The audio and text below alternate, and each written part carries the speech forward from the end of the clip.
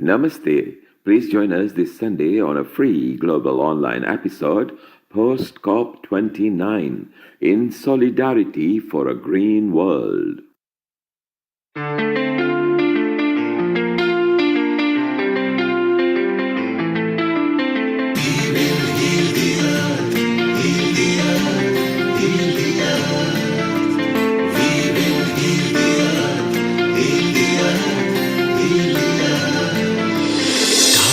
They can tell you stories which are brighter than yesterday. The streets have never been so quiet. The squirrels found a new hideaway. Tomorrow will never be the same. There is so much hope in our hearts. Brick by brick, we shall overcome and walk right into a new start. Welcome to the brand new world. Give the children of our Mother Earth. Reach out your hands. Let us lead our earth together. Welcome to the brand new world. Give the children of our Mother Earth. Reach out your hands. Let us lead our earth together. We will heal the earth. Heal the earth. Heal the earth.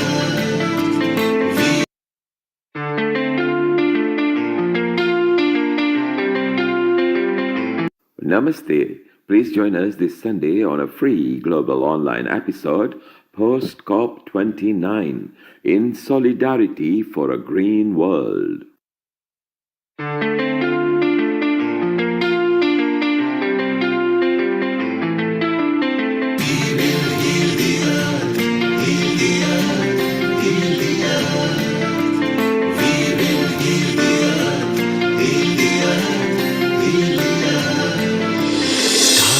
They can tell you stories which are brighter than yesterday. The streets have never been so quiet. The squirrels found a new hideaway. Tomorrow will never be the same. There is so much hope in our hearts. Brick 10, 9, 8, 7, 6, 5, 4, 3, 2, 1. And a global namaste to everyone here.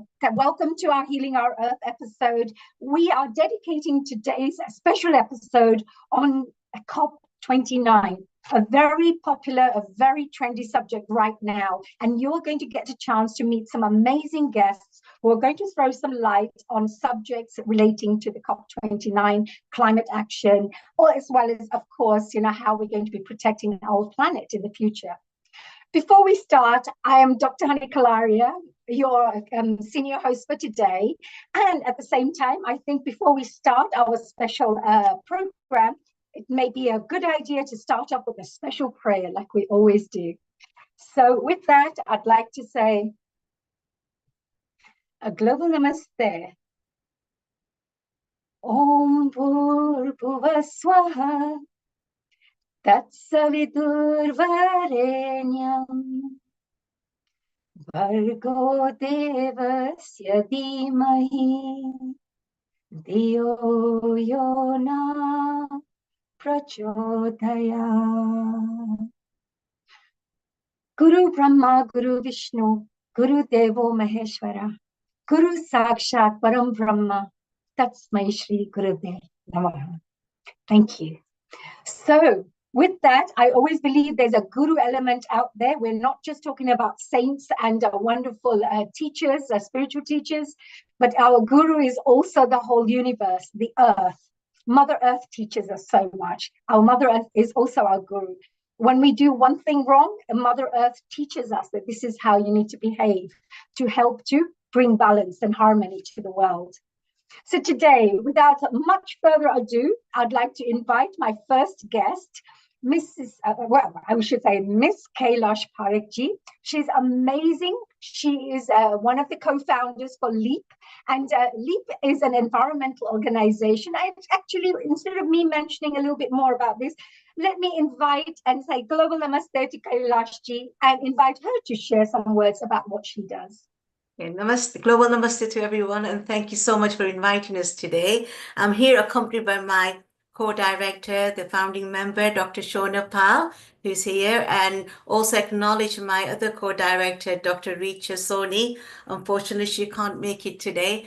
Again, we have a very special guest, one of our participants, an active participant, Mr. Deepak Valand, and Mrs. Savannah Dabble, and our youth ambassador, Rachel Davil, who are also going to be contributing today. So I'd like to ask and invite Dr. Shona Pal, my co-founder, member of LEAP, to say a few words first to explain. Absolutely. And before we invite a very global namaste to dear Dr. Shona Palji, I just wanted to also congratulate you because LEAP is an organization that has been put forward for so many awards for the wonderful work you're doing. So before we move on, I just wanted to congratulate the whole team for the real great work that LEAP is doing in bringing environmental initiatives forward and making sure that the communities are being, I would say, educated, and you're bringing awareness to this really important topic. So just a big congratulations from the whole of the Healing Our Earth team and myself, of course.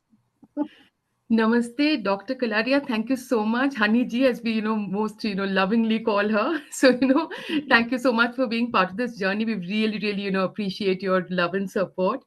And of course, we are very proud about, having been kind of put forward for this Green Award, because it's not just us, but we have, the Leap Voice of Youth, who are this wonderful group of, young people who, on a voluntary basis, they give up their time, do so much for sustainability.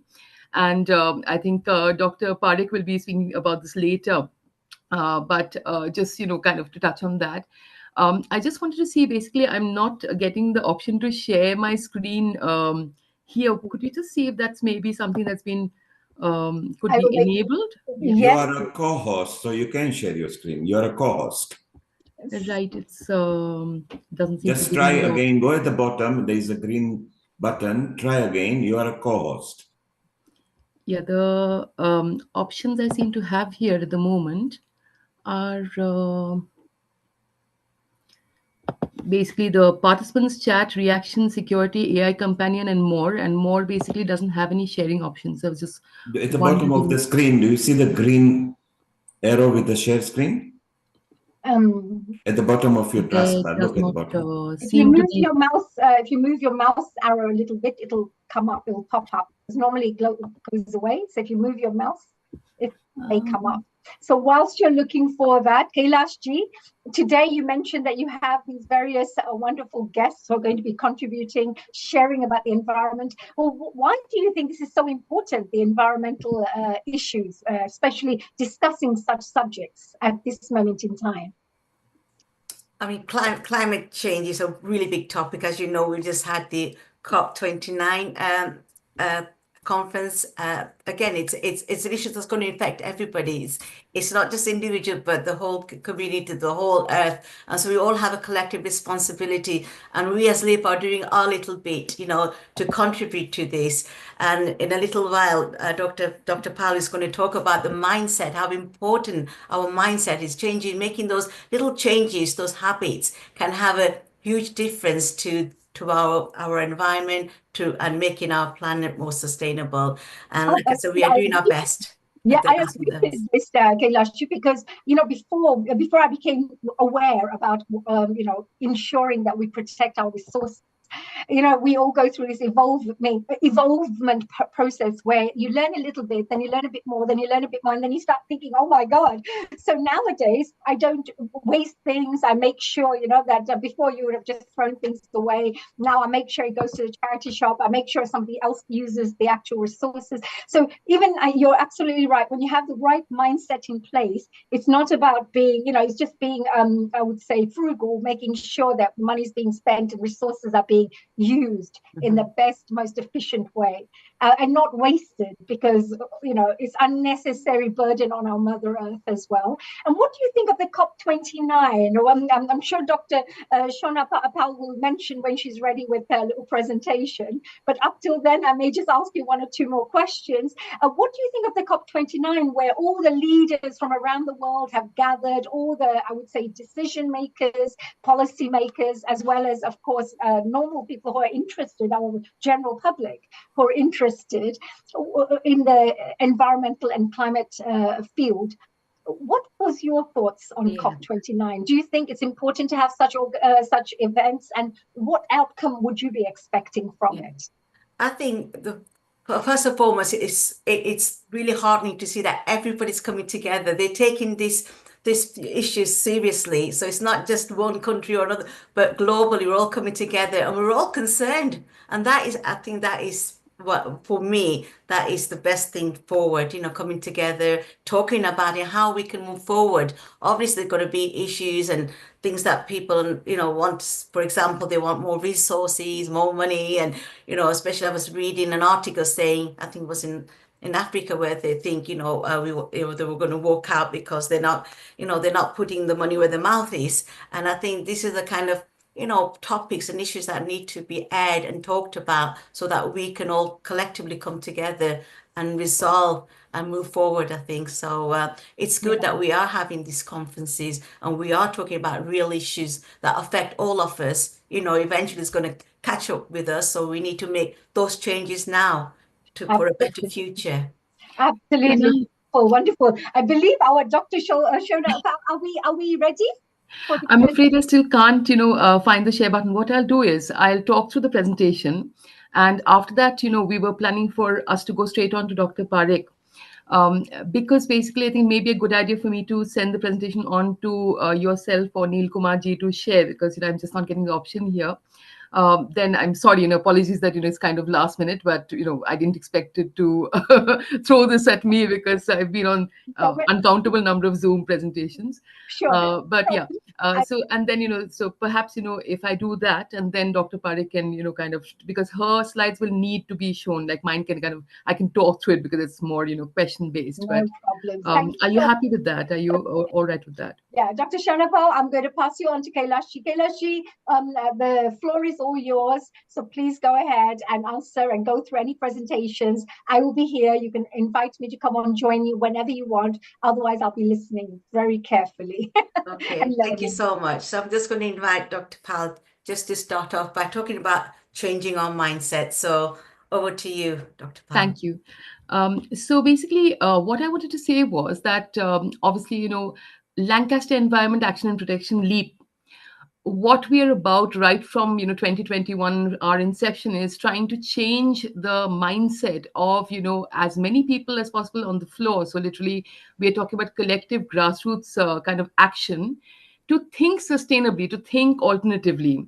And this was something that literally underlies all our activities. So whatever we've done. So, Dr. Parekh will be going through some of those activities actually and explaining what we do. But I thought this may be something that may be interesting particularly because we are so fortunate to be on a global platform where a lot of people around the globe are listening in and basically will be kind of contributing later as well. To think about a model to move away from the very kind of consumerist, situation that we have. So to look at that, because this is not just LEAP's journey, it's all of our journeys, isn't it?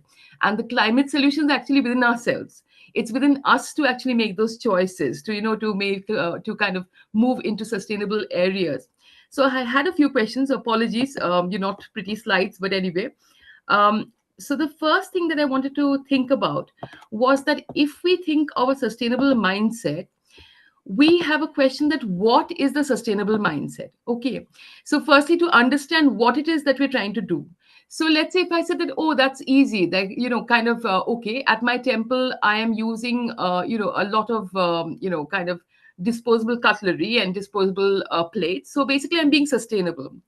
So here I would say that, maybe we need to think a little deeper, because when you think of any product, you've also got to think about the process. You might say that, okay, well, I'm, even better, like, we have banana leaves that we are using in our temple, like we used to when we were children. So I'm still being very sustainable. The thing is that in the country that you are in, so say, for example, I'm in the UK at the moment, if your banana leaf is crossing many, many thousands of miles to reach you, then the carbon footprint actually in, conveying those, kind of banana leaves, particularly if it's a large organization which is transporting loads and loads and loads of cartons and cartons of these things, basically. So delocalization is a dangerous thing for climate solutions. So, I do understand that the way we've built up the world at the moment, of course, there is a lot of, kind of transportation and trade across, the whole world. And it's hardly something we can stop overnight. And perhaps in certain ways we shouldn't. But certainly in your choices, you can go for local things. So that is very important. So the sustainable mindset is actually local. That is one thing that I wanted to get across very clearly. That, you can be buying a, let's say, a plastic plate from your local corner shop, okay? If it's something that's been made by some local charities, maybe, okay? Kind of, maybe putting together bits and pieces of their own, older plates that they are, washing, recycling, using in that way. That is actually more sustainable than your banana leaf brought all the way from India. So it's just a question of kind of thinking a little differently to what the sustainability means today. Okay. So this is one. The second thing that I wanted to touch on, so I'm sorry it's kind of without pictures, so a little boring, but I'll try to kind of bring it a little, get it a little lively. Okay. The second thing I want to touch on was that is sustainability something that is natural to our daily lifestyles? So the thing is, is it something that like we know that when we were very much younger, and perhaps generations before us, certainly sustainability, yeah, sure, like 30,000 years back, if people were wandering around in the forests and they were doing their agriculture, they're doing their herding, etc. You can say, okay, what could be more sustainable? And certainly, that is certainly the best way to go. But in today's world, are we still naturally sustainable, or are we people who have evolved to a point where we can't actually turn back the clock? And what is the kind of interim solution? What can you do? So the thing is, again, if you walk into somebody's house and say that, oh, you've got so many things in your house, you've got chairs and tables and this and that, etc. So kind of and compare that to somebody who's like living, a very poor person who lives perhaps on a mountain as a shepherd, and he's literally living in a hut where he has a very, very kind of minimalist consumption of resources. So there again, you might say that, oh, why don't you give all this up and go and live like that in a hut, right? Why don't you kind of start building? So people may not be, amenable to making that change, because they may think, hey, I've worked really hard all my life to get here, and I'm not going to give up these things to go and live in a hut. The thing here is, again, the interim solution is that actually the person who's living in the mountains in his hut is far, far, far richer than you are. Because, however sad this may sound, but the reality is that, he is clean, basically breathing in far more clean air than you are, much more likely to live longer than you are, because basically he's walking the mountains, he's, getting far more exercise than our average, kind of lifestyle does. Again, so it's kind of realizing what we call poor all the time. Yes, of course, I'm not discounting poverty. There's a lot of poverty. But if somebody is living in that kind of scenario, Dr. then Sharma, that person, sorry. Dr. Yes. Sharma, have your PowerPoint presentation on the screen. So Thank if you you so like much. to maybe which slide you're on, and I will help to guide it through. Thank you so much. So yeah. if you can see the slide which says, basically, is sustainability, kind of natural to us? So that's the one, that's slide number 4, I think, if you just. Yeah, the sustainable mindset. Just the one after. Yeah. So this is what I'm saying, that actually it's a question of understanding and valuing that what you think is poor is not necessarily poor. Because, and this is when I say this is the, majority of the global world where we think, that, oh, right, we are sitting, in the West or the East or whatever it is, but we have a global middle class standard of living. That standard of living is actually detrimental to us. So, there are some people who are genuinely poor. So when we say poor, as in they cannot eat, that is a different kind of equation. But there are a lot of people who are living in a minimalist style who are not poor, actually. They're much richer than you, because they will die much healthier than you. They do not sit on chairs often. They will often sit in their squat, which is far better for our bowel movements. So, in many, many, many, many different ways, as Dr. Kalaria will, definitely agree, that the natural ways are far, far more conducive to, health and well-being. Also, those cultures, they tend to be far more family-oriented. So, Dr. Kalaria, if you can just move to the next. In fact, I'm going to call you Haniji because it's much more lovely, and I love your name. So, yeah. this change? Yeah, so we're just thinking that, okay, so we seem to have got, the dog bites tail. So, we are kind of the tail is wagging the dog. So let's try and see why or where this came from. So somehow we've got it in our minds that if you accumulate a lot of wealth, then that is basically means that you're actually richer. Okay, so this is a little topsy-turvy because that's not actually the case. So as long as you can actually live a very healthy lifestyle with your family, getting in plenty of exercise and basically not harming others around you and actually helping people and working as a society, you are the richest because you will die happiest. But it's just a question of changing this mindset. So if we look at, okay, why I'm going into all these kind of kind of half boring things on a Sunday afternoon is because I just want people to kind of think and reflect on why it is that we do something that we are doing. And when I say we, I don't necessarily mean every single individual, but certainly the majority of us. So in kind of like you had this wonderful I'm being sarcastic, but yeah, you had the Enclosure Act. Okay, what was the Enclosure Act in the UK? You can just look it up later. I wouldn't dare talk about the date because I can never remember dates. But yeah, with the Enclosure Act, what was happening was this was a big change where basically farmers who were the what would be called the zamindar system in India, or what was called the feudal system in the UK. By and large, you had landlords who had very large tracts of land.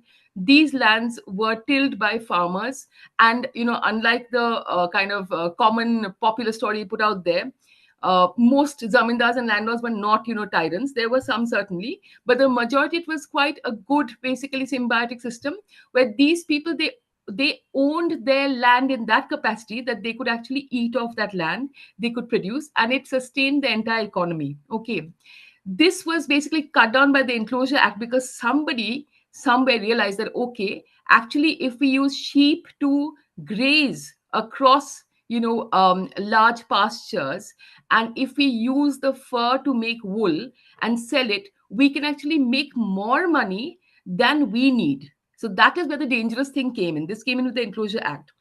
So you had the sudden turn. This is something, this has been explored massively by Karl Marx. So by all means, read it up and take a look. Basically, this turn happened. Okay, so this turn happened by the Enclosure Act. All these people, all these peasants who were actually, like these wonderful farmers who were creating and bonded to their land, bonded in a good way. They were in harmony with the land. They were thrown out. They basically were forced out, and those large tracts of land, they were turned into pastures for sheep to graze. Okay, so where do these people go? Because they no longer have land from which they can actually do anything. So they kind of had to migrate to whatever the factory kind of organizations that had started at that point of time, that we're going to use the wool and make it into lots and lots of clothes. So we need people to actually work with that wool and make them into clothes. That's where all these people went. So that is kind of one of the earliest shifts away from what we had, a very sustainable economy, into the beginnings of this industrialization, which has created so many problems, okay, worldwide. So this is something that is not natural to us. This is what I want to point out. This is not natural to us. So it's by displacing people. So see, we are coming back to the same point, that you are moving away from a local economy into a large kind of larger and larger global economy. Then of course you had all these unpleasant kind of centuries of colonization.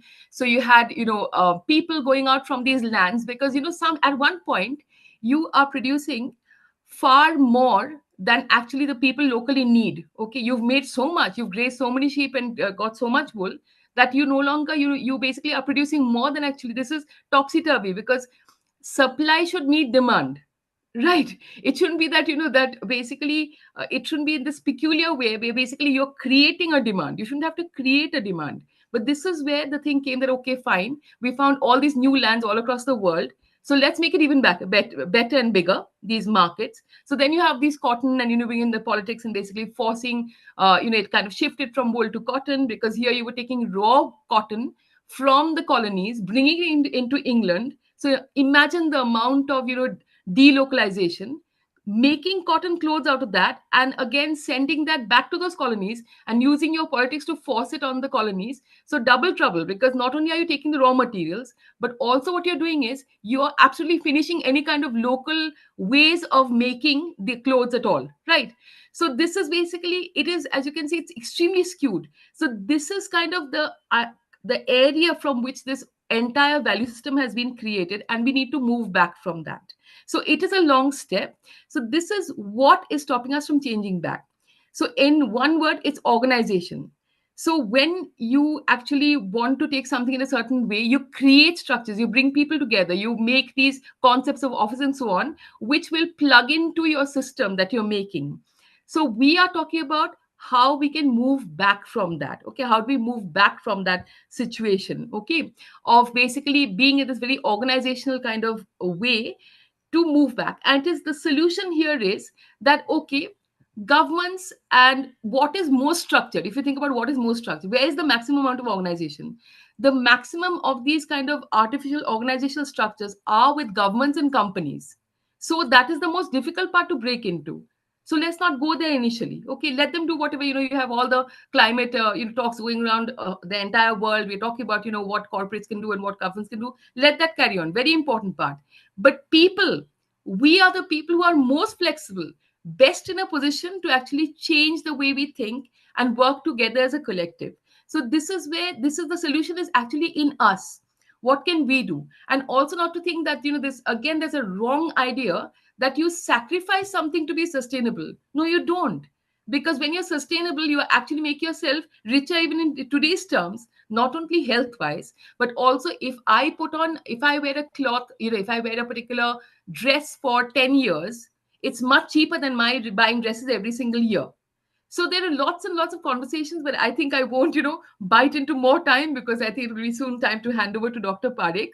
But I just want people to think for yourself, like I'm sure everybody does in many aspects, but in this particular aspect of the sustainable mindset, please think for yourself, think about how you can be sustainable, save yourself money in terms of today's terms, and save yourself your health and wealth in terms of what we've been doing for centuries. And don't buy into the kind of structures that are around you necessarily. Think before you act. That is the sustainable mindset. Thank you so much. Thank you so much, Dr. Pal, for that very, very powerful message about changing our mindset. That is the first step. So thank you. So before I go and talk about the workshops and what we've been doing to change that mindset, I think it's really appropriate to bring Mr. Deepak Valand, who's actually been on the receiving end of the training and obviously been looking at how to change those mindset and habits. So if Deepak, if you want to say a few words on your experience of attending the climate change training through LEAP and what impact it has on you. Global namaste to everybody, and thank you, Dr. Kailash and Dr. Sharma. I think, this initiative is easily something which is long overdue. And you'd be foolish to think otherwise. So 100%, this is in the right direction, and everybody needs this message to be sent out. So I like the sentiment that, it's a mindset change, because clearly everything has to start from the mind, regardless of kind of sort of the bigger wheel. So there was reference made to sort of government and the corporate world, etc. The course that I attended, which was I found very, very useful. It was very grassroots, so it wasn't too technical. However, it did cover topics which did trigger deeper thought and discussions. The workshops were interactive. You got to speak to people from other organizations, temples and so on. And we were able to share very sort of fundamental ideas and concepts, which, on the face of it may have sounded quite simple, but actually were quite effective and possibly quick wins. sort of the old saying, journey starts, with a single step. And I think in this instance, certainly that is the case. Now, the sort of topic about, sort of fashion and clothing is an industry which I've started to look into myself. I realized, or didn't realize, how impactful this type of industry was on the world, especially when sometimes people were often literally wearing items or garments once and disposing of them or sending to end of life. So if any of these ideas can lead to people considering twice before purchasing, also ideas of recycling, repurposing, so the item doesn't go straight to landfill straight away, will be a good bonus. But also, do you need the item in the first place? Another question people need to think about. These conversations and questions are happening, but we kind of need forums like this to continue to push these types of messages. I suppose a bigger point would be thinking about your sort of karmic actions and ahimsa and those principles where, everything you do does have an impact. So yeah, thank you to, the whole team for supporting our learning and also encouraging our establishments to try and implement some sustainable changes, but also getting people to think about this type of movement. So thank you. Happy to come in again. I've not overshot my mark. Thank you, Kailashben. Thank you. Thank you so much, Deepakji, for sharing that experience. And I know there's been changes made, hence, following the climate change training, that collectively all the organizations coming together, for example, just ordering bulk, sustainable serving plates and things that we've already looked at. So I think it's those little changes that are going to be very impactful for the future. So thank you. Can I just also acknowledge one of our other directors? I'm sorry I didn't see you before, Dr. Gargi Das, who's here and joined us kindly from India. So Dr. Gargi, welcome. And would you like to say a few words on your experience? I know you've been there instrumental right from the beginning. So what do you think about this, changing our mindset? If you could say a few words.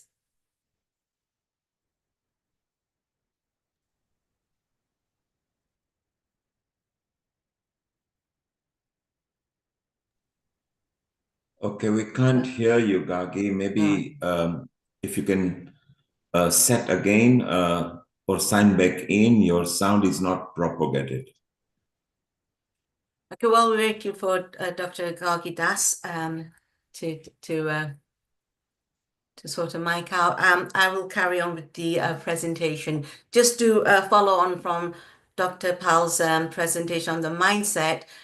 Having that in mind, we have been working with our youths and families to make that little difference.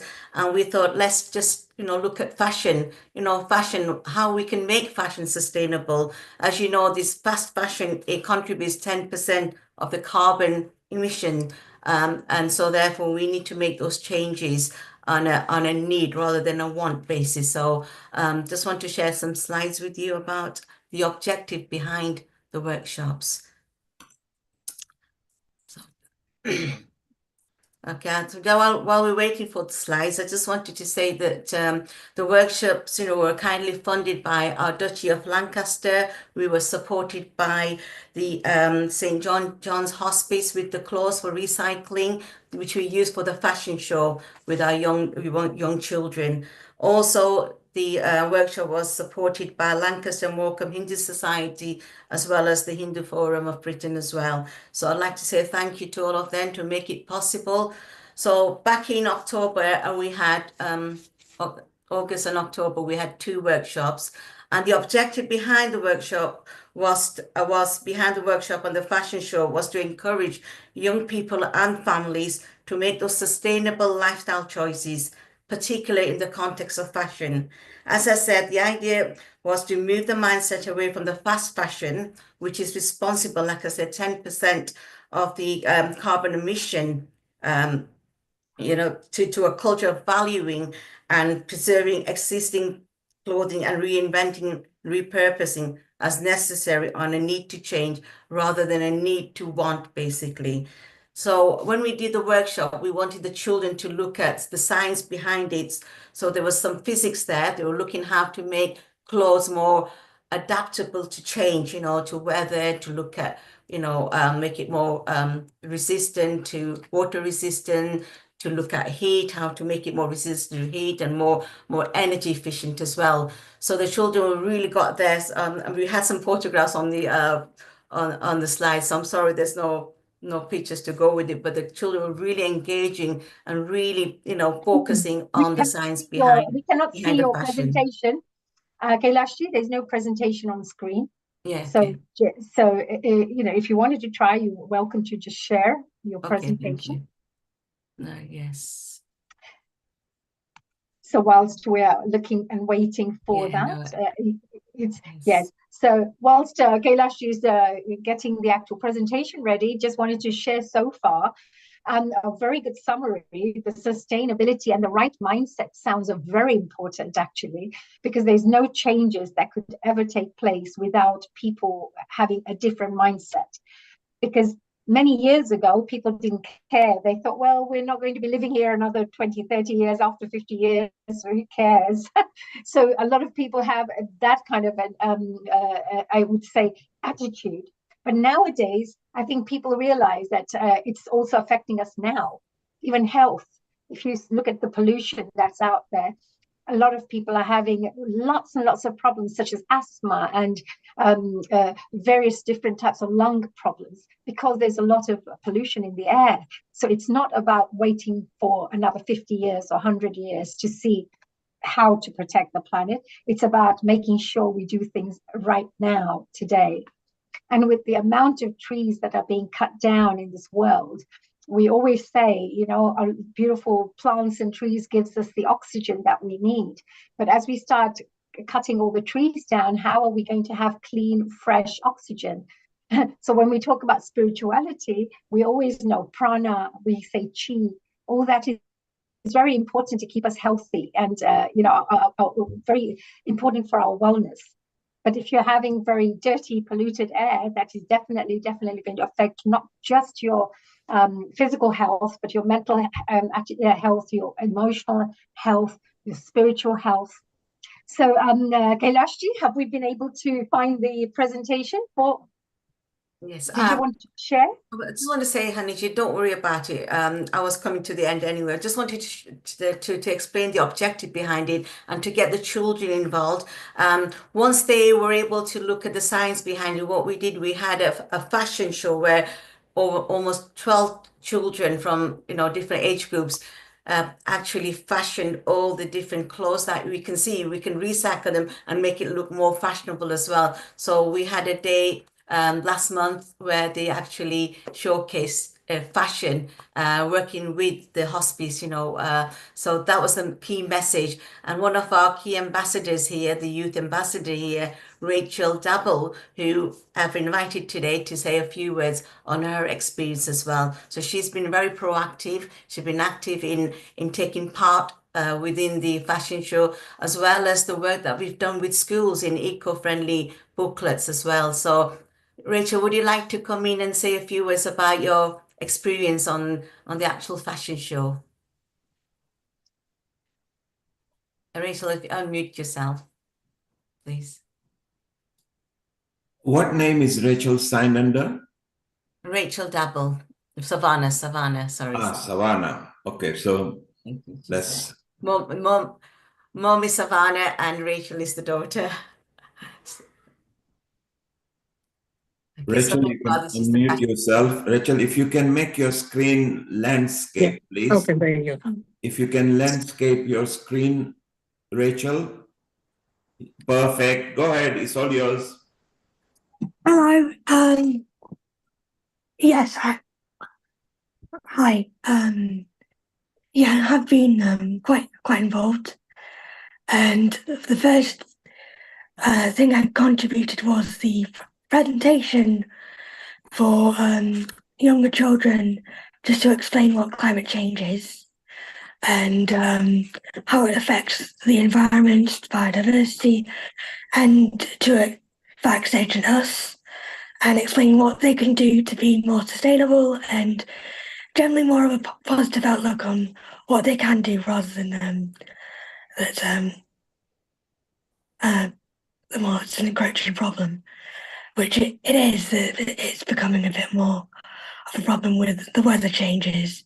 That summers are getting warmer, winters are getting colder, and yeah, there was also the fashion show as well, where there was a contribution of more sustainable materials that can be reused, and another workshop where we're looking at more sustainable activities for sort of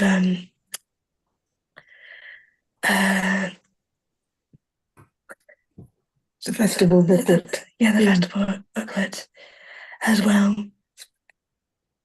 And yeah, that's what we've had contributed so far.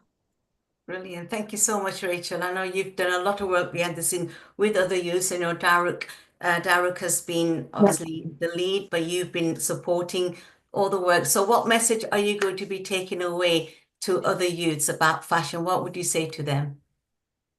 Well, I would say to them, again, it's sort of that change in mindset. You just have to think before you act, and it's just the small things you do that make the biggest impact, because that's what everyone has to do. If we all just make a small change and everyone makes that small change, we can make a big impact. Absolutely. That little change, that mindset will go a long way. So, Mum, Savannah, what would you again like to say in support of what Rachel's already said about, you know, fashion and the youth and the future generation? So I've been involved in your project, Dr. Pal and Dr. Dr. Pal and Dr. Kailash, and I've been listening in the background when you've had your meetings. Was it over COVID? And then you did the Eco Festival booklet, and then we've been in a WhatsApp group where you share a lot of information, and I read them and I support Rachel in what she's doing, and she's in the third year at university at the moment. But when she did her A-level, she did an EPQ on rewilding, and you may remember she talked and did a presentation to the group on rewilding. And Rachel and her dad and we are all very keen in the project rewilding, and you may want to look up what there is in the United Kingdom. And it is quite fascinating that sometimes you should let nature take its course and it will work. So there is a project in the south of England, which is by Isabella Tree, a book called Rewilding. I recommend that. That's in southern England. And we visited the place, didn't we? So I've done to support Rachel's interest in your projects. So I also helped to do the fashion show. We did a dress from curtains, and we had tassels, and we made it look pretty. So yes, what you were saying before, think before you act. You don't need to go fast fashions, and it's creating so much. It's affecting us, and we don't need to think before we do that. So even small changes like that will help. So I'll continue to support Rachel and yourselves. Yeah, thank you so much. Brilliant. I think it's really important that we support our children, you know, to go forward and think more sustainable. And it's a collective effort, like we said earlier. You know, if we all do a little bit, we can make a huge impact. So really grateful. Thank you so much for joining us and sharing your experience. And I hope that you will continue with the good work.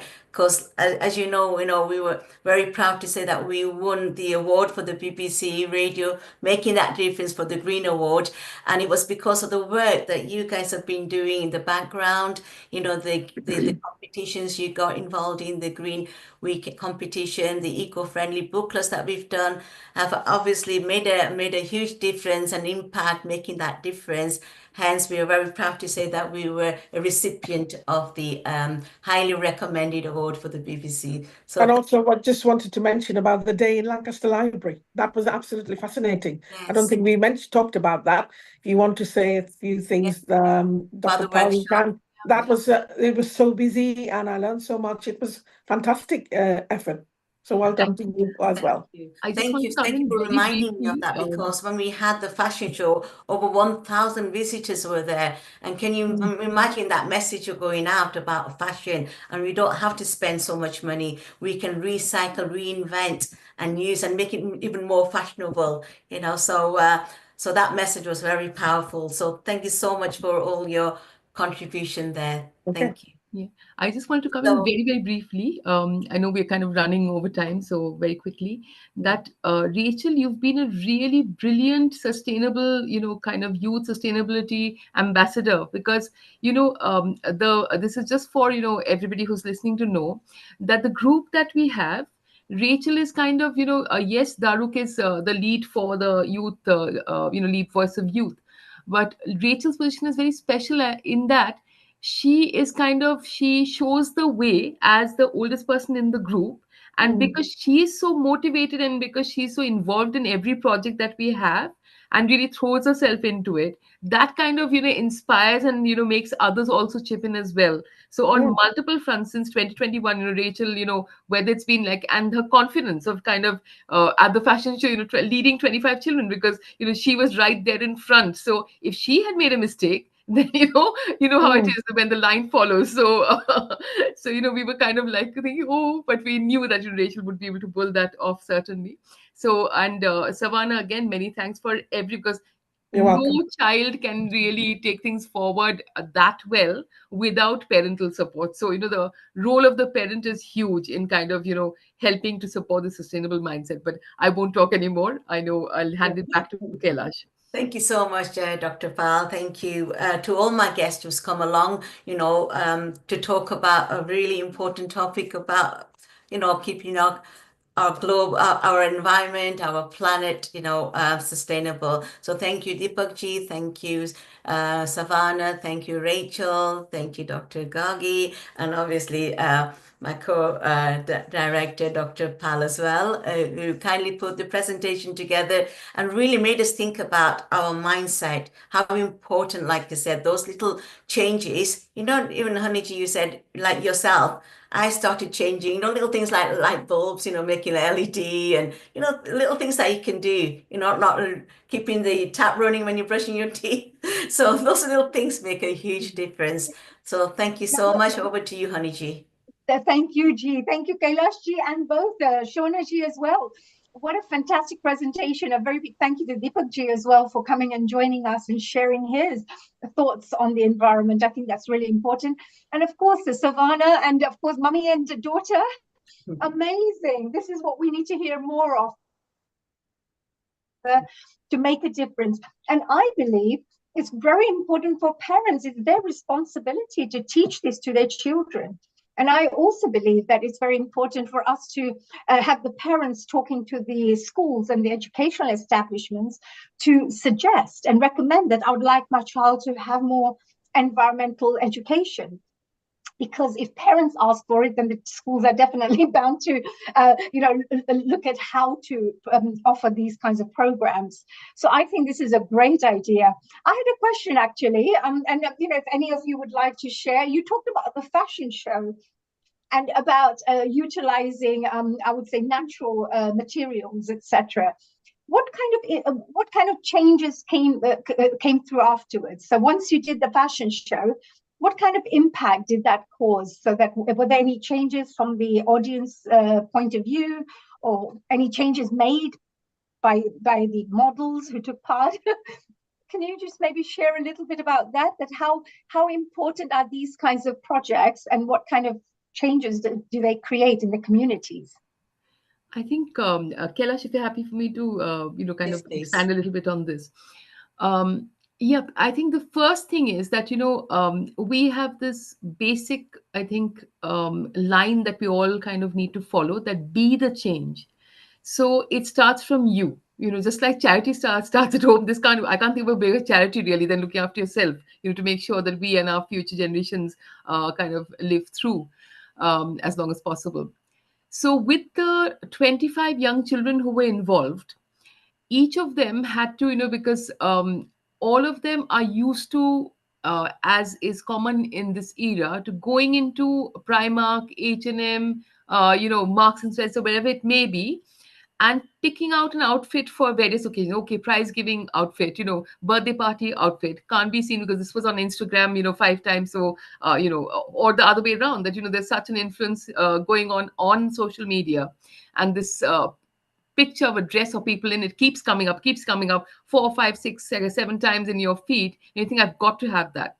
So for those 25 children, certainly, to firstly accept that, oh, I'm going to be wearing a dress that actually doesn't belong to me, it belonged to somebody else. And oh, firstly, that how can I be wearing some secondhand stuff?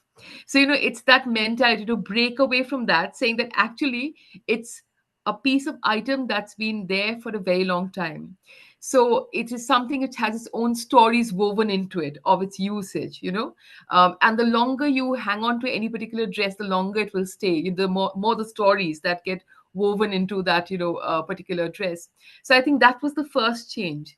Second is because 1,000+ tickets were bought for that particular event. Bought as in, like, it was a free event, but as in booked. So there were easily 500+ people in the audience. And because, again, a lot of these families were the typical slightly more affluent, as in not, people who are the lowest in the lowest income bracket, people who had the luxury to come in out, on a Sunday to watch the show with their family. It was, again, going out to these people and kind of saying that, oh, the people, look at these children, they are in the Lancaster Town Hall on stage in Ashton Hall, which is very prestigious. There are these flashing lights and there's so many people watching them. So I am confident that a large number of children in the audience would have loved to have been there on stage along with those children to be applauded. So to understand, you don't need to really be in the latest fashion to be valued and there up on stage. So I think that's really important. I would have loved to have conducted a survey on Mentimeter to kind of, just have audiences engaged. It was just a little pilot, so we couldn't quite do that, but hopefully for a future project, we'll have a little Mentimeter game at the end to kind of pick up things like that's that. brilliant. For me, just the fact that these lovely children ended up enjoying and learning and being more educated. We had 1,000 people turning up, so you can see that there is interest in the actual community to learn. And of course, I'm sure they went back a bit more inspired and learning and educated about this field, so which is great. And one for last question, because of course we have maybe one more. I believe it's Deepak Valant. Yep. Hello. So yes, I would like to ask you, I know you had a brief chance to share your thoughts on the environmental work that you do. So what is it, the work that you actually do, and what is the most impactful work that you feel you would have done, from your experience? So, as I probably shared on one of the previous conversations around this, I'm heavily involved in my local temple. So I think that's, for me, I consider that as my sort of hub. What are you involved in? Your local? My local temple. So it's a temple. Yes, yeah. I saw the wonderful, lovely special. Yeah. Yes, the little mark, so which is beautiful. But so you volunteer in the temple, and of course, temples are always using what would you say, the ghee and wood and various things for the pujas and for the prayers, etc. Mm-hmm. Are there any types of things that you would have changed to help to become more sustainable and more environmentally friendly with the work that you do there? Yeah, so very good questions, Dr. Hani. I think for us, the first sort of changes that we sort of implemented were moving away from sort of old light bulbs and moving to LED technology, which is, is a big win for us. But also having sensor taps so that taps don't continue to run, because sometimes kids leave them on. And sort of the last biggish change is to move over from plastic plates, which we get through a fair amount when we have big events, to biodegradable variety of paper cardboard, sort of a type of plates, which obviously when they go to landfill will in time break down. So those are just some of the changes, but also trying to encourage children to think about things differently, not just the stuff we do in the temple, but also encouraging car sharing, for example, but also in the summer months, maybe walk to the temple or take a bike. So, I mean, the list is quite long. Very good. Yes. I mean, yeah. the fact that you change the cutlery and, the plates and cups, because we constantly are giving prasad, as every day hundreds of people are coming and visiting the temples. And I'm sure there's meals as well being given, and prasad given, drinks given, or chai or tea, whatever. So I think that you're absolutely right, that there's a constant. So if you just change a little bit, within 6 months to 1 year to 5 years to 10 years, a huge difference would have been made because of that one change. I say this to people, that if you stop, I mean, I love my sugar with my tea, I'm an Indian masala chai drinker, but, they always say that, look, if you stop having your sugar, over a period of a whole year, that would be a lot of kilos of sugars you would have stopped, having. So I think that what you're saying is absolutely right, and very good. Well done, and congratulations, and also, best of luck for the temple also being open-minded to make these changes, because I believe that organizations also have to be open and willing to make changes. They may think, oh, but it's much cheaper to do it this way, much easier, we don't have budgets. But somebody who is more sustainable and thinking, who has a right mindset, as Dr. Shona Powell had mentioned, that is really important. So thank you for that. Final question, Kailashji, for being part of COP29 series of interviews and discussions here on the Healing Our Earth platform. What are your thoughts on the work that Healing Our Earth is doing to educate, raise awareness, and of course share such wonderful speakers with the world? What are your thoughts on that?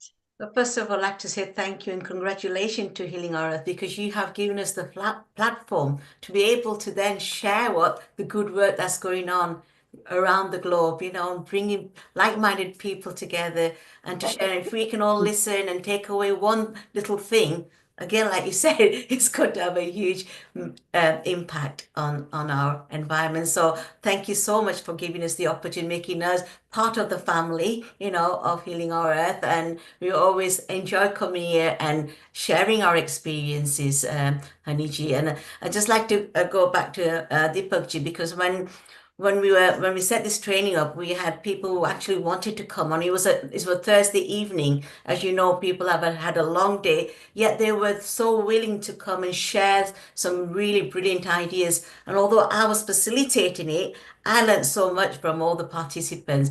They were coming up with so many brilliant ideas and projects, and and we were really buzzing with ideas. And this is why we've created a group, that WhatsApp group, that we keep that going, that conversation, that dialogue going, and sharing good practices. So I was really happy to hear what Deepakji just said about those little changes that you started making. Absolutely heartening. Thank you so much. Thank you so much. Let's have Nil Kumarji. He's just joined us as well. Nilji, what do you have to say here? Global namaste to you, Hani. Namaste. Dr. Kailash, Dr. Shona, Deepak, they are all regular with us at Healing Our Earth. And Rachel, welcome to you as well, the youth at LEAP. Kailash, I want to know, because LEAP, not apart from just winning some awards recently, what are the next project for LEAP? Because LEAP is very much environment based.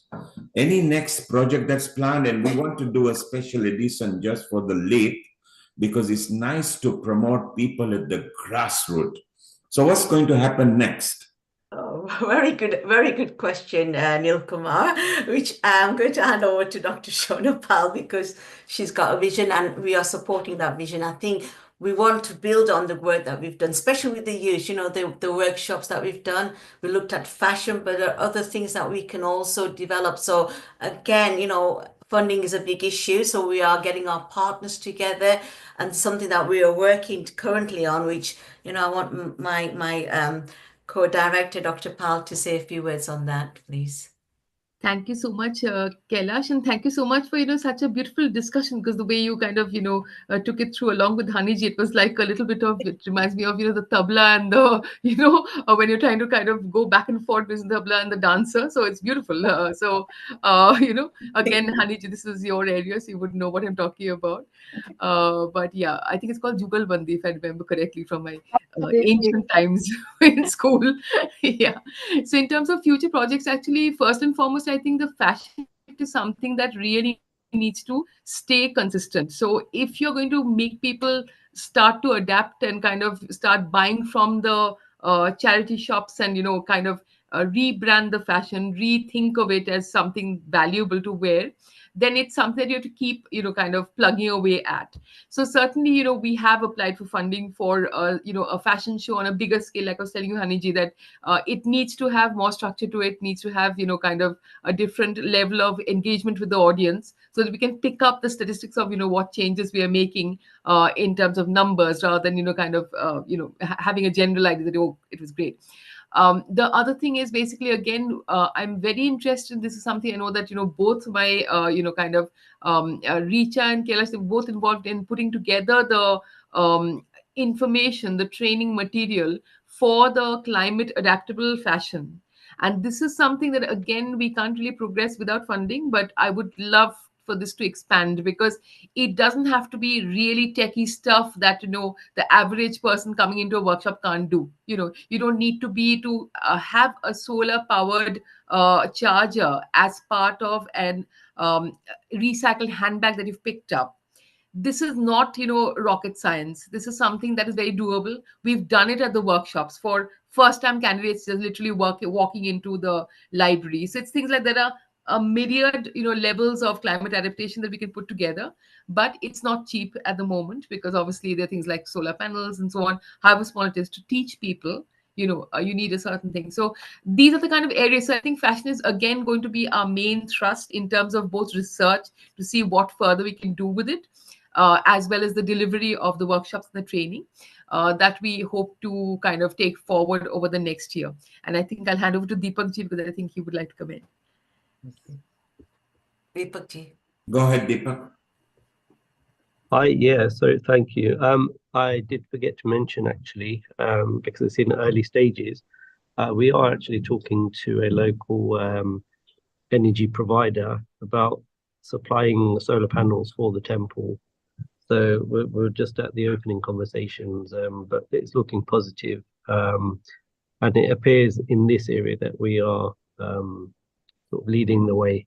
So we're probably first on their list to get to where we're going. So touch wood, we do end up actually getting it done along with some other work. So we are doing what we set out to do and make that change, because the organization is there for good. So we know we're going to be using energy, so why not take the step and have the energy in a sustainable way.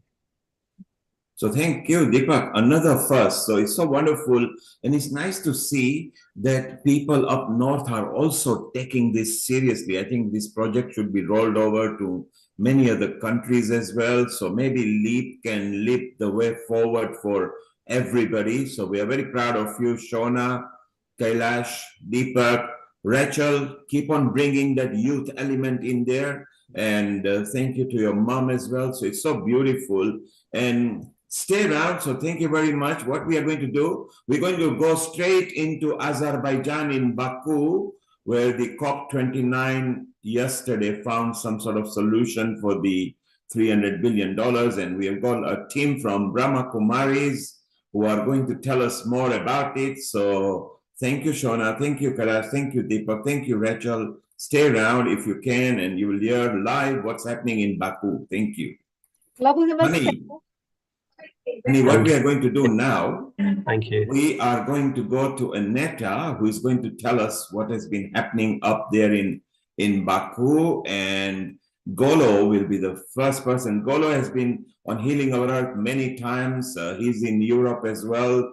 But they're right now in Baku. So they'll be giving us fresh news and actually telling us what's happened over there. So it's so beautiful to have them. Let's welcome the Brahma Kumari teams for the next 90 minutes and hear what's happened in Baku. Honey, over to you, and let's welcome BK Aneta, who is normally at Mount Abu, but she's in Baku right now. Aneta, Yes. good early evening. You are about 7 o'clock there in Baku. How are you, and what's the latest? Global Namaste. Om Namaste. Shanti. Om Shanti. Greetings of peace to everyone, to all my wonderful brothers and sisters. Thank you very much for having us. Indeed, we connect with you from Baku. We are still here after the COP29.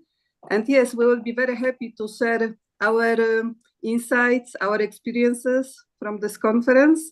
We have 4 speakers today who will speak about the different aspects of COP29. So Brahma Kumaris was present at COP29 with 13 delegates, so quite a big delegation. And our message was, as always, the need to shift the human consciousness in order to address the climate crisis. So I would like to invite Golo Pilz. Golo Pilz is the renewable energy advisor in Brahma Kumaris, and he has a lot of experience in that area, more than 30 years in research and development of renewable energy. And Golo has been participating at COP conferences since 2009. So also in that area, he has a lot of experiences and understanding. And one of his specialties is indeed to combine science and spirituality. So Golo, can you share the latest update from the COP29 that has just finished, please? Yeah, thanks very much, Aneta, and many greetings to London.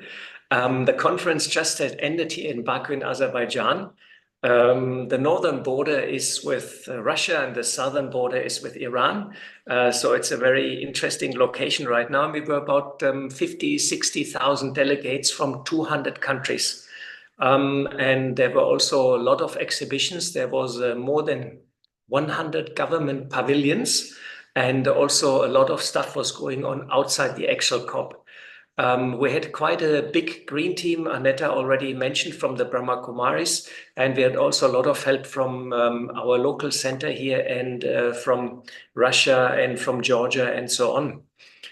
We had also a big social media team which supported us with clips and posting things immediately. And if you come to the COP, you have to be ready for lots and lots and lots of people and lots and lots and lots of program. So the first 3 days we had a leaders summit where I think 100 ministers and head of states, they came together in order to discuss the general direction of the whole conference. And then at that time, there was plenary session, but also more than 150 daily side events, interviews, workshop, panel discussions, and so on. Plus, demonstrations were also going on inside the conference. Outside the conference, this was a bit more difficult, but inside the conference, there was every day some couple of demonstrations going on. Also, about 2,000 people from the press were there, a huge media center. And so you can imagine it's like probably the biggest conference in the world. It's like a huge fair. Brahma Kumaris has been very active. We had almost every day a climate wisdom studio, totally 22 interviews, and we invited politicians, activists, scientists, and religious leaders and interviewed them on climate change and what can be done. There have been a lot of activity. Otherwise, we had more than 50 programs inside the COP, and this time we concentrate a lot on the inter-religious dialogue. There had been a faith pavilion organized by the Muslim Council of Elders, where we have been very present, almost every day program. We also had every morning and an evening regular meditation at the climate conference, which was also a novum. It's for the first time that we did that inside the climate conference. We also worked a lot with the youngsters. There have been a lot of youth people, as well as with indigenous people. For the first week, we had also an exhibition there, and we informed all the people what we are doing. And as Aneta said, we are propagating a shift of mindset, which then leads to shift of consciousness and then a shift of our actions and so on. And you can find all informations of our activities on our webpage, echo.brahmakumaris.org. You will find all the reports, the playlist from the interviews, all our statement and so on. Now coming to the most important, to the outcome. This COP was about finances and new national determined targets. It means how much the countries would like to save in terms of emissions, and also about phasing out of fossil fuels. But we have to say that the outcome of the conference has not been received well by the world community. Sunday morning, after marathon meetings and final talks and very long and partly bitter discussions, an agreement was finalized. And it looks like that by 2035, the developing world will arrange for almost $1 trillion annual in funds to help to shift to a low carbon economy and cope with the impacts of extreme weather. In the beginning, this sounds quite good, but only 300 billion of that will come in the form of what is most needed, grants and low interest loan. And the rest of the money will come from private investors and a range of potential new sources like levies and taxes on fossil fuels, things which have to be found out and have to be seen how it works and so on. So an insider says it's not enough, it comes too late, and it comes from too many sources. And the developing nations, they were furious, and they said, basically, rich countries spent 150 years polluting the world's atmosphere, then 33 years on discussion and discussion and discussion going on and delaying things. And finally, for 3 years talking on financial settlement. And now with oil-friendly countries and the threat of nations which are in denial of climate change, they force the developing nations to accept that deal that not only does not represent actual new money, but also may increase the debt of those developing nations. So there's a lot of disappointment about the COP and a lot of, I would say, bitterness. And whilst on the other side, some people from the rich countries, they said, see, there was simply not more money in the public budgets. And we went for the maximum. But all in all, the result of this COP is not well received. And the majority of the commentators said that the developing nations have been taken for a ride. And so this is a bit the outcome of the climate conference, which is not so good. And a lot of people, majority of people have already left, and many of them with a bitter taste and also a lot of frustration. So that's a bit the overview in a nutshell.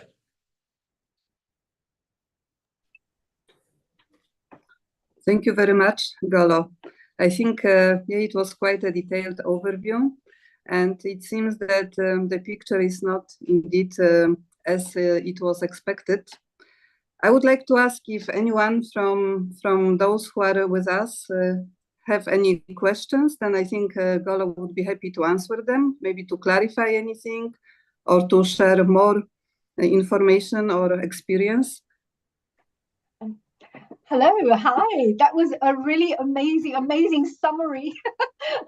It's like the whole 9 days or so packed in like 9 minutes. It feels like it's amazing the way you summarize that information. And I realized 50 to 60,000 delegates were there. So that shows there are many people around the world who are wanting to discuss and wanting to make a difference. What was the most impactful thing for you, Golo, for whilst you were there, or whilst you're there? What is the most impactful thing, do you think, from what was it, the people, was it the speakers, was it the decisions they're coming? What is the most impactful thing from the COP29 for you? So first of all, one has to say that in Dubai last year we were 80,000 delegates, and this year there was a significant reduction of delegates.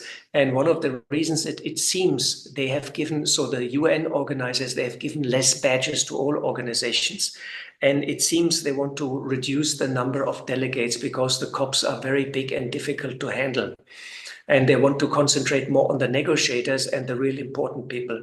So it may be a trend which will also be seen in the future. The next climate conference is most likely in Brazil, in Belém, which has yet not the infrastructure in place to host such a big conference. So we have to see how many people next year will come. But it looks like the trend is shrink it.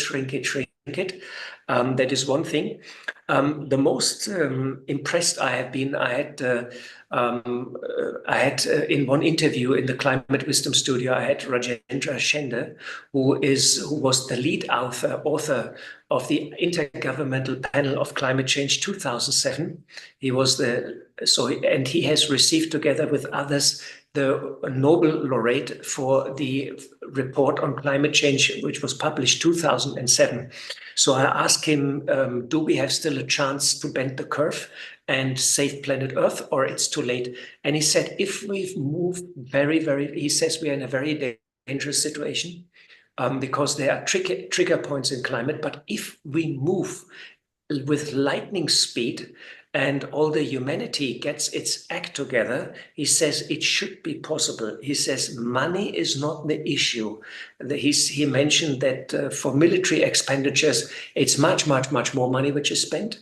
And also for fossil fuel subsidies are, I hope I'm right, $7 trillion, $7 trillion per year. Only $1 trillion is needed to push it into transition to clean technology and adaptation and mitigation. So he says money is there.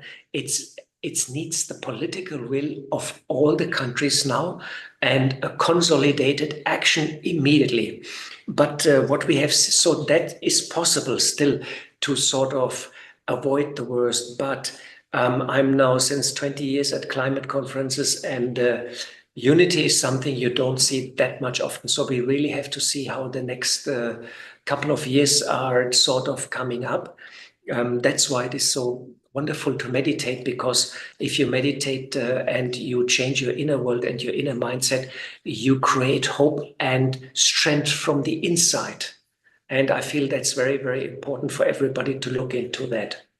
That's beautiful. What a lovely answer as well. And also the fact that, yes, it's the unity that's required. It's not the money. So even if people are discussing budget. Let me say also what is important. It seems we should not wait that much longer on this top-down approach. And the local communities just should act and should do their good work. The local people should act and do their good work, and on a personal level, act and do your good work, whatever you can do, because if on the top level it will be decided if they will do something or not do something, who knows. In Brahma Kumaris, we are since 30 years active in renewable energies. And when I come back, I will install another 300 kilowatt solar system. And we try to convert our GYAN Sarovar campus totally on net zero. And this is a campus which can host 2,000 people, so it's quite a big campus. And we are since 30 years in renewable energies, and we are the biggest institutional user in India already. So I can urge only everybody to act and do whatever you want to do. Nobody stops. Absolutely. Congratulations, because I've been to Mount Abu and I've seen the beautiful, the solar plant systems and everything that's used there. It's amazing, because if all organizations did this, we could really start moving and going, using that lightning speed that you're talking about. Get every organization making that decision, and all of a sudden, we were groundwards, and then move upwards, as you mentioned. Very true. We have Lataji as well, who has a question. Hello, Lataji. Global Namaste to you. And I understand you always have these wonderful questions. Who is your question to? Is it to Sister Anita Ji or our wonderful brother Golo? Global Namaste to all of you. And I love all the work that you contribute towards humanity. It's been a pleasure listening to all of you. My main concern was around the fact that if it wasn't successfully received, the solution, and why they were upset with, the financial allocations. So how would they like to see the outcome to have been? What would have been a more desirable solution or an outcome? Well, the outcome which would most desirable, that is $1 trillion, which was on the table and which was described as needed by expert calculations of research institute. That's the minimum amount which is needed for the developing nations to pay for the damage of climate change, because Africa, the third world, the island states and so on, they're suffering most from climate change already. So pay for the damage, that's the first thing. And the second thing is to use that money for the transition to clean energy. As long as this money comes only as a loan, these developing countries already in debt, some of them are close to bankrupt, they cannot pay for it.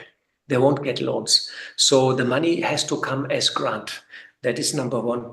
Number two, it has to be clearly mentioned that fossil fuels will be phased out with a clear timetable and clear targets.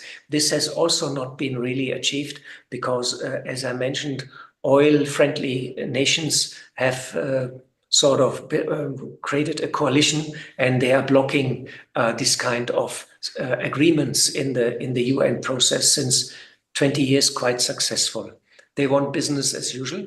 So that's why we're not phasing out fossil fuels, and that's why we are transitioning to clean technology slower than actually is required as per the scientific evidence, So the science is very clear what has to be done.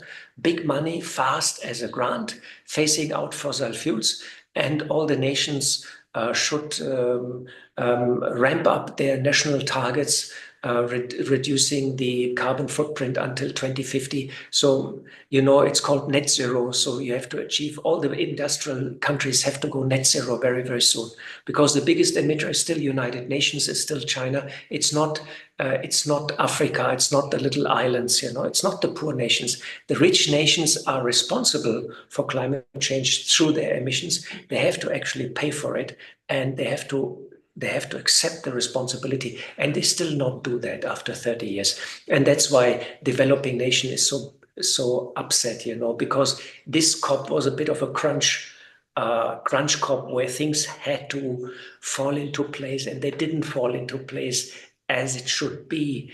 And we don't have so much time and so many chances left. Actually, we're running out of time. Thank you. I've got Kumar here. Maybe he's got something to say there. Thank you, Golu. That was a really great answer. But I feel it's unfair for the developing nations to pay as well, because I believe the whole world is doing various things. And sometimes it's actually not the developing nations, but other nations who are causing a lot of the problems, like dumping things in the oceans and all sorts of things. So let's see what Neil Kumarji has to say. Neil Ji, what do you have to say about this? Thank you, honey, and thank you, Aneta, for organizing all this, because we are live in Baku. And Golo, as you said, from 1 trillion to 300 billion, really not what was expected. But Golo, before we move on to Sonia, who is going to talk about climate wisdom, I want to ask you, Golo, when people started walking out, What was going on in your mind? That is this collapsed, or did you think they will come back fast? What was going on in your mind because you were present there? Well, we had you see, this is my 15th climate conference. So we had already, it's not the first time delegation walk out or there's protest launched or this and that.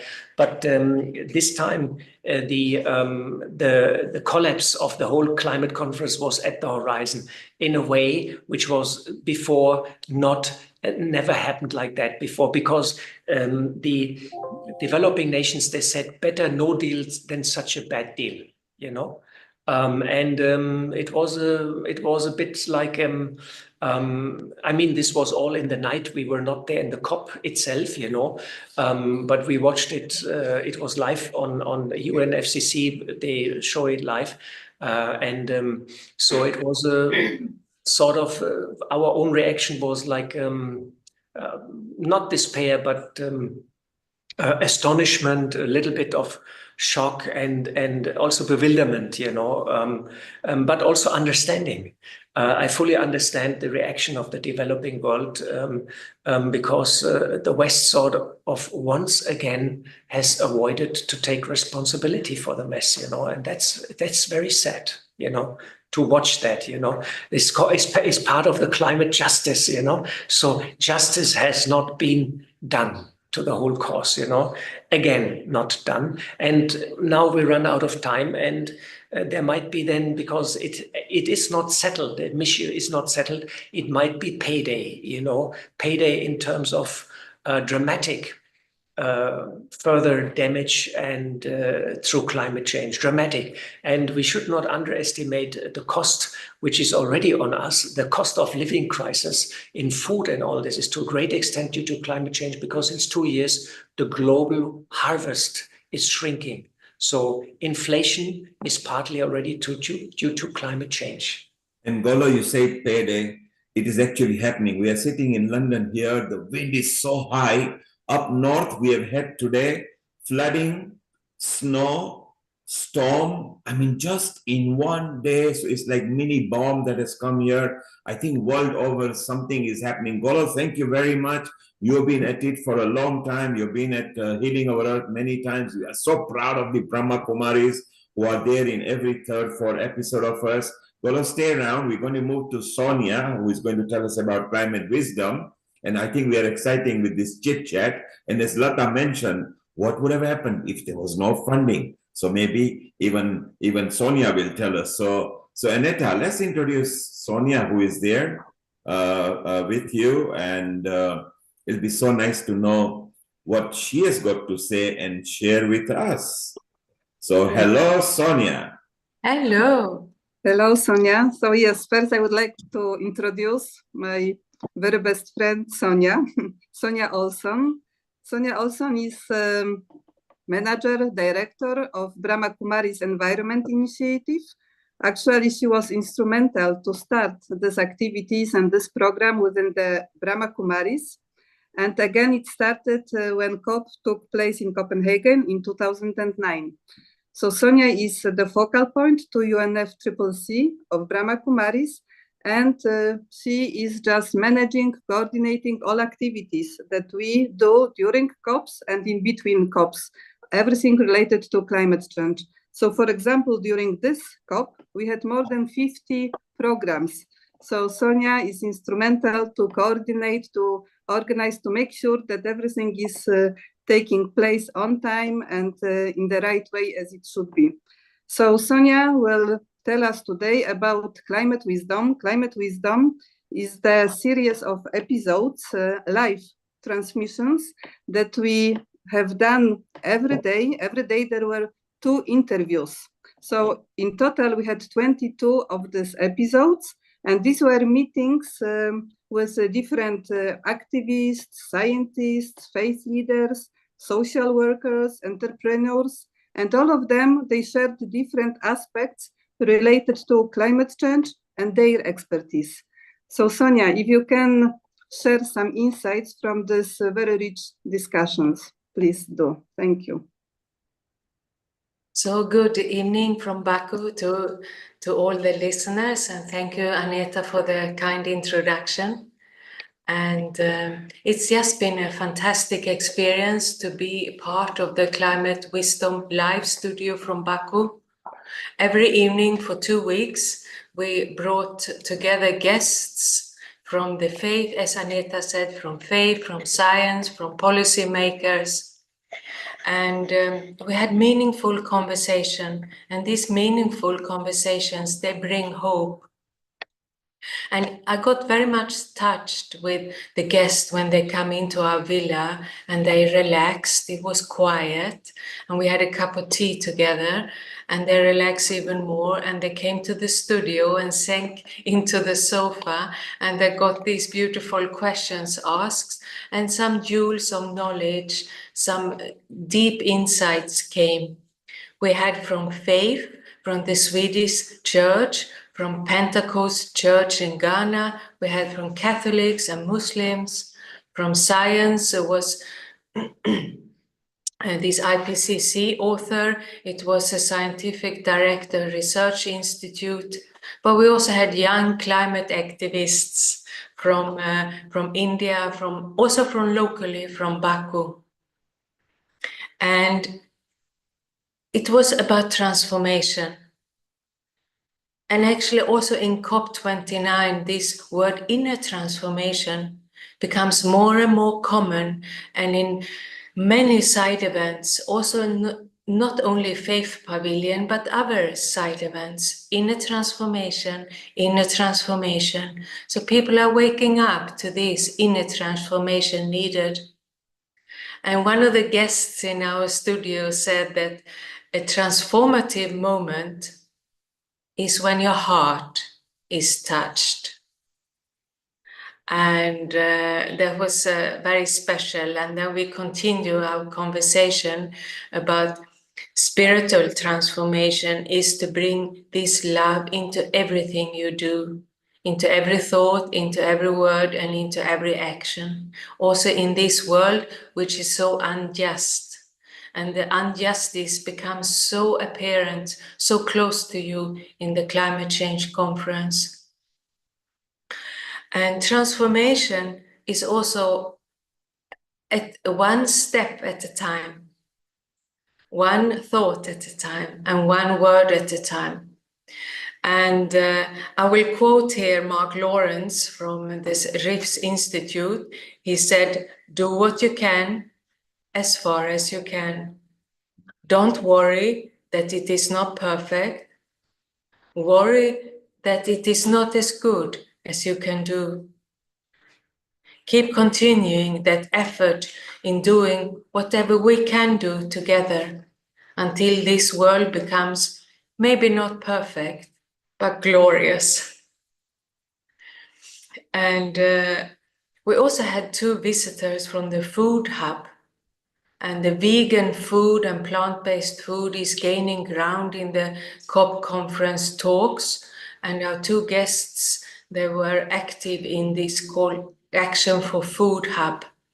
And they talked about non-shaming attitude, that whatever people are doing, we encourage them to do better, to do more, but we don't give each other bad conscience. We don't shame each other if we can't live up to other standards or to our own standards. But we understand this little by little transformation. And that each one of us has to think for the general good or the global commons. And we had a doctor from a hospital here in Baku. He came one evening and he used this expression from selfish to sensible. And I liked it because normally you say from selfish to unselfish, but he talked about from selfish to sensible and how senseless it is to exploit the planet the way we do and leave nothing for our children. Normally, as parents, they would make sure that the kids get some inheritance or they get some money or an estate. Parents, it's genetic to parent to think that when they leave, they should leave something for the kids. But when it comes to the planet, this kind of attitude is disappeared. All parents today are leaving a planet behind which the kids can't use very much. Maybe it will not be there even, who knows? So opposite to selfishness is also to be humble. And this word came up a lot, humble leadership. And we had a scientist who is doing climate modeling. He's doing models for community and small societies and how to create sustainable development.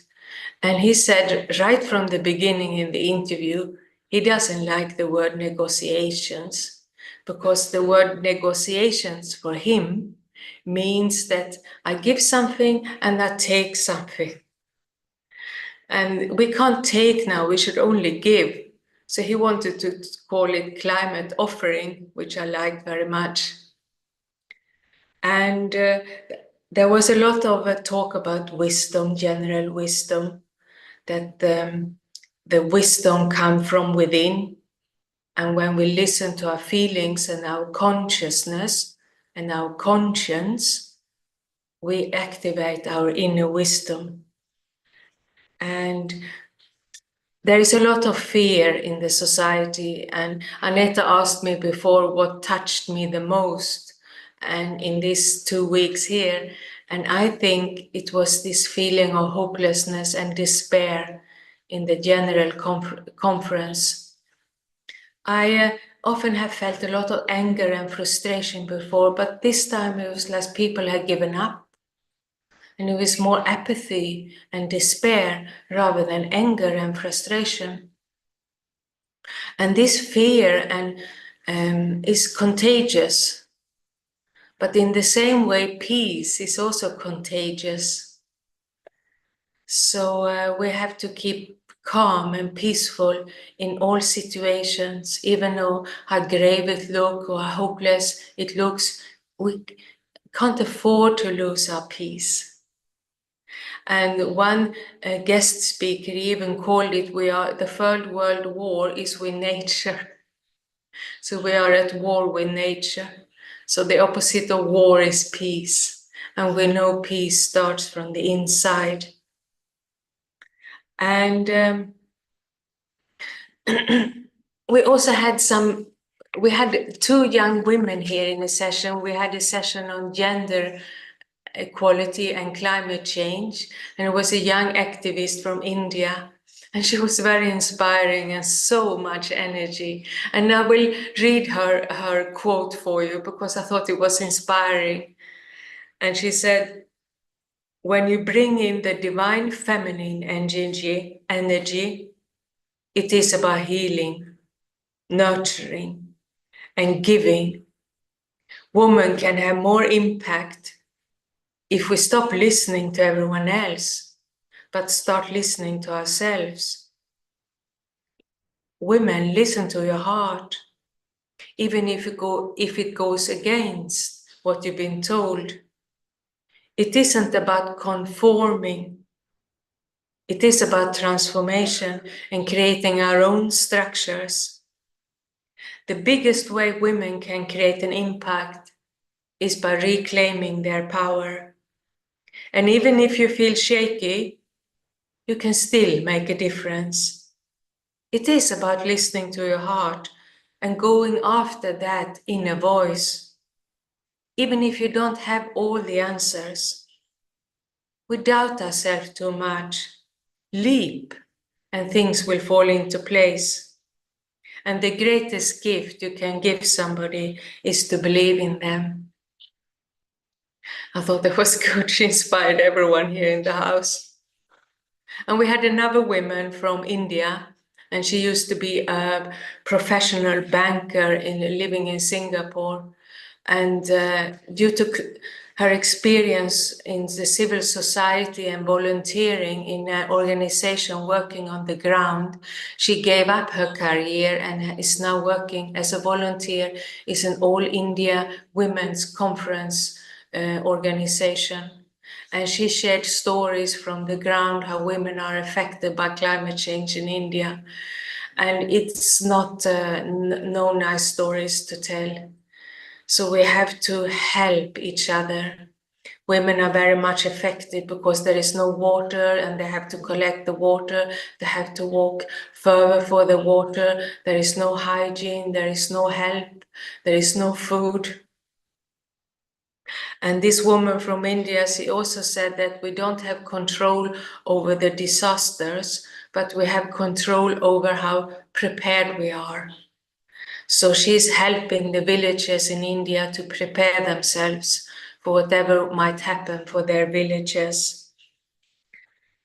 And let's see, I took some notes here. Yeah, of course, the other big topic was the interfaith. As Golo mentioned, we had an interfaith pavilion, and they call it now eco-faith.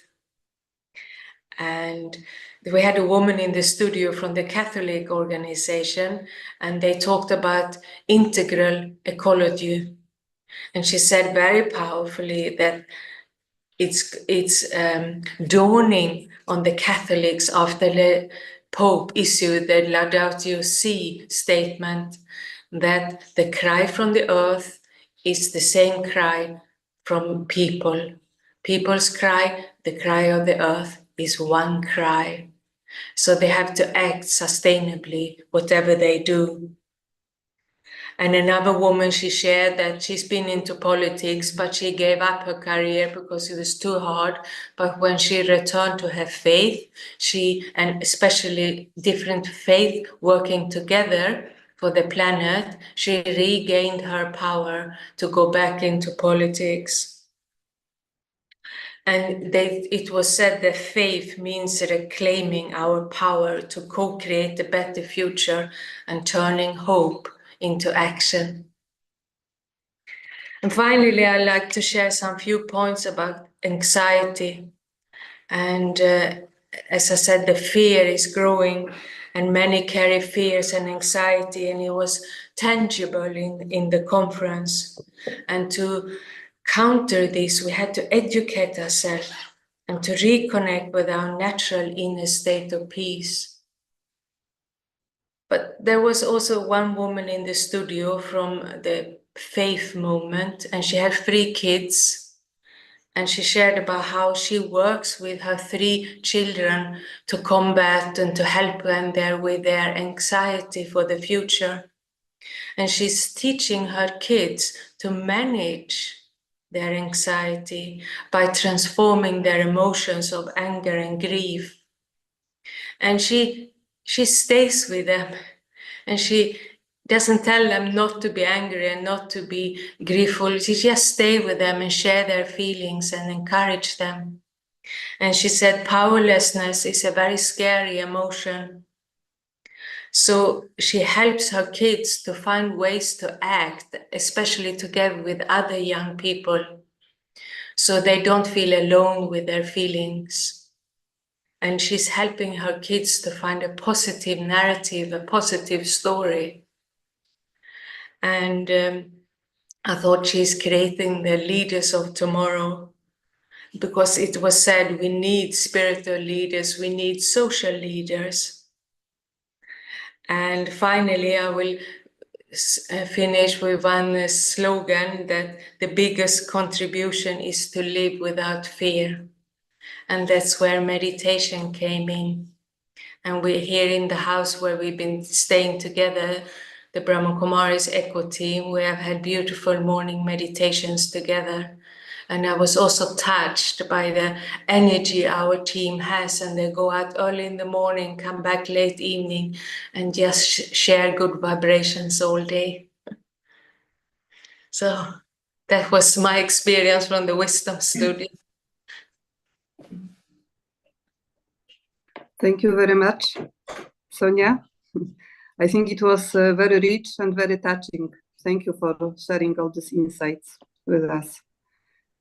Neil Kumarji, you would have any questions to Sonia or anyone else? Thank you, Aneta, and a global namaste to you, Sonia, and Om Shanti. Om Shanti. I love the spiritual angle that you brought at the end, because it came from your words and your tone as well. That, we need that contribution as well, because like Olo said, forget the top governments, even we at the grassroots have to start doing that. And you brought in this angle of meditation and keeping composed and quiet, and it resonated from your sound. Do you feel we are progressing towards a common goal of actually taking climate very seriously? Do you feel that? Well, I would say it's my duty to keep a positive narrative. It's my duty to keep the vision of a sustainable harmony very active, very alive, and to share that positive outlook.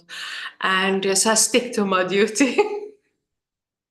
Wow, it's so amazing. And from because you were also there in the last COP, and climate wisdom was one of your own subject. Yeah. Do you feel that the climate wisdom has improved as well?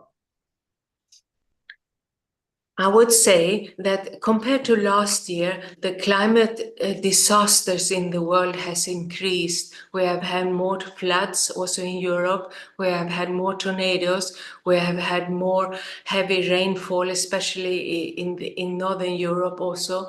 And in other parts of the world, there's just no water at all.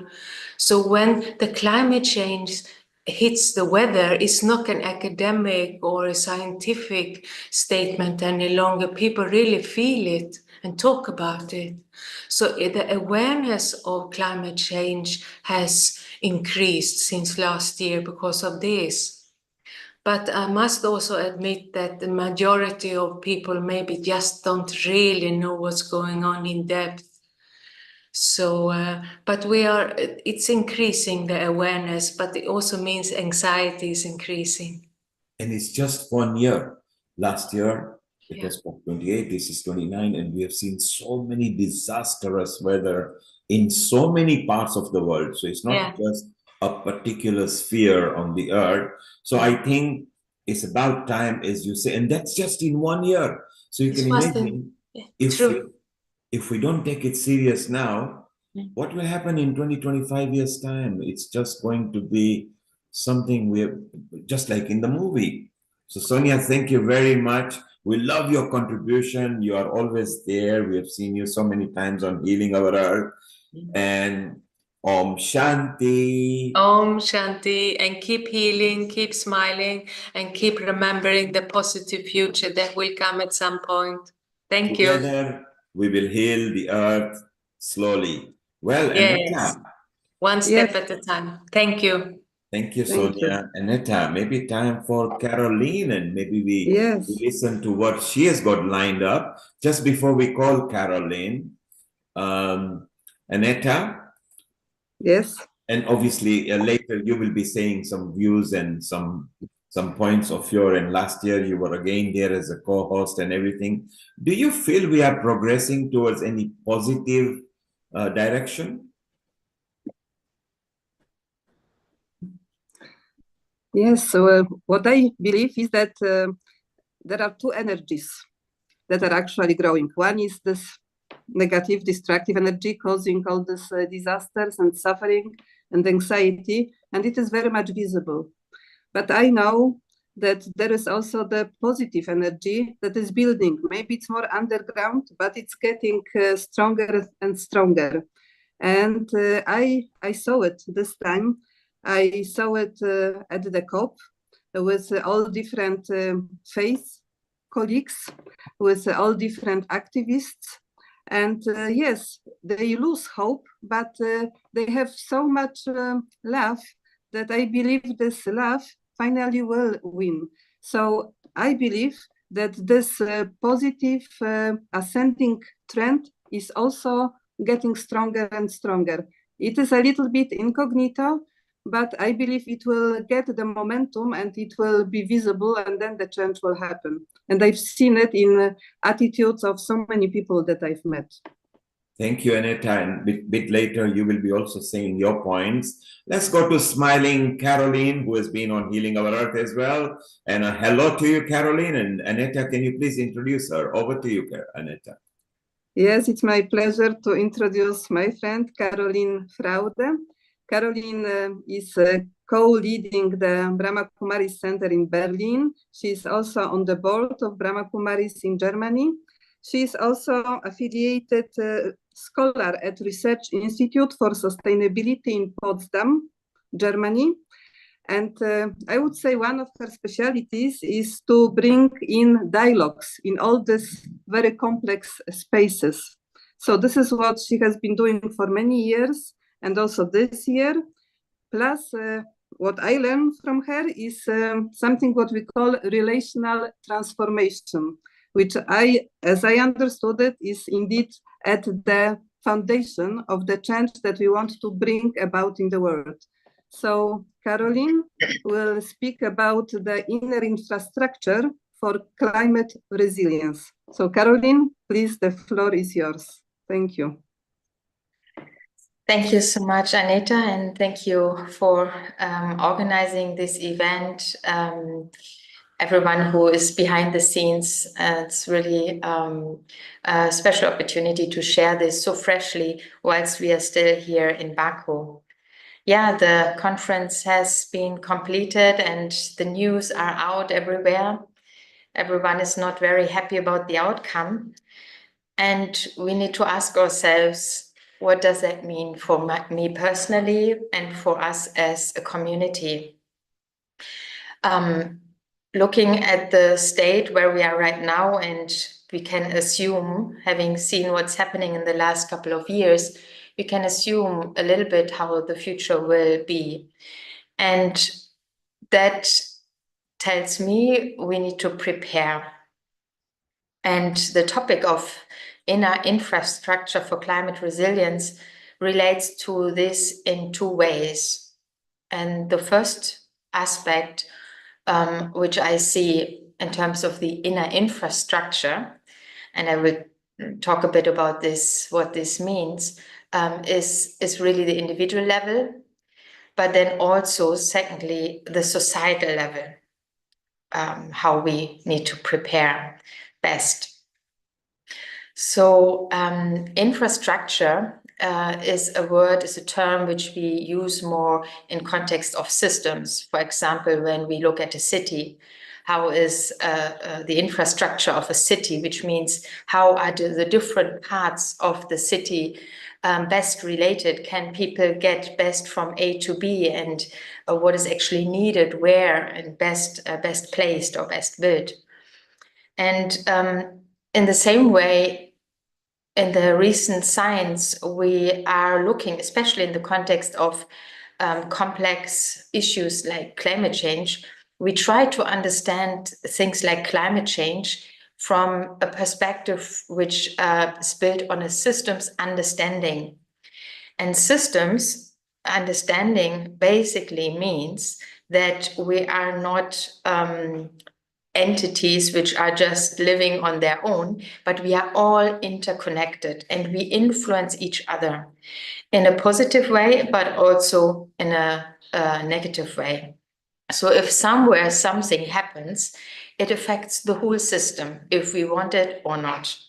And this is why it's interesting to see at the climate change conference, when nations negotiate with each other, it's very clear that these politicians, these negotiators are still in the mindset of negotiating just for their own country, which doesn't make sense at all if you are sitting in a situation, or if you're in a system where you cannot separate one area of the system from another.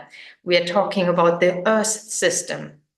So it is really important now that we all shift more in our context, but also on the international level, into a different way of looking at these things. So to talk about my country just doesn't make sense. So that's just to explain a little bit the difference of systems thinking.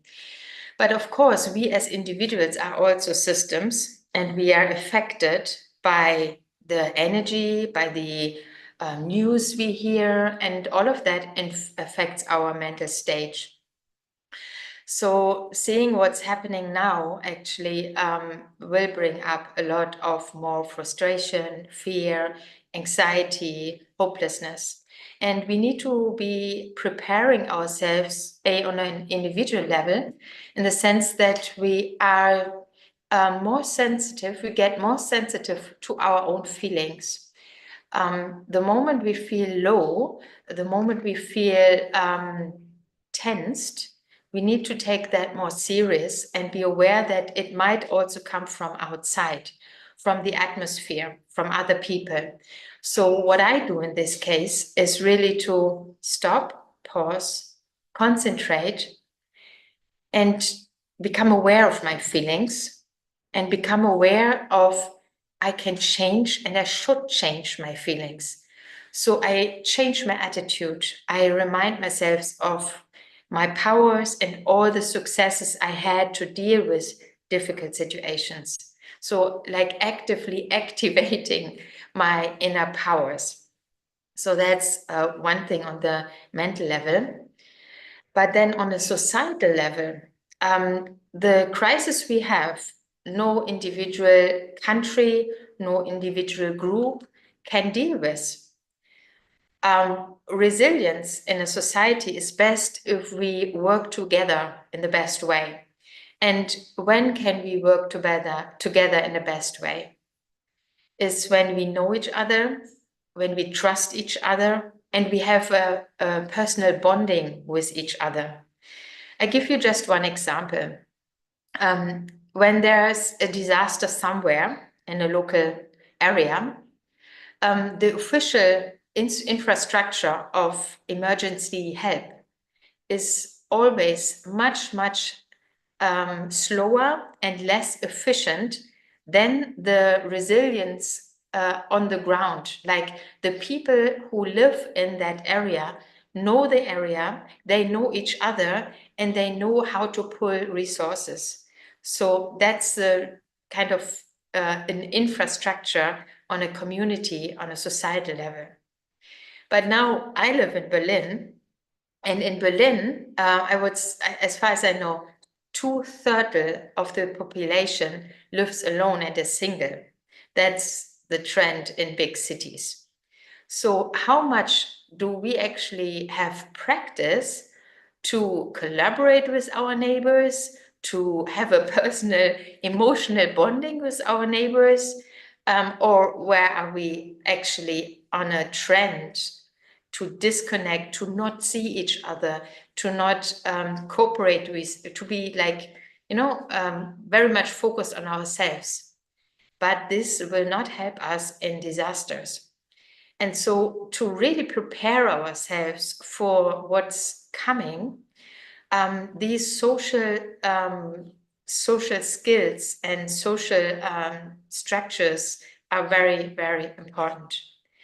And some countries and some regions started already to support neighborhood collaboration.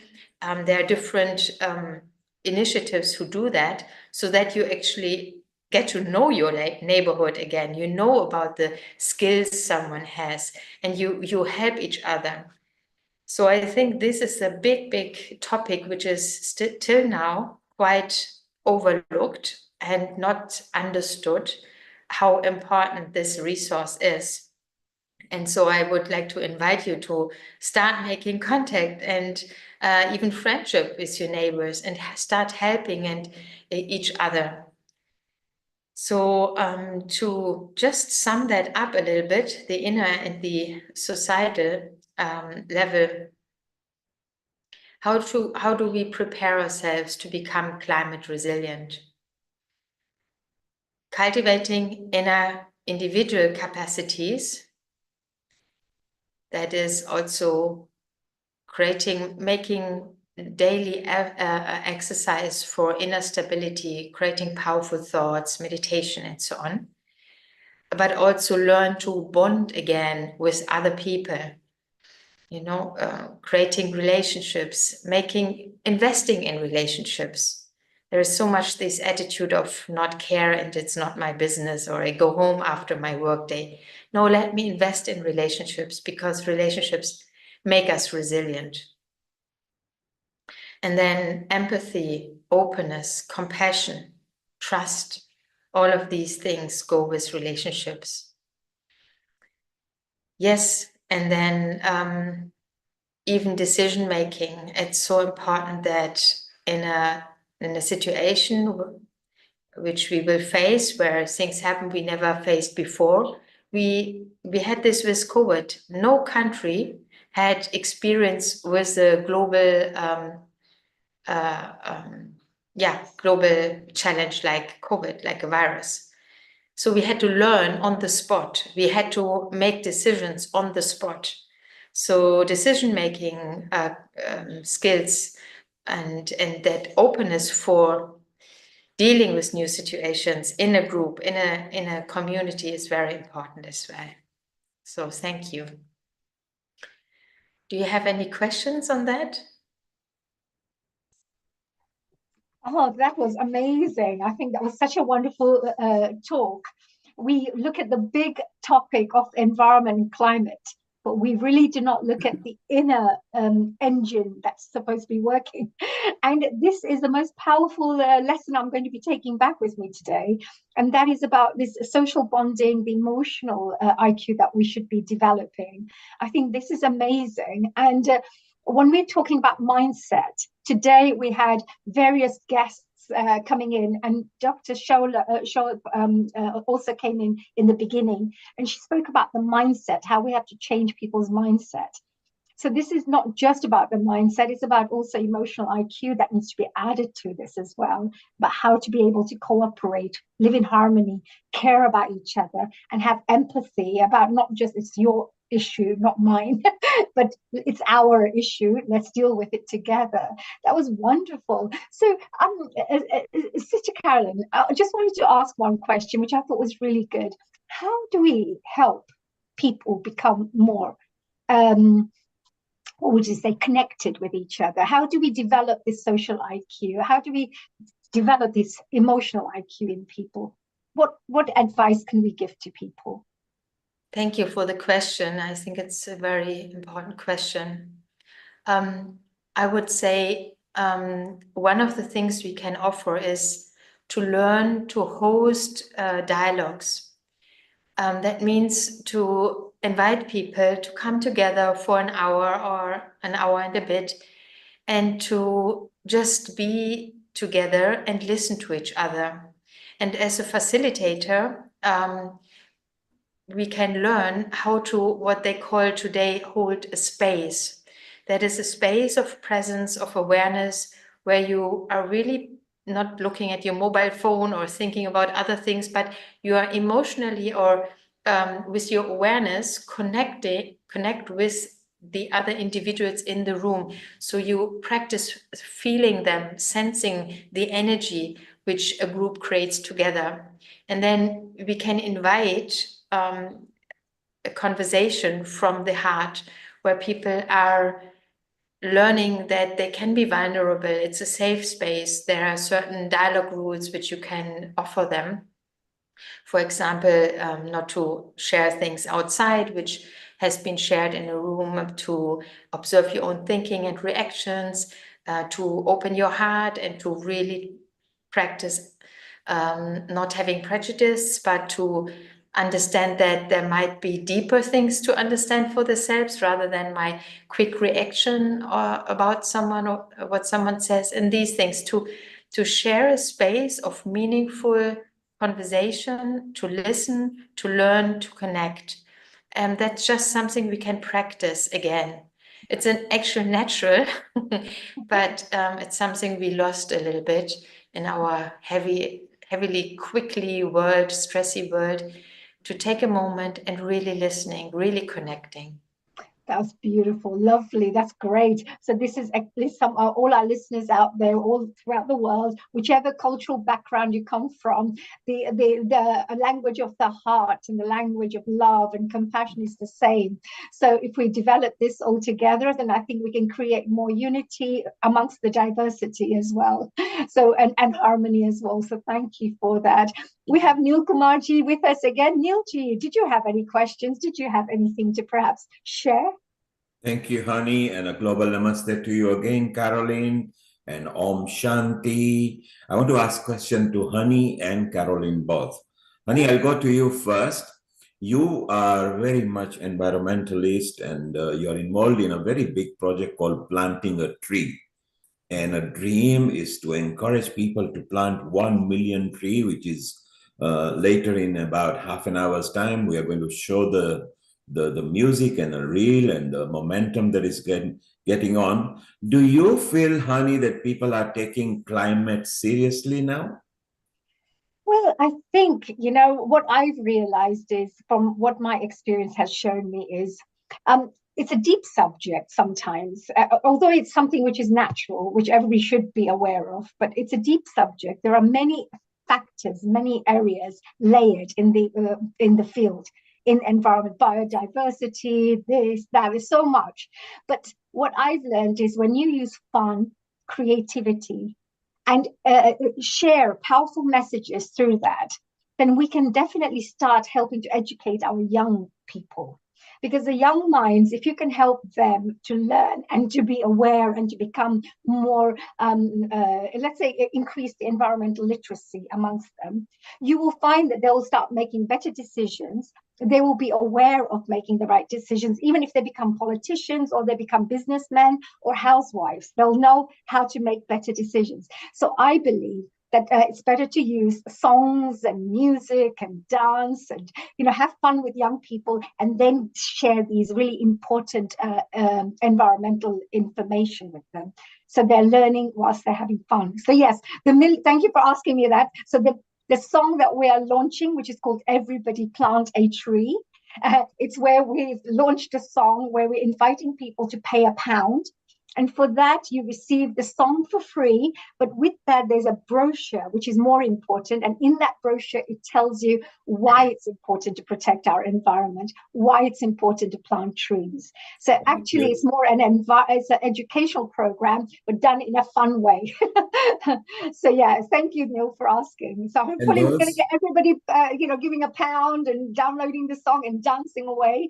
And you will find out a little bit more about it very shortly. And for those guests who are connected through us on YouTube, Facebook, Twitter, and the website, and through our media partner channels, which we are live streaming this episode from, if you want to know more about that, Honey, our senior anchor, will be taking it up completely, showing you the song and telling you more, and bringing so many guests who are actually involved in the production of the song. And that's 30 minutes from now. Let's go back to Caroline at the moment over here. Caroline, you've been on Healing Our Earth many times.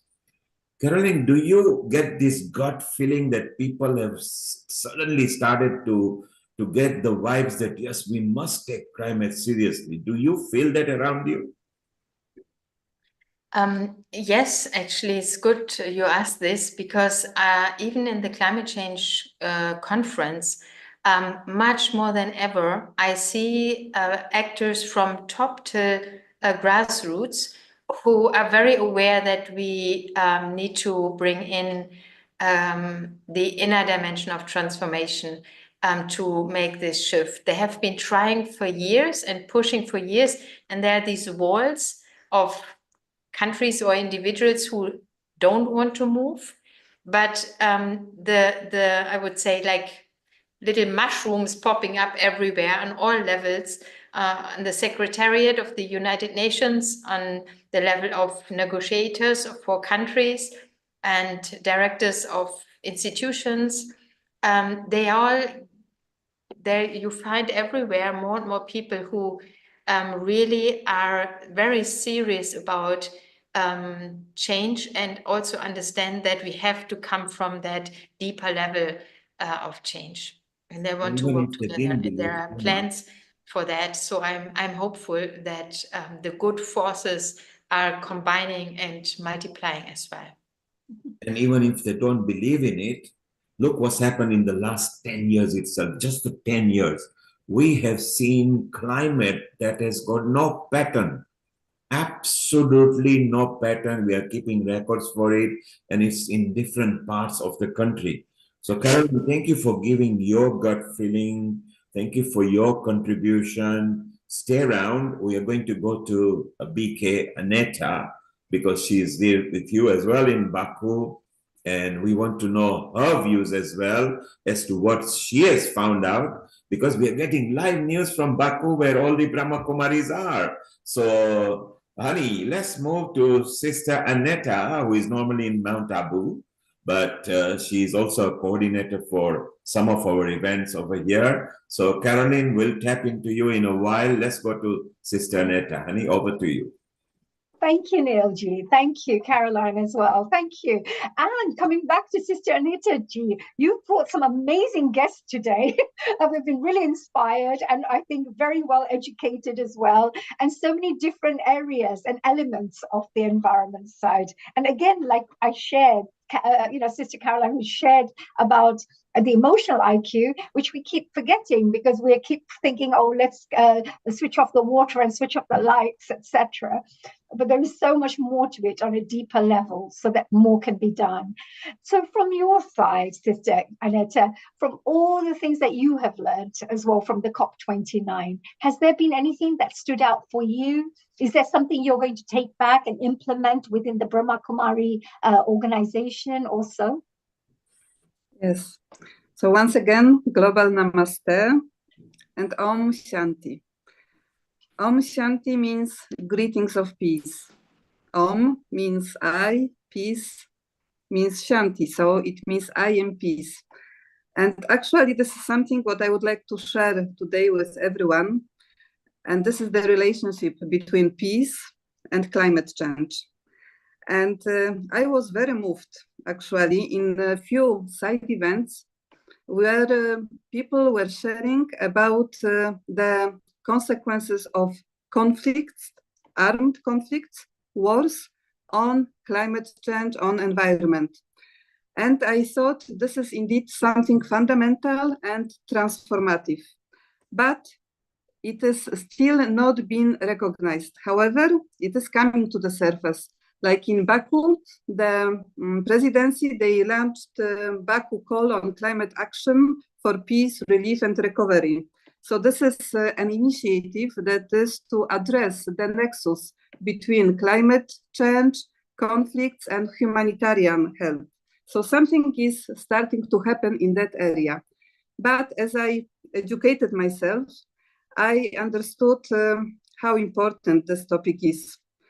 So peace, or rather lack of peace, has huge effect on environmental degradation, and also it accelerates the climate change. And there are different types of conflicts or wars that we are facing today. And today already Sonia, Golo and Caroline, they mentioned all these different aspects, but I would like to go a little bit into depth of that. So the first war that actually we are having right now, it's a war that human beings are waging on the nature. So the General Secretary of the UN, Antonio Guterres, he said that this is the worst war that we could start because we are totally unaware of the consequences of this war. And human beings inflict wounds on the nature that are very difficult to be healed. And then nature, it's not that it is the nature of Earth to retaliate, but it strikes back. It strikes back because it has to react. And then the reactions are very harsh, very difficult in terms of this very intense and very difficult weather events, extreme weather events, in terms of the rising sea levels, in terms of land degradation, in terms of water pollution, water scarcity. So then the question is why? Why do we do it? So in the spirituality, we always want to get to the seed of the problem.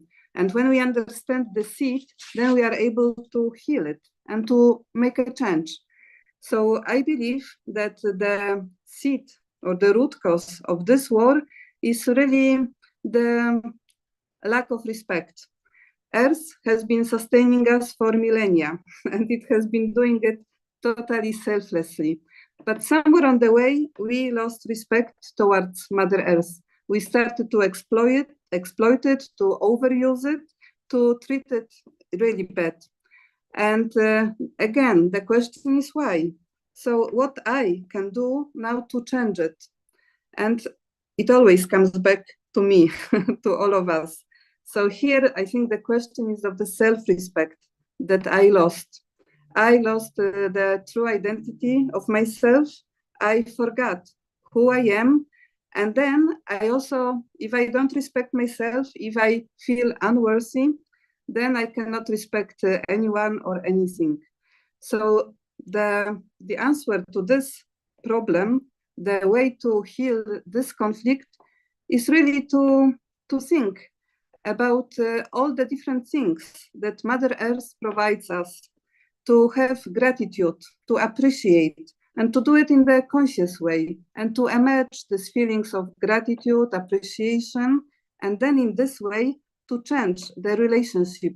So to humanize Mother Earth, we can say, to create a relationship of care and love and compassion. And then it will change the worldview for me and for others. And that will heal Mother Earth. This is one kind of war we are at right now. Another one, and I've been to few side events which were speaking on that. This is the war that we have with one another as nations. And I was really shocked when I learned about some statistics, which I would like to also share with you right now. So for example, we know that one of the main reasons of the climate change is the emission of carbon, the CO2.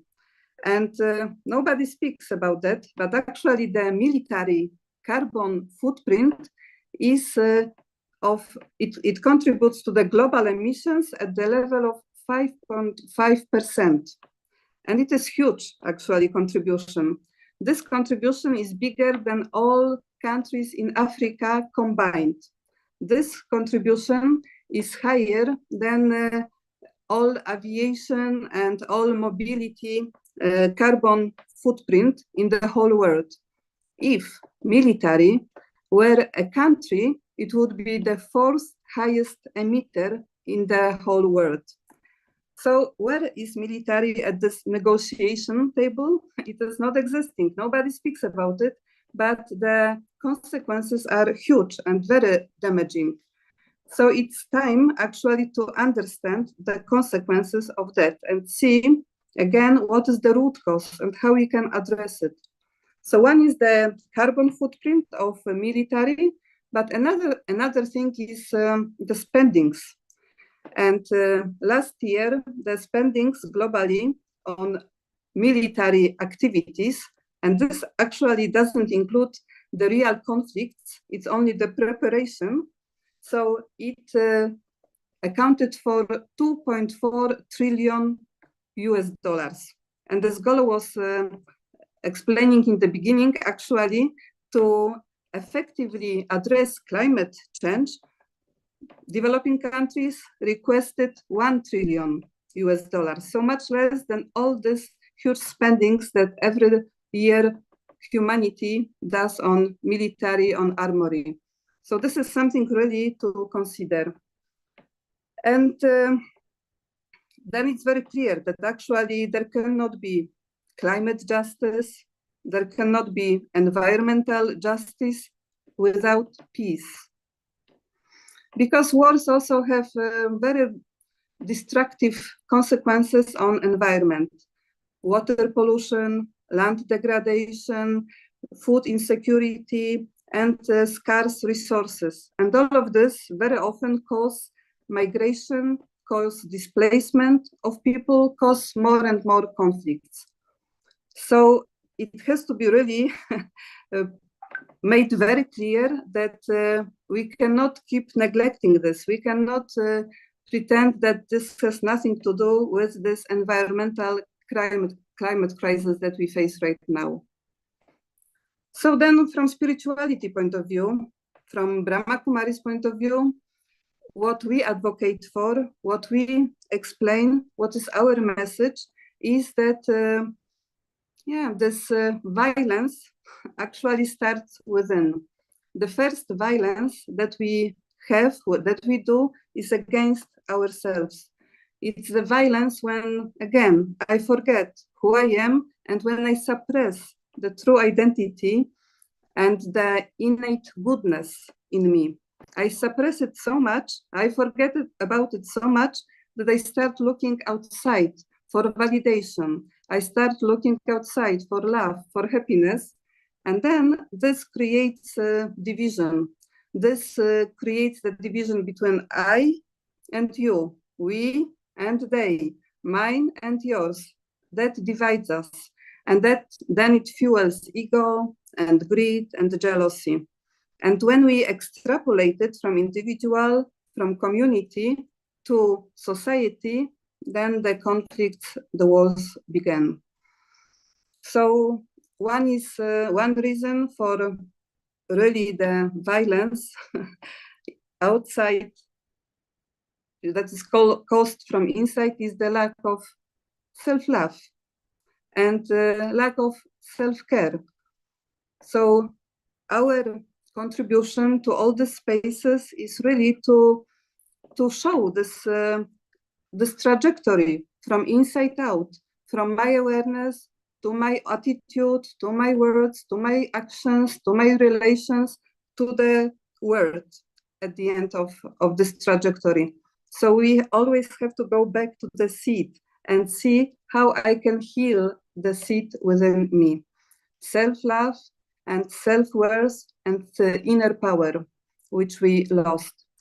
And the way to heal it is really spirituality. And there are so many different ways we can do according to our faith traditions. But what is important is to understand this trajectory and really to take time to heal the self with kindness, with love, and with help from the divine.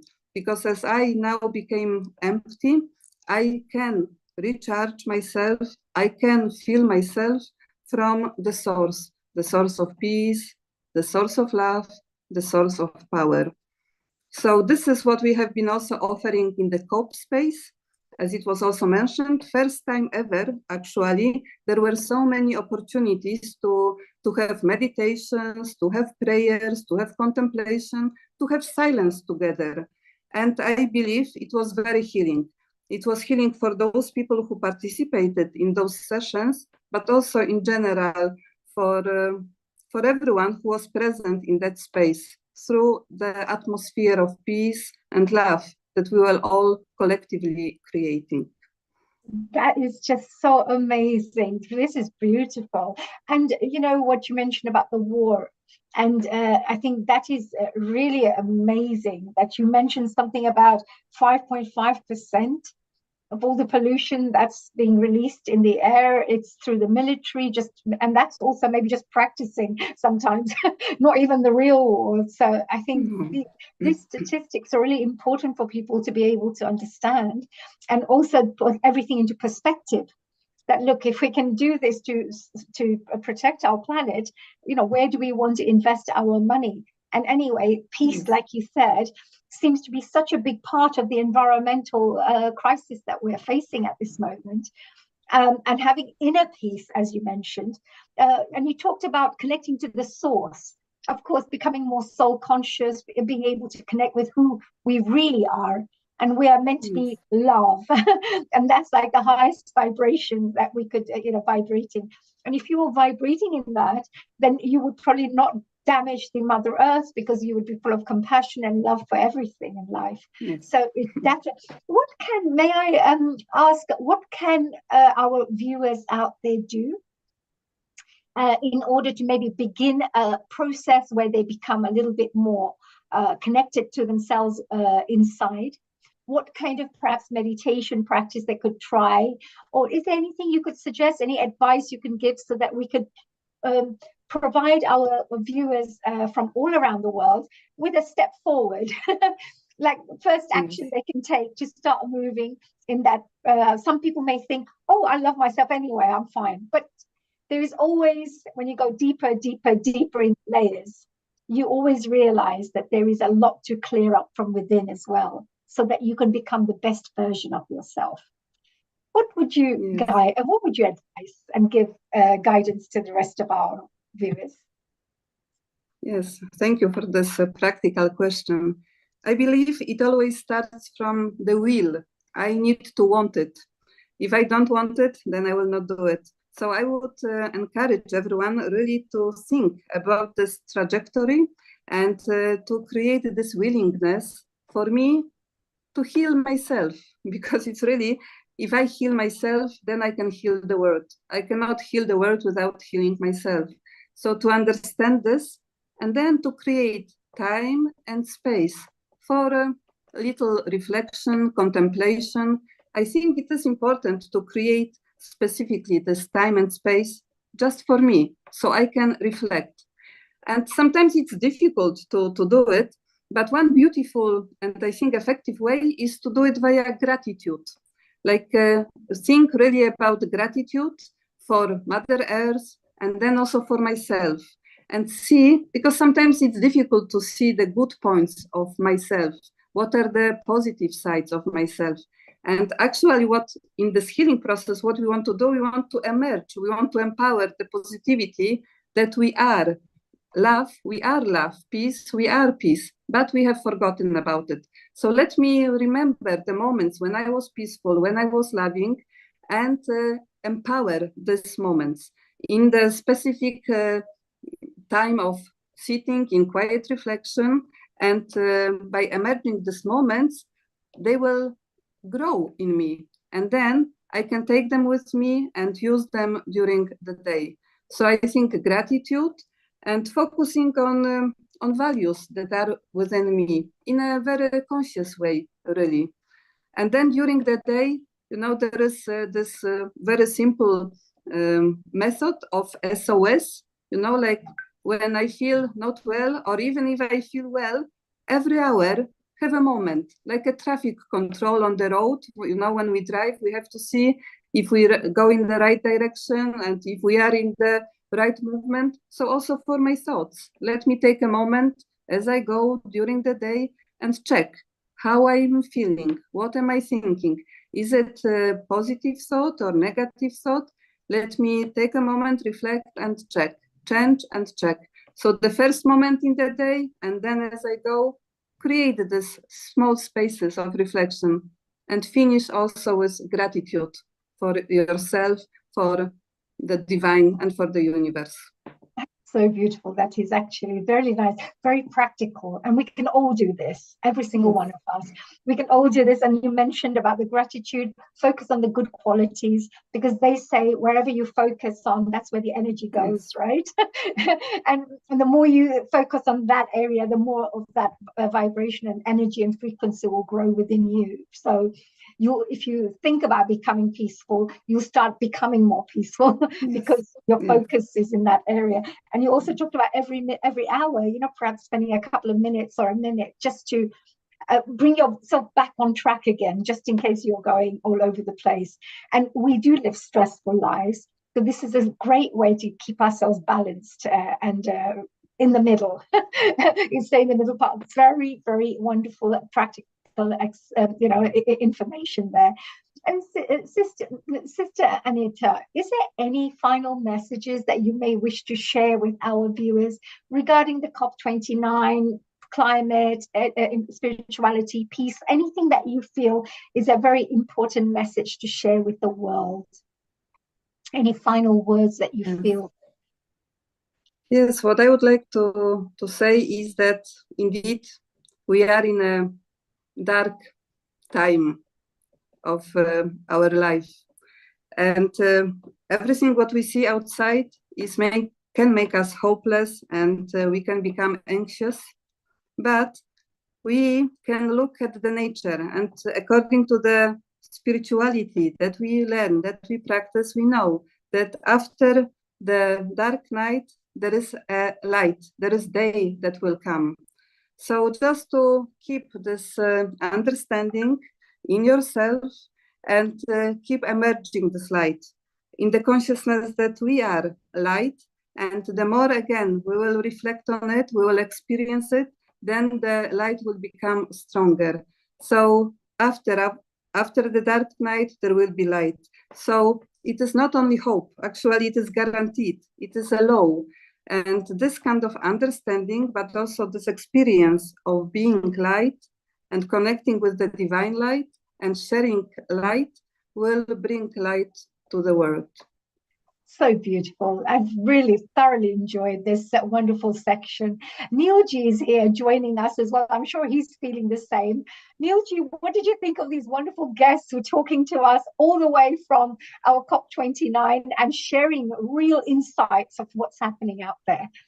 It's so wonderful to get the live news because they are still there in Baku in Azerbaijan.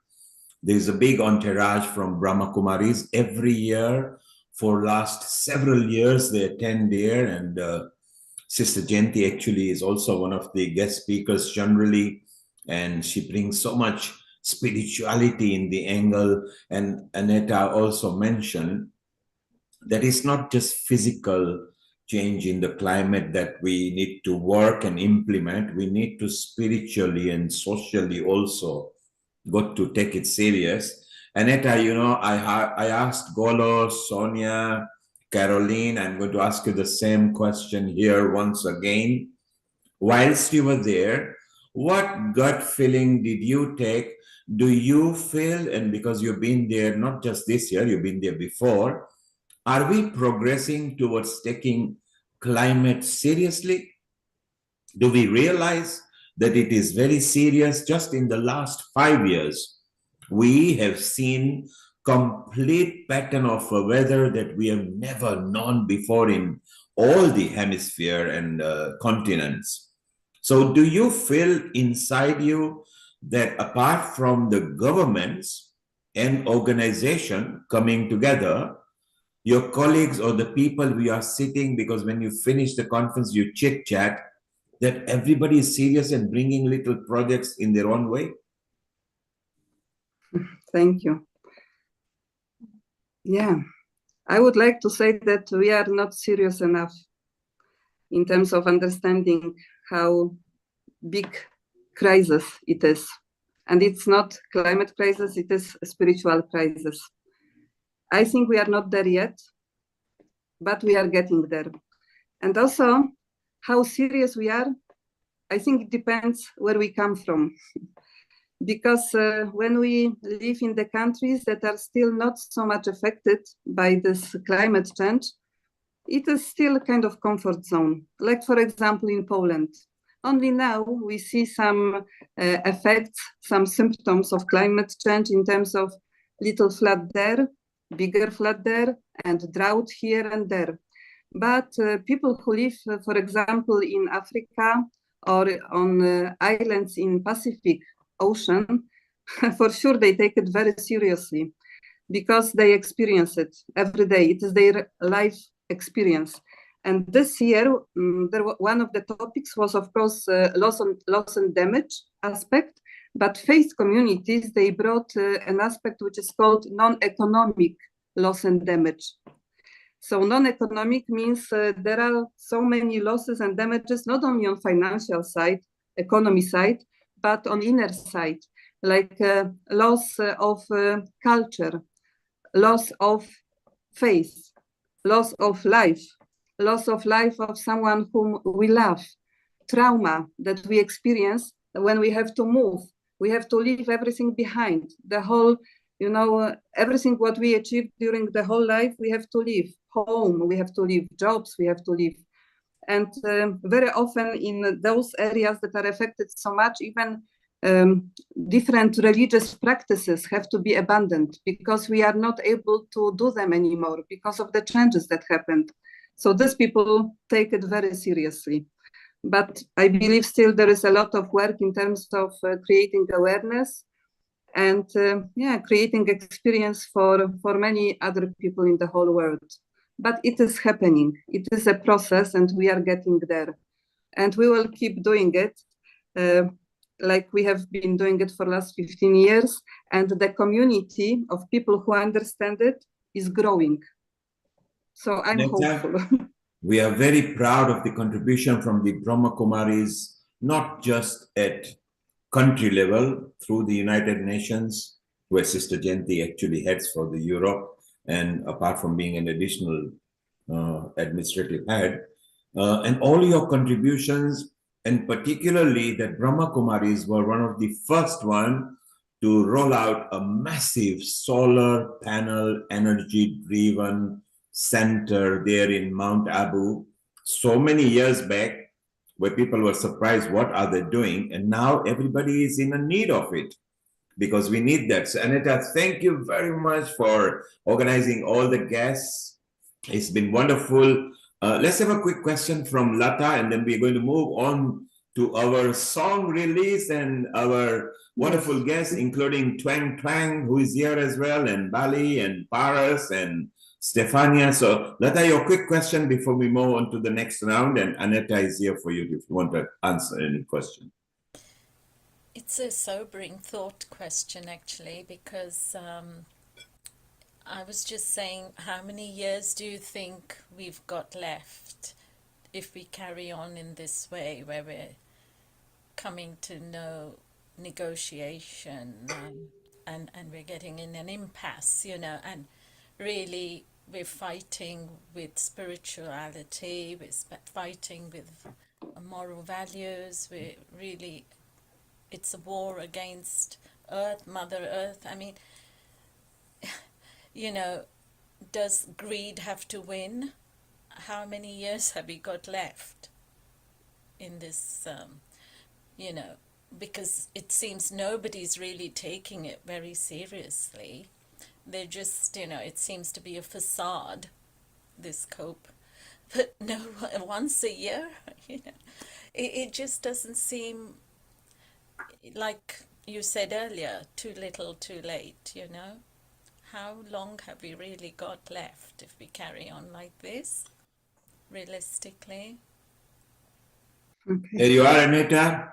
She wants to know how many years. Of course, there are still Yes. to go, but we are rapidly Yeah. deteriorating. Your thoughts on it, Aneta? Sure. Thank you for this question, a very difficult question, and I am not able to answer it in terms of specific number of years, but I know it is a transformation. This will not, there is no end. It's a transformation, and this transformation has to happen, and it will happen thanks to those who create this positive change. So I would ask a different question, not how many years we still have left, but what do I do right now? Actually, in terms of time, now is the most important time, because now we create a change, we make a difference now. So I would really focus rather on thinking how many years we still have, and this actually question creates a lot of anxiety and fear. So no need to think about this. Better to think what I can do now, and I do now for myself, to change myself and to help others change. I would answer it in this way. Well, honey, I think Yes. Aneta has summarized it very correctly. Let's not panic. Let us concentrate what we can contribute to stabilize the climate.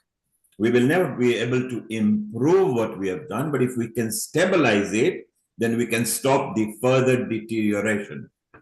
Thank you, Aneta. Wonderful. Thank you. It's the time, it's an evening dinner time for all of you there in Baku. Thank you very much for coming live right from Azerbaijan with all the troops. Thank you, and Om Shanti. Sister Om Shanti. Shanti, thank you for a wonderful, wonderful session. Thank you. Thank you. All the best. Thank you so much. Well, Om Shanti. honey, it's Yes. time for us to bring our project over there, where it's not just through the song, but it's through trees, because trees are very important. We have actually slashed and destroyed so much greenery and trees. Trees plays an important part in our life because they actually consume carbon dioxide and give us oxygen. They bring greenery, they bring shade. They are so important in our life. And one of the projects that you love, and you're involved in other projects as well, is plant a tree. And what did you come up with? year. 1 million trees every year. Yes. Yeah. So. And what did you do? You brought your talent to forefront. You love the dancing to songs.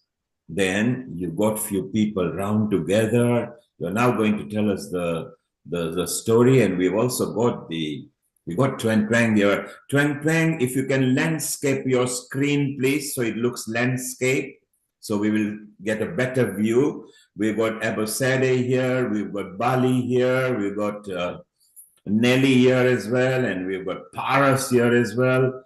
We've got so many people. So, honey, shall we play the song first? Absolutely. Let me share with you while you're here, Neilji, before we bring Twang Twang on board. Yes.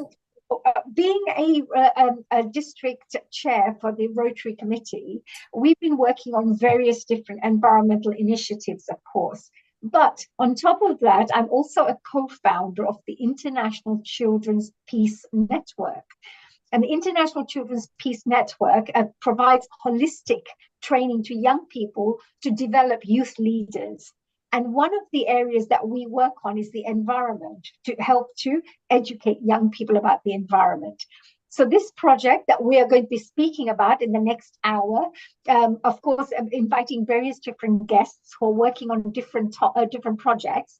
We are working on every single project on some capacity. So every single one is going to be working with us. And this song that we are launching at this moment, the funds that are raised are going to support these campaigns.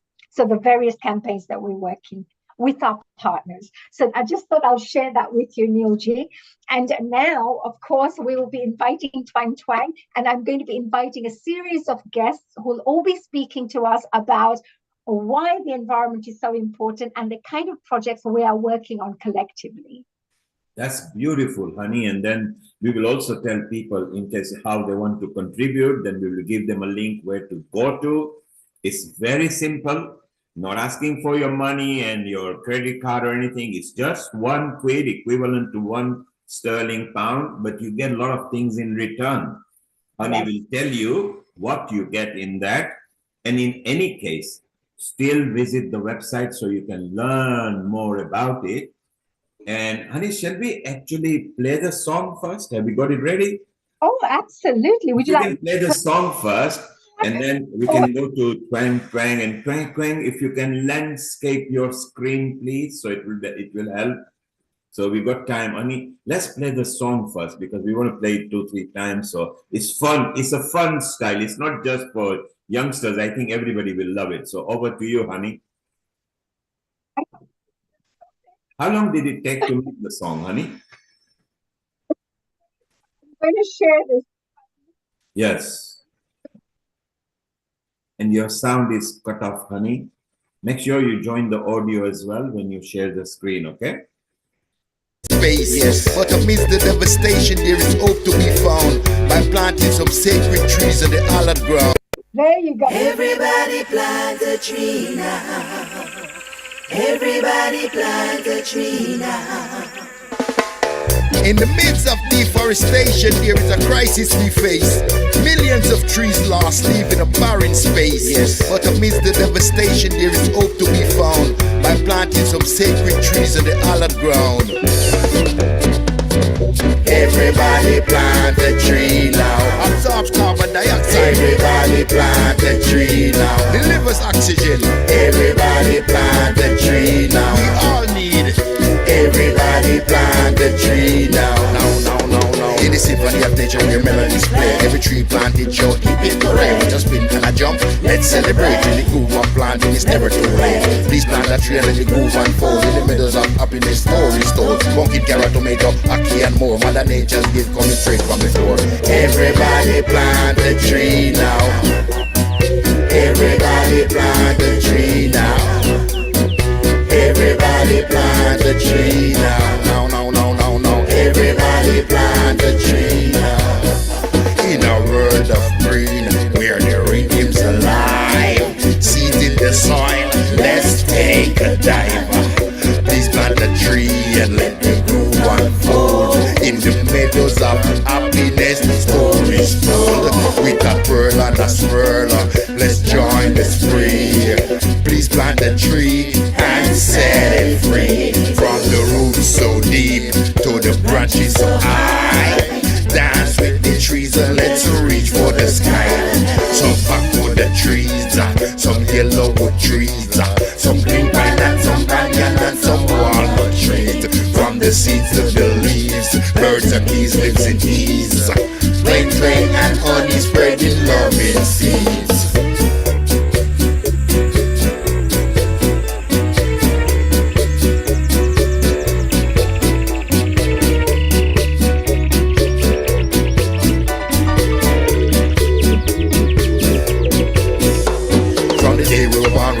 From the farms, you're planting of trees while life goes on. With a planter in and bomb, me a planter in Aubrey.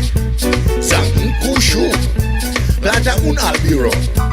Make it a decree, create a legacy. Every tree planted is a grand story. From the root rounded to the leaf that spin. Dance with the trees that the party begin. Underneath that stars where the rhythms alive. Dance with the trees, they make us survive. Everybody plant a tree now. Everybody plant a tree now. Everybody plant a tree now. Everybody plant a tree now. Let's celebrate. Let's celebrate. Participate. Participate. Let's make it right. Let's make it right. Let's all unite. Come join the team. Come join the team. And build a dream. And build a dream. Plant trees at home. Between the stones. Everybody plant a tree now. Everybody plant a tree now. Everybody plant a tree now. Everybody plant a tree now. Wow, honey, it was so beautiful that if you don't want to mess about with twang twang, plant a tree now. He's saying everybody plant a tree now. Honey, I loved it because Twang Twang was there with his spade and you were there with your spade and everybody was enjoying. I think this is going to catch up so much that we need to make sure that it goes viral out there. So it'll be so beautiful. At your end, if you could mute the sound, let it play again, not on the screen. Let it play so it buffers. So it will play completely in situ rather than frozen screen, because we're going to show it again twice to the people.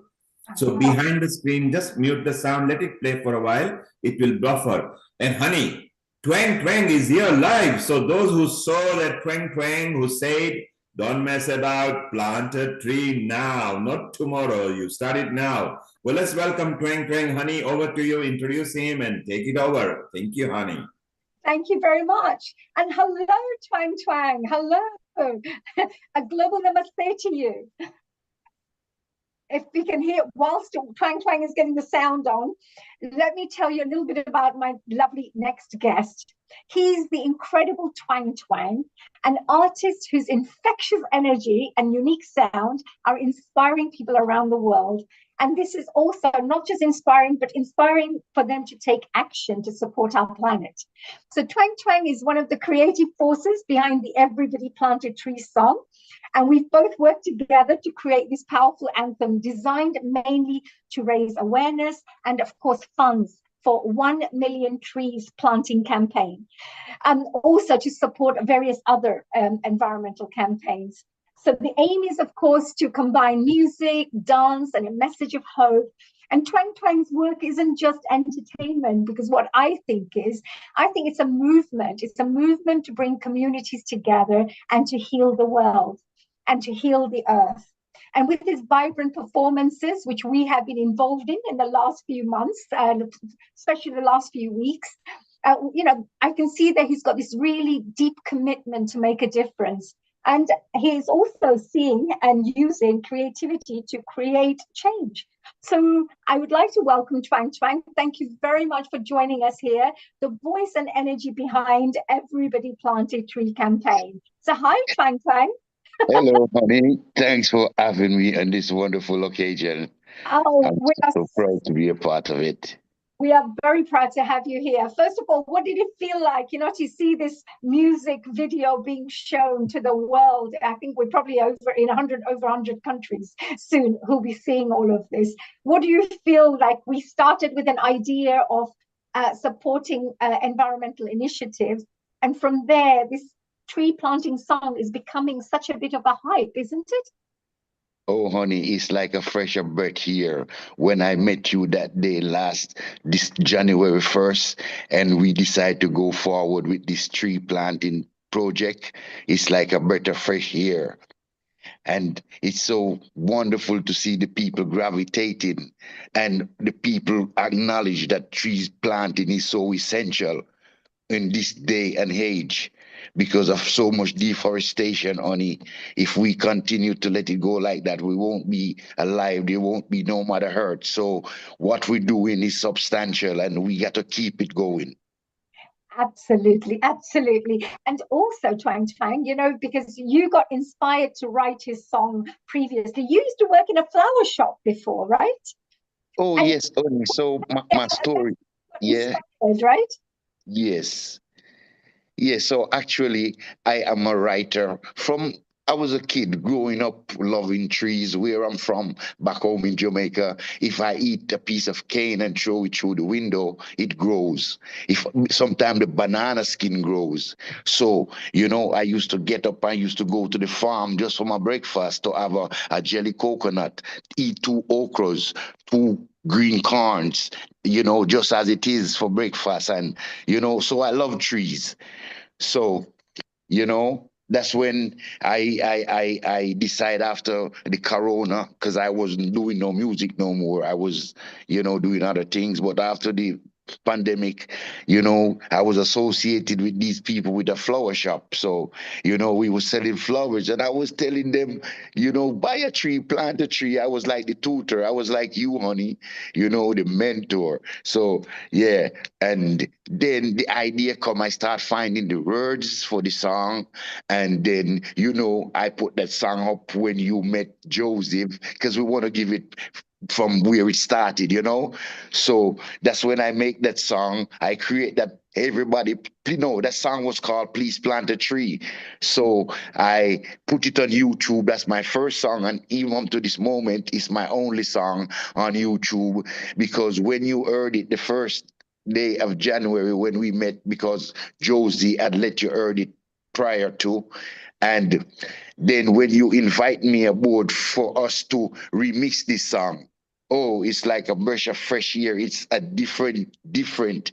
And oh God, honey, I cannot explain the journey, so let's go. More questions. I will get there.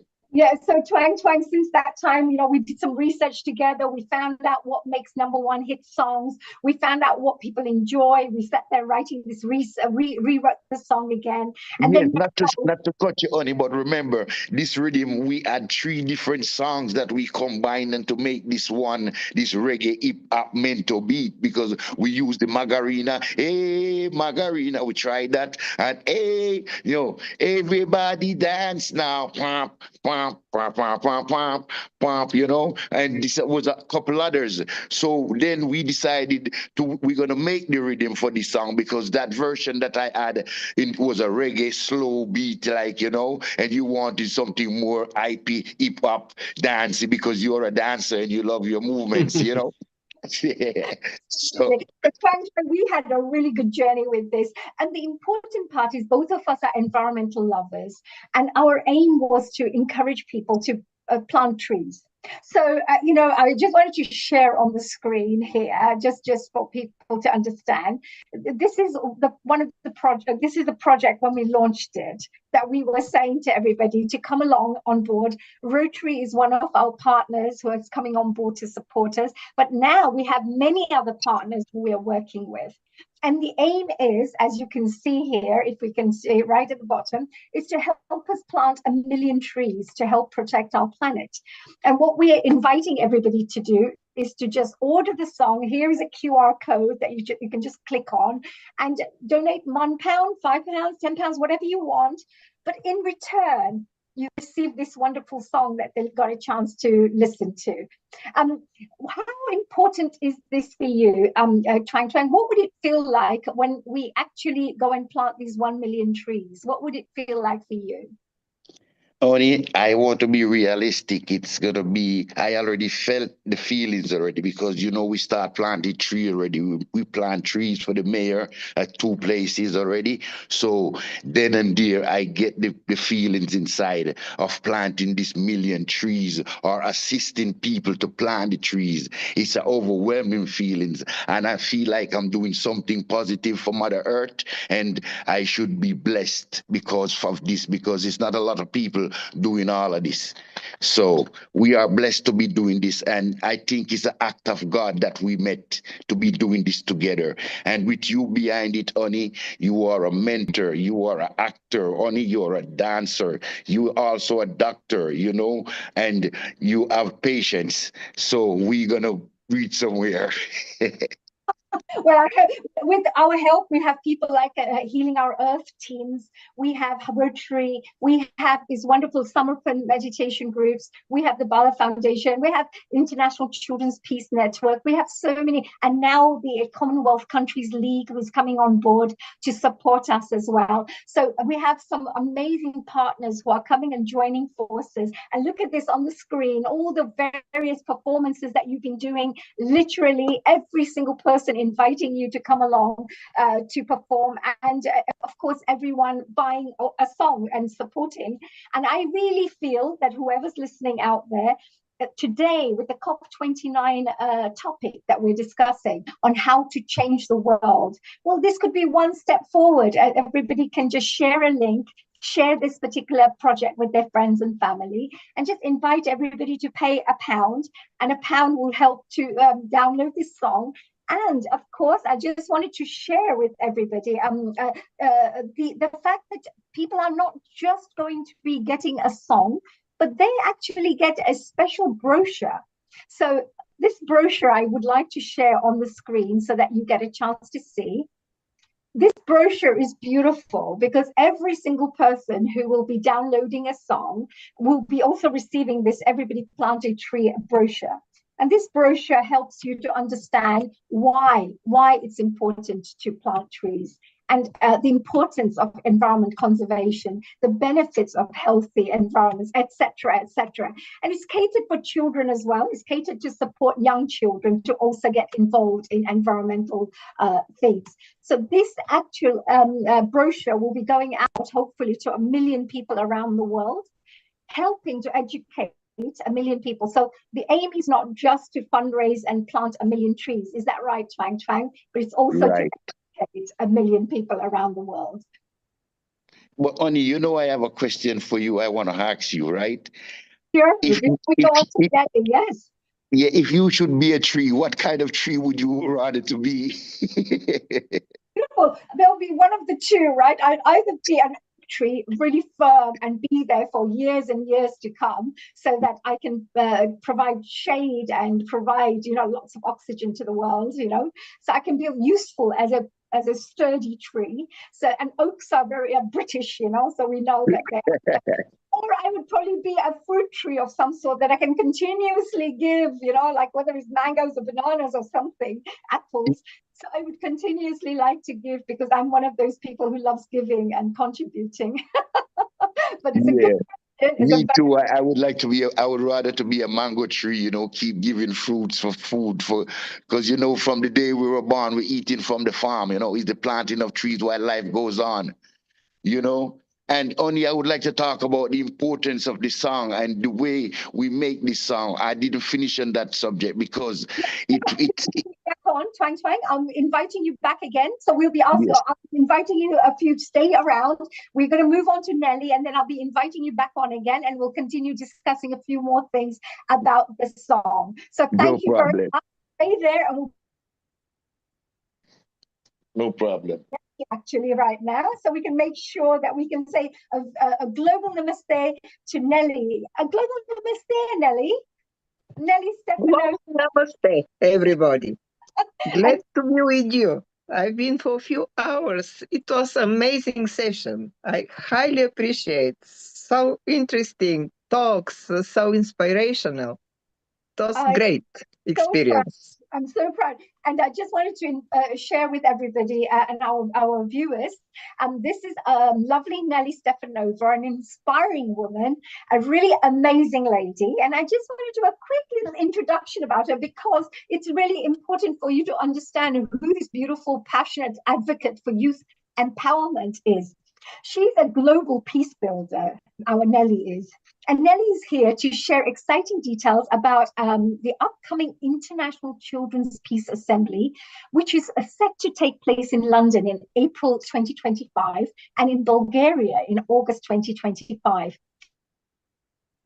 Initiative brings children together from around the world to engage in holistic training, nurturing their leadership skills, supporting their emotional well-being, the environment. And a key component of the assembly is its focus on peace and environmental activities. And this, of course, includes the 1 million trees planting campaign and distribution of the Saving Our Planet book to all the various different schools to educate young minds. So Nelly's dedication to creating a future generation of eco-champions and peace builders is nothing short of extraordinary. So thank you, Nelly, for joining me today, because I know the work that you're doing is absolutely incredible. Tell us a little bit about the International Children's Peace Network that we're both co-founders of. Yes, really. I'm blessed to have Dr. Hani Kalaria as our founding partners of our community interest company, International Children's Peace Network.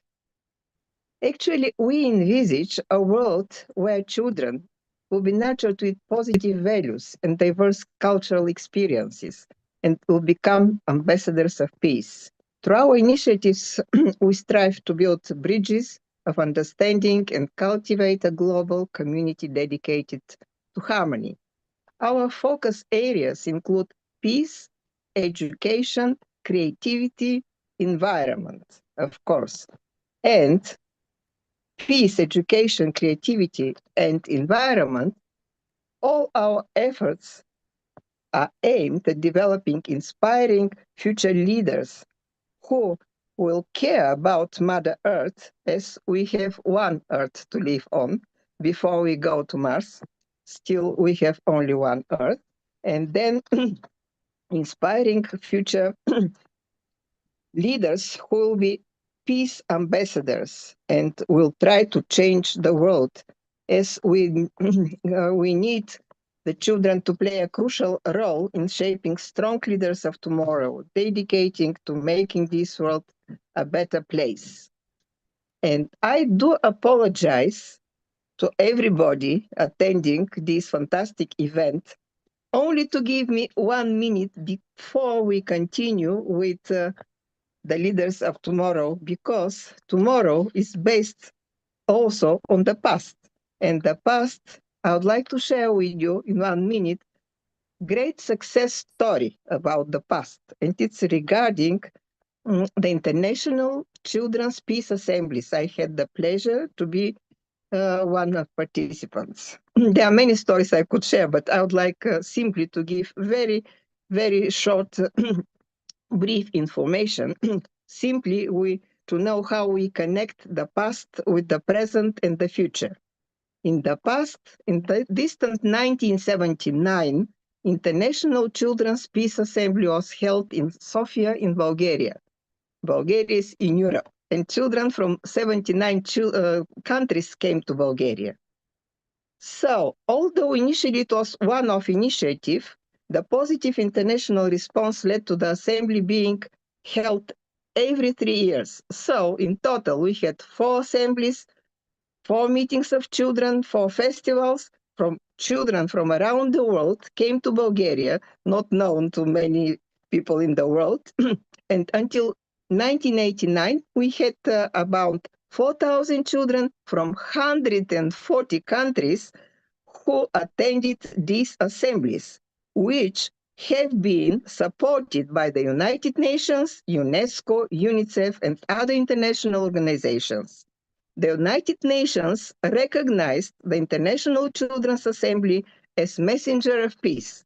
And what is more important for me is that after these assemblies, international peace movement started in the world, in 9 countries, in Brazil, in India, France, Portugal, Mexico, Belgium, Austria, to mention a few.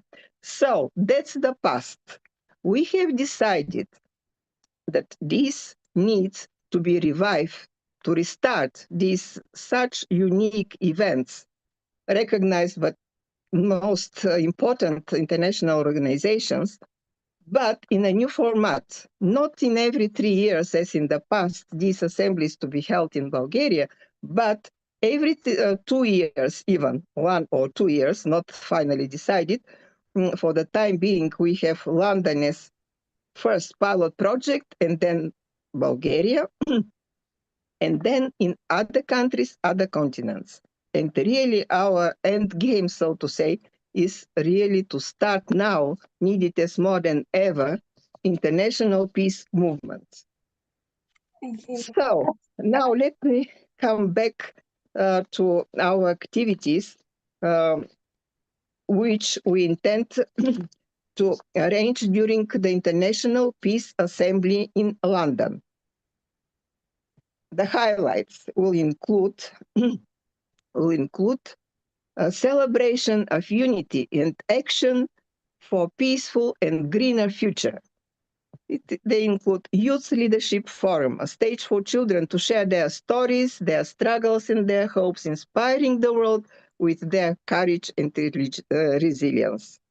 Cultural showcase. We intend to arrange a talent show which will celebrate the diversity of talented children from all over the world.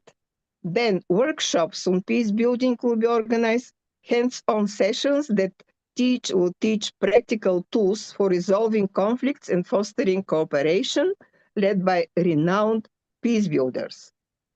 Cultivate future leaders. The Assembly's ultimate goal is to nurture participants as peace-loving and peace-building personalities who will care very much about the Mother Earth. That's why we'll have environment awareness initiatives, activities designed to educate and inspire children to cherish and protect our planet. And this will include tree planting, workshops organized by wildlife and other organizations. And through these efforts, participants will learn how to make the earth bloom and health, with health and vitality, ensuring it remains a heaven for generations to come. So, last but not least, the children will vote for Children's Parliament, which will have their debates at House of Parliaments, and it will be a call on world leaders to commit to a future where energy to every child can enjoy a happy life in peace on our healthier, greener planet. It will be sent to the United Nations General Secretary. I can continue, but my nice partner will stop me, I think. Yeah, Nelly, this is going to be very exciting. So I just wanted to let all our listeners and viewers understand that the International Children's Peace Assembly will be taking place in London next year in April. Healing Our Earth is going to be a big part of this as well, supporting this wonderful campaign to educate young people holistically, with one of the topics being environment. And of course, there will be a second assembly that will be taking place in August in Bulgaria, again, for more children who couldn't make the first one. So we will be working alongside our partners like the Rotary in London, with our Commonwealth Countries League, with Samarkand meditation groups, and various other organizations to invite children from around the world. So this will be amazing, Nelly. Nelly, please do stay around. We are going to be speaking to a few more people. I just wanted to share something. This is what the International Children's Peace Network is all about. So I just wanted to share a quick little video. Next guest here. And there you go. I'm just going to share this for you.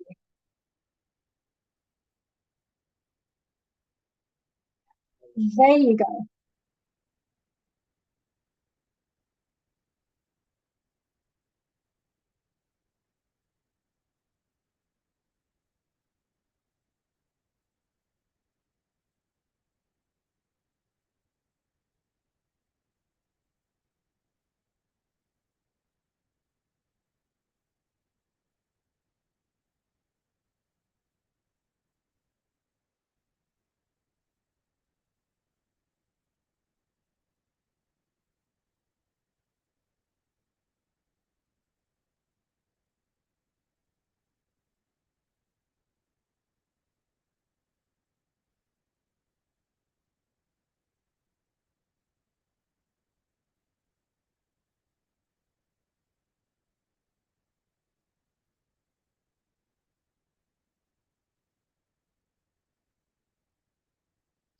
So there you go. That's a little bit of a little promo of what International Children's Peace Network does. So, which is fantastic. Nelly, do stay around. We're going to move on to our next wonderful guest.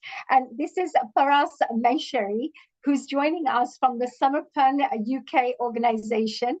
First of all, a global namaste, Paras ji. Global namaste to everybody. Thank you Global for namaste. giving this opportunity to be here. That is, we are so pleased to have you here because we're going to be talking a little bit more about how we are working together to plant trees and to work on environmental initiatives. But before then, let me do a quick little introduction. Paras Maheshwari is a managing trustee of Samarpan Meditation UK, which is an organization dedicated to promoting inner peace and holistic well-being through the ancient teachings of the Himalayan guru, His Holiness Shiv Kripanand Swami.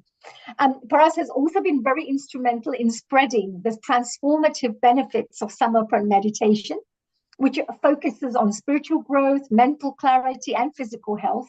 And he tirelessly works to make these teachings accessible to communities across the UK. So one of the practitioners is me, working on doing this particular meditation technique. I do this regularly, and it supports us with the mind-body-soul, I would say mind-body-soul development. So one of the things that he teaches is how we should connect to nature and the environment. So today, Paras will be sharing some insight project that we're working together on, which is being put together with the Samarpan Garden Committee, which and the main project is the Samarpan Peace Gardens. Yes. Which is an initiative not only for celebrating tranquility and peace, but also enjoying biodiversity and enjoying spending time in. I wanted to say thank you very much for doing such great work. I'm so proud to be part of your gardening committee and being part of it. But before then, please tell us a little bit about the work that Samarpan does, and tell us a little bit about this project, the Peace Gardens project. Well, thank you very much, first of all, for being welcoming onto the lovely Healing on the Earth program. Samarpan meditation is a very simple and a unique method of connecting yourself to your soul. And what we do is we teaches everybody. It started originally from India, which was in 1999, and it spread around 70 countries around the world. The good thing is about it is it's absolutely free. It is about nature, and nature is priceless, and that's what we believe. And what we give to the nature, we get it from the nature. So we come up with this wonderful idea of which we have a lovely Samarpan meditation ashram, which is based in Nottinghamshire. And we had a beautiful ashram which we wanted to make it more of where trees, berries, plants, wild animals, birds and things, which we came up with this brilliant idea of creating a Samarpan Peace Garden. Yeah, so you will see the Honey sharing the document. It's wonderful initiative which we took, and Honey Kalari is the lead of this whole project. Which what we give to the nature is very important, and it's what we say is if we do it now, it will benefit coming future generation, and also the soil and the plants and the animals, which will really benefit out of it. And as we talk about meditation, it's also help us to balance yourself. We'll have balance of your aura, your chakras in the body. You connect to yourself. It's wonderful, lovely fragrance of flowers. So it's phenomenal journey which we started. We took initiative. We come up with the idea, and this is where we have now have structured up ourselves. We did very first initiative, which was really important for us to move forward and take this step on the auspicious occasion on His Holiness, the founder of Samapa Meditation. We did a first tree plantation event, which was been honored, and we was very grateful.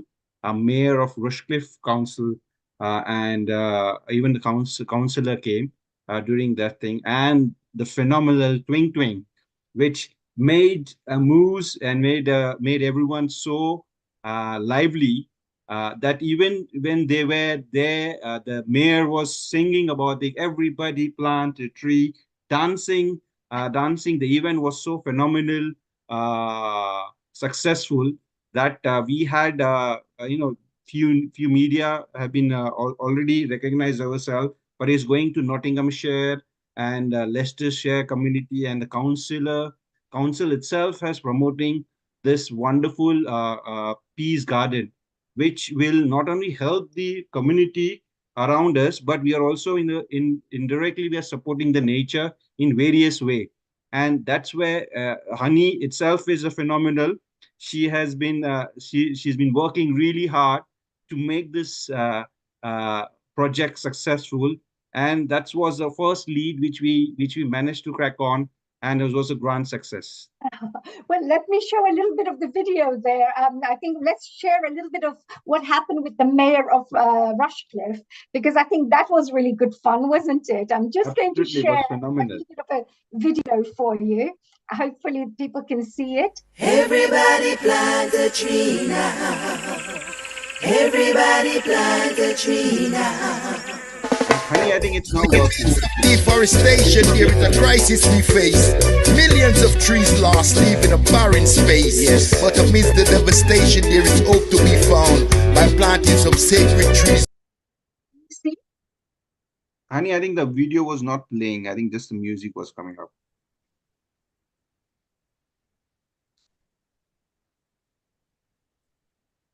So carry on talking, Honey, and then as soon as the video is ready, we can play that. Yes, Make sure it appears on the screen before we share with the sound, okay?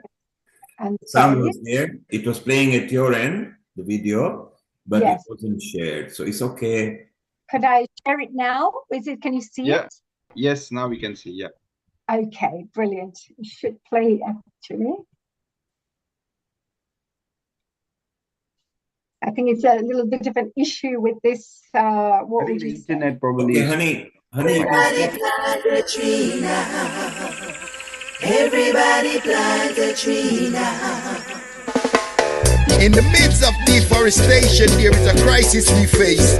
Millions of trees lost, leaving a barren space. Yes. But amidst the devastation, there is hope to be found by planting some sacred trees on the hallowed ground. So how did this meditation reach the UK? Everybody plant a tree now. Absorbs carbon dioxide. Everybody plant a tree now. Delivers oxygen. Everybody plant a tree now. We all need. Everybody plant a tree now. No. In the symphony of nature where melodies play, every tree planted show keep it correct. We just spin and a jump. Let's celebrate. In the groove of planting, it's never too late. Please plant a tree and let the groove unfold. Monkey carrot to make up more than nature's gift from the trick from the floor. Everybody plant a tree now. Everybody plant a tree now. Everybody plant a tree now. No. Everybody plant a tree now. In a world of green, where the rhythm's alive, seeds in the soil, let's take a dive. Please plant a tree and let the groove unfold. In the story's told with a pearl and a swirl. Let's join the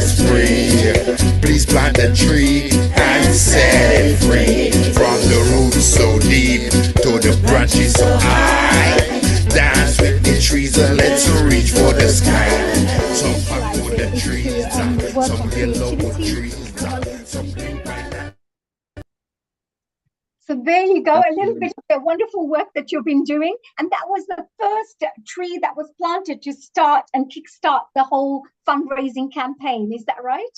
Absolutely, absolutely. And we are really, we are really honored. Hani has been leading this project as well. Thank you. Thank you. So, well, I have a lovely team to work with. And also when you have inspiring people working with, people who really want to support the environment, it's really fun because every single one has the same vision to make this happen. So I think it's great. Of course, we're now moving on to a wonderful, my next guest. Please do stay around, dear Paras, if you can, yes, for a short while. And we're just going to find out a little bit more about what Abbasid is doing with the Rotary in Action group here. So we move. Oh, hello, Abbasid. A global namaste to you. Agbasanva, is that right? Is that how I would say it? Yeah. Let me actually just do a quick little introduction to Abbasid. Abbasid actually is a wonderful, dedicated educator with a postgraduate certificate in education, and she's also the district community and vocational chair for Rotary in London.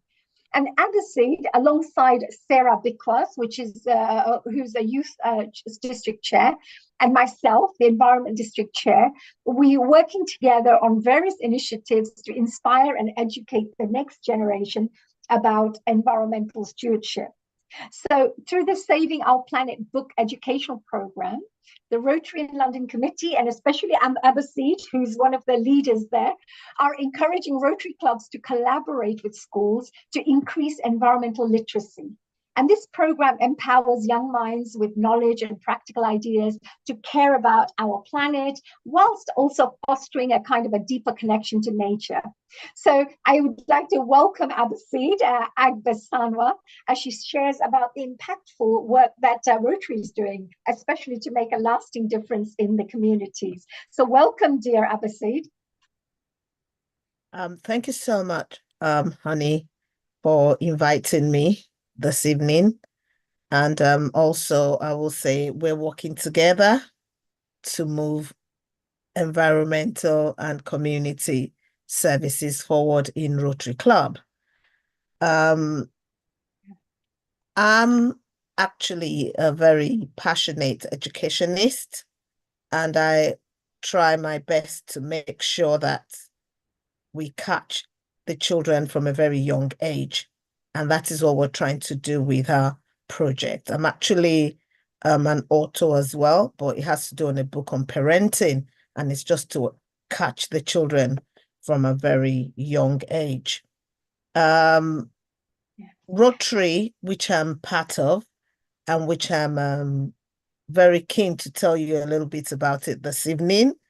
It's a global service organization, and Rotary engages in lots of different activities, and our activities is mainly to improve community locally and globally. So the first one that I'll just quickly talk about because of time is we promote peace all over the world. And how do we do that? We have Rotary funds peace centers, and they also train peace leaders who actually look into conflict resolution. And in February, we had a big peace conference in London here, which was very successful. And we had lots of people all over the world. And it's all that we can do to make sure that there is peace all over the world. And some of the Rotary clubs are working with Ukraine. They're working in the Far East just to make sure that there is peace in the world. That's number one. Number two, we're good at fighting disease. I'll say that because of our Polio Plus program. And if you really listen to news every time, you will see that Rotary Club is actually in partnership with lots of other organizations trying to eradicate polio worldwide. And we're doing that very well. And also about 3 weeks ago, I attended a conference about how Rotary can partner with Malaria UK to reduce malaria all over the world as well. We do a lot of awareness about lots of different diseases like HIV. Also on the 14th of November, we actually had an awareness about diabetics in Newham, which is our local community, just to make sure that, because in our community is we have a lot of people with type 2. So we actually raised awareness there as well. And also at the moment, the London, sorry? So you're also working a lot on the environmental projects, aren't you, at this moment in Yeah, I'm getting there. Yeah. Honey, I'm getting there gradually. Yeah, And also we're working on one of the things that Rotary is doing as well is we're providing clean water for all everywhere. We're supporting education, which is where I'm going to come to, in combination with how we're protecting the environment. So that's why I said that, honey, take it easy. I'm getting there, right? So we're supporting education, and at the same time, we're protecting environment. So in our support for environment, we're working with ICPN to go around in schools with this book, Let's Save Our Planet, which is what we're working on at the moment. And one of the things that we're doing with this book is we take the book to schools. Schools will get a copy and they will either use it as a curriculum for the school or use it during their assemblies. And also, we have started in Newham working with a school where we have handed over one of the books to them. And what they're doing is we're planning assemblies to go in, talk about how to save the planet with the children, younger children, like in the early years. Then we'll go on to children in Key Stage 1. Then we'll go on to children in Key Stage 2. And Sarah, the youth committee chair, she's looking at children in colleges, and we're looking at universities as well. And one of the things that we intend doing with them as well is to plant a tree in different schools. So this particular school that we're working with in East London, they are planning to have a memory tree in their school so that when the year sixes are leaving, they're leaving a message there and which they can always go back to. Also, we're going to encourage schools to have a garden in their schools. We're looking at elderly homes as well, because I'm speaking to 2 elderly homes, that they can have a garden. And at the end, we're going to have like a competition, which is going to really encourage people to be part of what we're doing. So that is how Rotary is supporting education and supporting and trying to protect environment as well. So, honey. I think it's doing an amazing job, Abasid. I just wanted to say I'm so proud because since I joined Rotary, I met such wonderful people who really want to serve the communities, who all give their time for free as volunteers, who are mostly all professionals with professional backgrounds like yourself in the world of education, but want to just give back to the community. So it's so wonderful to work with like-minded people like you. And I'm sure this whole year that we're going to be working on this educational program, we're looking to launch and distribute at least a minimum of 1,000 books in 1,000 schools in London, UK, and globally.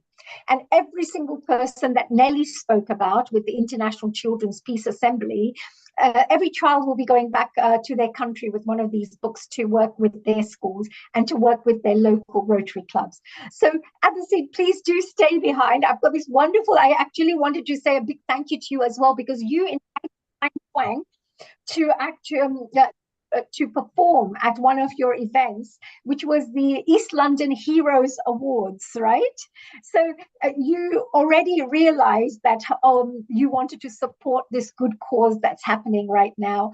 And I just want to say a very big thank you. Later on, when we get a chance at the end, we're going to show a little bit of that video with some of the photos of that event. So stay around. I'm going to move on to our wonderful Mr. Balaji, who's going to be speaking a little bit more about the Commonwealth Peace Park that we're working on. That was Abasid. Hello and a global namaste, Balaji. Global namaste to everybody. Thank you for inviting me, Honey, to this fantastic afternoon. I hope you've been enjoying it so far. Let me do a quick little introduction to Mr. Balaji. And he's the founder of the Bala Foundation, an organization dedicated to making a positive impact in communities. And one of their exciting initiatives is the creation of the Commonwealth Peace Park, which is going to be developed in collaboration with ourselves, with International Children's Peace Network and Rotary. So together, we're hoping to create quite a lot of these different Commonwealth Peace Parks. And we'll find out a little bit more about what Balaji has to say just now. But the project actually aims to engage youth and visitors, offering them a unique opportunity to connect with nature whilst learning about the Commonwealth's diverse cultures in an inspiring and interactive way. So we'll find out a bit more right now in a minute. So the park will serve as a place for peace, education, community get-together, and the environment as well. And at the same time, create a legacy, which will, I believe, inspire generations to come. So I'd like to welcome Balaji. Thank you very much. Please share a little bit more about this remarkable initiative that you're working on, the Commonwealth Peace Park. Tell us a little bit about that and how we're going to be working together to raise funds through this song, with the fundraising song, to put this together. Sure. Yeah, thank you for that lovely introduction, Aniji. So how this started was when Her Majesty passed away, Queen Elizabeth II. And I was wondering how or what I should do on a personal level to create a memorial for her. And I thought deep and hard, how can we honor this amazing person? So I looked into her life and I realized that one of the most important things to her was the Commonwealth. So I thought, okay, Commonwealth is a big, big subject. And I thought to myself, if we can put the whole of the Commonwealth in one place, create an environment where we are representing every country in the Commonwealth in one singular place, that would be a really great tribute to Her Majesty the Queen. So to that end, so that's what inspired me to think of this project. Ah, very nice. And we started working with you on planting trees already through the SEVA International event that you organized with the Mayor of Redbridge. And that was really good fun as well, because we were starting to educate everybody that we're going to be working on this project. We were telling people to donate £1 so we could start fundraising. And part of the funds that we raised from this fundraising project will be going towards setting up this Commonwealth Peace Walk. And I understand that as we have this Commonwealth Peace Walk, Balaji, we have special plaques that are going to be put trees, and each one representing one country. Yes. And with these plaques, you last time shared with me that you have a QR code. So when young people or community members are going for walks, they can literally just click on that and it takes them to that particular country, whichever country it's representing that tree and that QR code. And it tells them all. So I believe that's such an amazing idea, because you have combined environmental legacy with, of course, education, with encouraging people to start getting connected to nature as well. And you're also honoring the royal family, you know, through the work that you're doing. Amazing.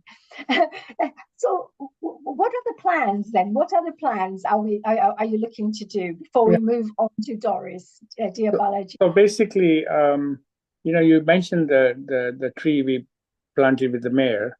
So this is something we have been doing for the last 10 years.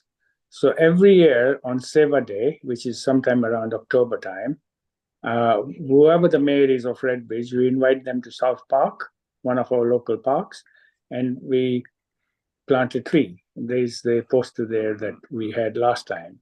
And Yes. of course, this year we were very honored to have Twang Twang and yourself there. And Twang Twang did the song, and it was fabulous. It was very enjoyable. And of course, it gave a lot of exposure to this very, very worthy cause.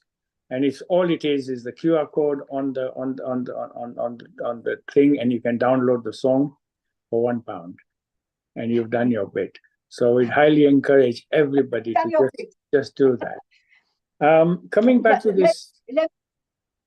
Yes. So yes, coming back tell to us a little bit about the.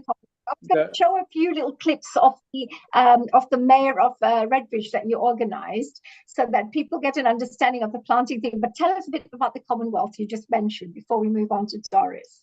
Sure. So coming back to the Commonwealth Peace Park. So I wrote a book, a 500-page book on the Commonwealth, basically dedicating 10 pages per country, and there are 56 countries. So it's not.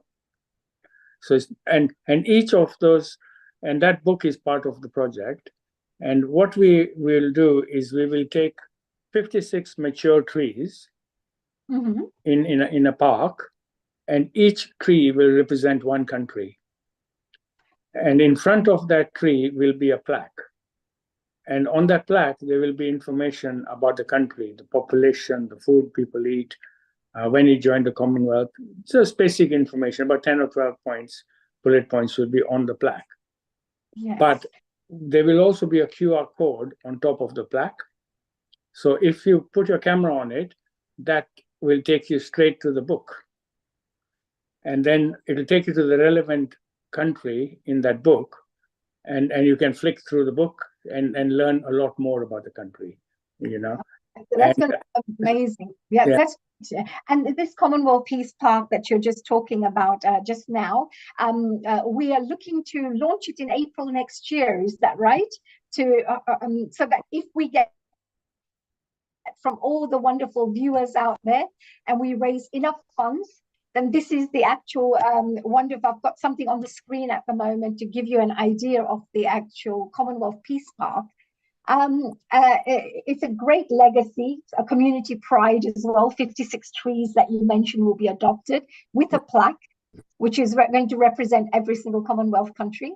And you mentioned there's going to be interactive learning through QR codes leading to online educational content, which is your book content. And this aim is to, of course, enhance local green spaces and encourage schools and the youth to enjoy the nature walks. And what a fantastic way to get young minds involved in a great, you know, and the communities involved. And we are looking to maybe repeat that Commonwealth Peace Park in various different parts of the world later on. Is that right? Absolutely. So the project is now ready. The book is ready. The QR codes are ready. All we did is space, and we can repeat this anywhere. We're already talking to a few countries. We're talking to Goa. We're talking to Delhi. We're talking to Tanzania. We talked to Epping, I believe. Fantastic. And of course, the Rotary is very much on board. And so we can repeat this anywhere in the world. And it's ready to go. Very excited to work with you for this, Balaji. What a great idea. And we're looking forward to raising funds collectively so that these are the kinds of environmental initiatives we're going to be funding through the tree song. So Twang Twang's playing a very big part on here, supporting us. And if we can do our part to share the links with all our friends and families, then the minimum would be £1. They can donate whatever they want. Corporate companies can give whatever they would like, but this can help us raise the £1 million that we're looking to raise for all the about 7-8 different projects that we're working on. So thank you, Balaji. Please stay around. We're going to move on to Doris, and we'll be back again to show a little bit of your videos of the wonderful Mayor of Redbridge event that we did. Hello, and a global namaste to Doris. Hello, Doris. Global namaste to you, honey.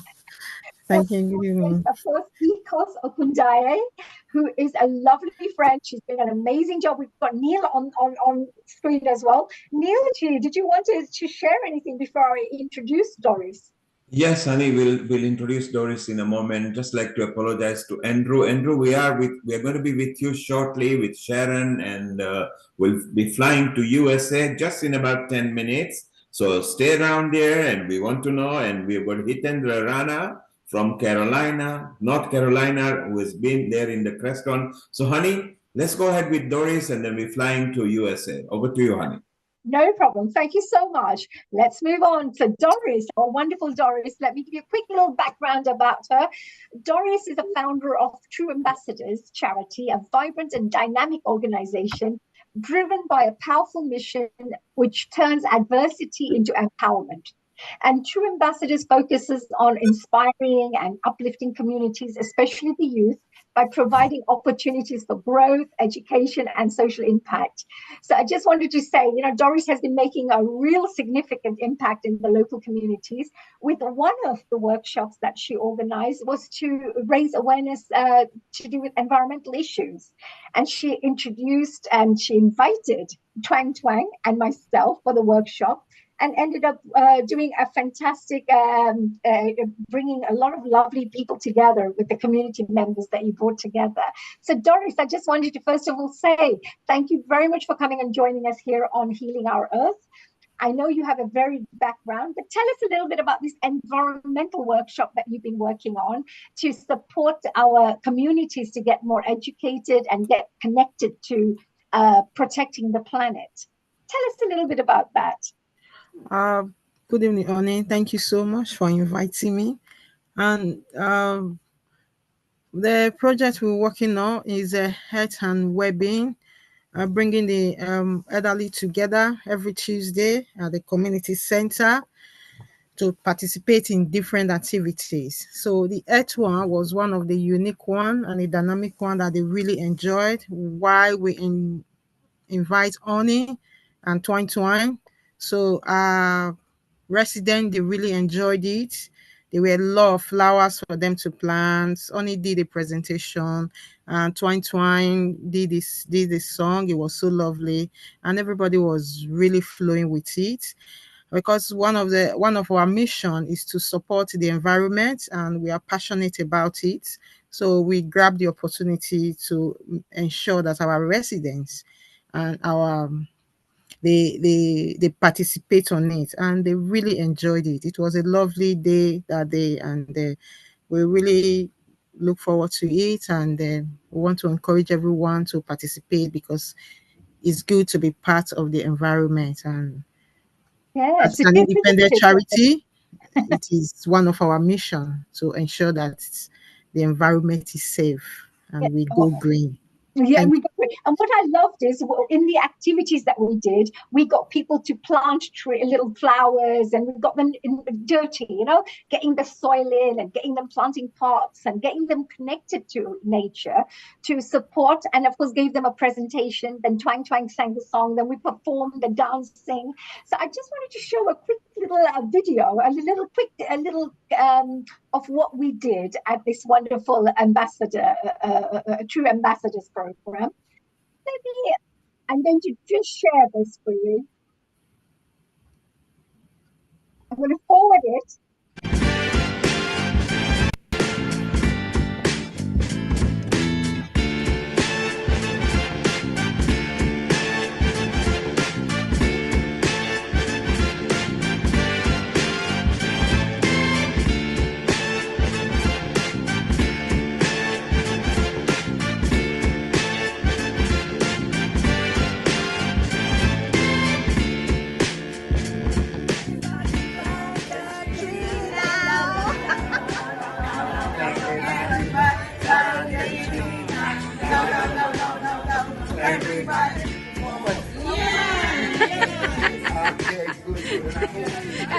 4. Everybody plant a tree now. Everybody plant a tree now. Everybody plant a tree now.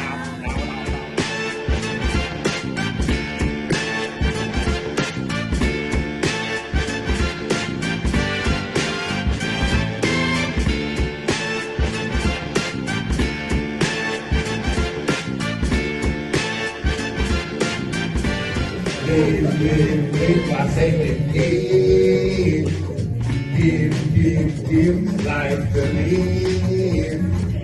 Live. One more verse. Dark is the event, what you expect. You do not give what you want to get. Dark. Everybody plant a tree now. Everybody plant a tree now. Everybody plant a tree now. Everybody plant. Thank you so much, Honey Galaria and Twang Twang. Thank you. What did you think? Everybody plant the trees now. I just wanted to say thank you very much to these gorgeous ladies. They were so much fun, and I just. No. Everybody plant the tree now. No. Everybody plant.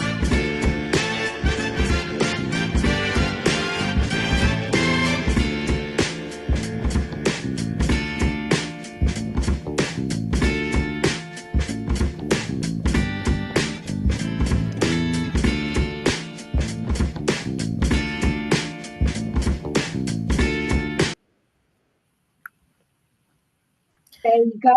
That was a lovely one, and it was a lovely day getting them involved, being them sewing their hands and all. So it was an amazing.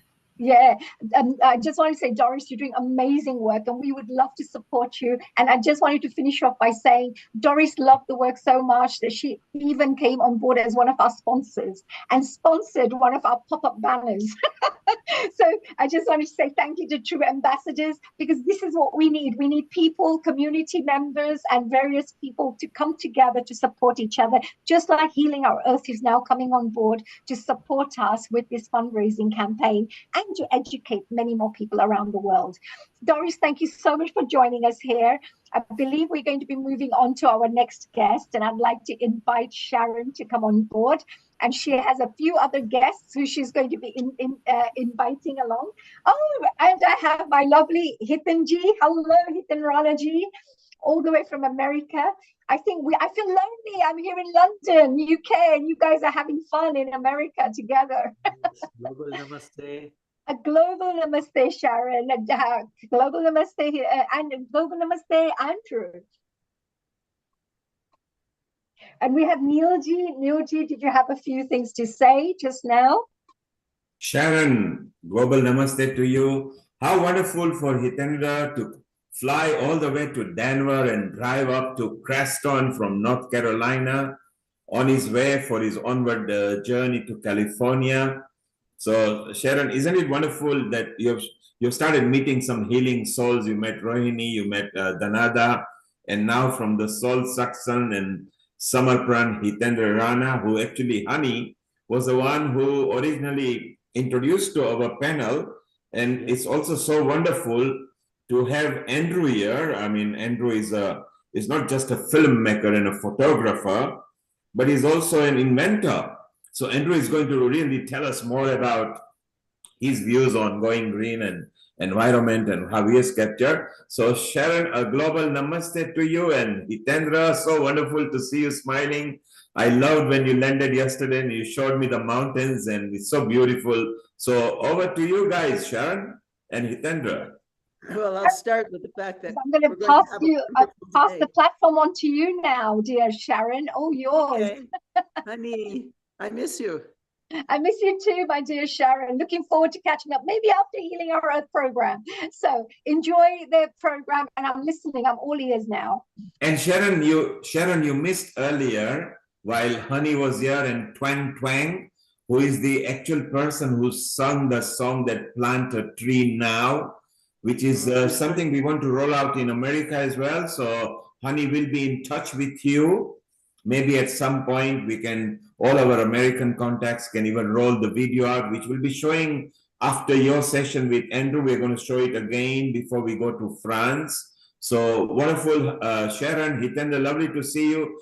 And Andrew, bring your wisdom. Sharon, can we introduce Andrew? And before we introduce, how surprised were you to see Hitendra? I was thrilled, actually. I wasn't surprised, but I was thrilled. And we're going to have a really good day. We're going to go and meet Hana. We're going to go to the ashram, and we're going to the Shumei Japanese Shinto Center, which really has deep respect for the earth. And we are excited. We are excited to know where you will be going, because presently where you are is, I think, only 10:45 in the morning where you are. So Hitendra, you've got a full day there. You're going to meet. You love Hannah. You will love, maybe if she takes you to Ramloti or wherever she takes you. It's going to be a thrilling, a mini Sunday for you over there. And we are so excited. So it's lovely to see you. And Hitendra, of course, you love the vibes from the moment you landed into Denver, because you just picked the car up and then you showed me the journey, what was happening on the way. So we were enjoying as well. So Sharon, thank you for having Hitendra down there. Over to you, Sharon.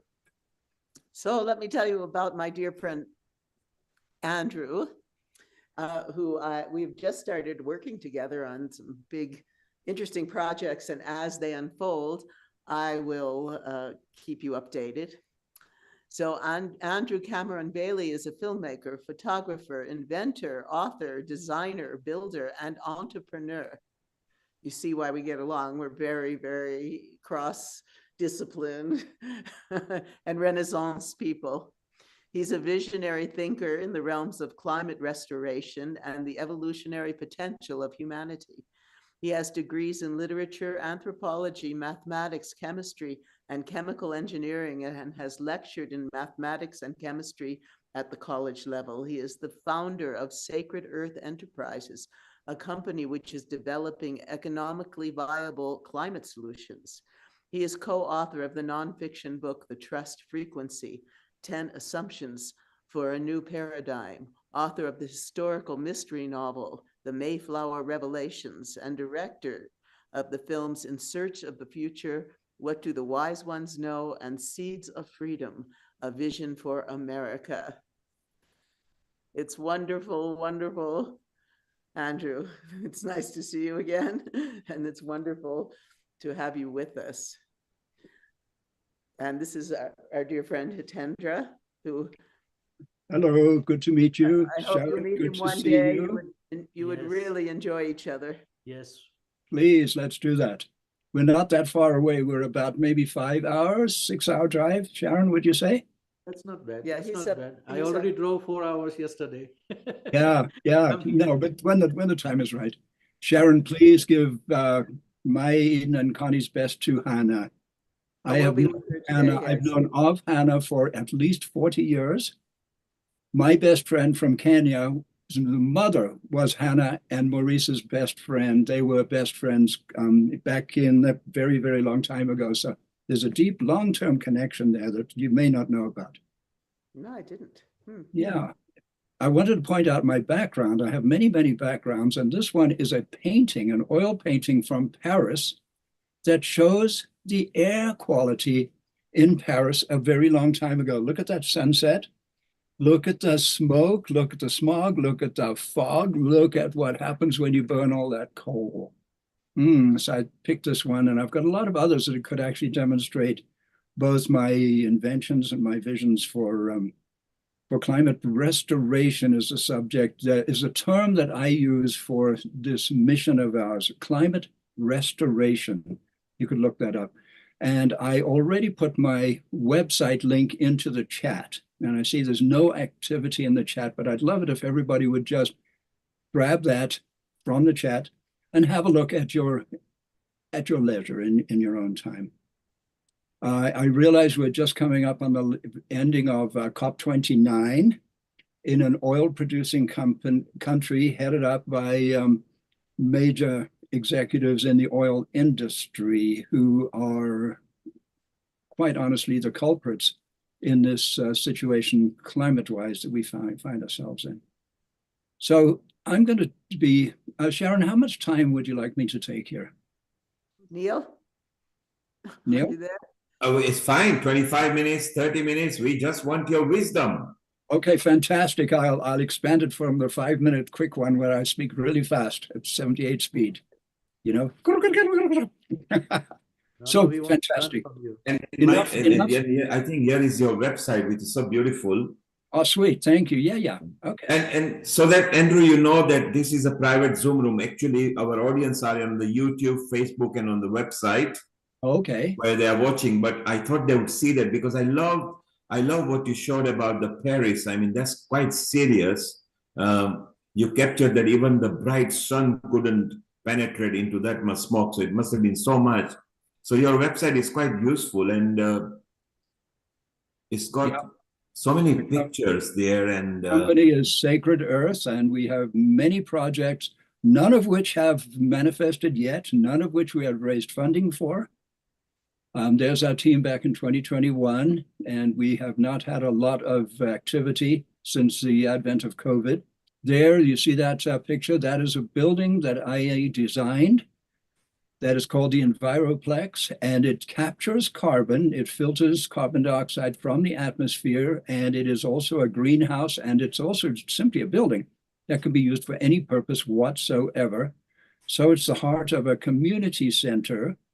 I've actually designed a replicable, that means you can mass produce it, you can 3D print the components and put a 10-acre, 4-hectare eco-village together in about a week from the components. And there is something called the carbon capture module.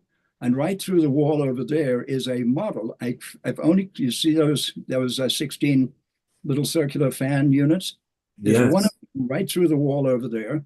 I had intended to, I was going to go there and bring a flask with some white powder in it. And that white powder used to be carbon in the atmosphere. And it is now captured carbon in a beaker, in a chemical beaker. There's a cross section of the Enviroplex. As you can see, it's a greenhouse. And it can also be used for livestock. It can be placed in urban situations, even on top of flat roof buildings. It can be placed in suburban situations as a community center. It can house probably up to about 100 people, or it could contain educational facilities or whatever we care to use it for.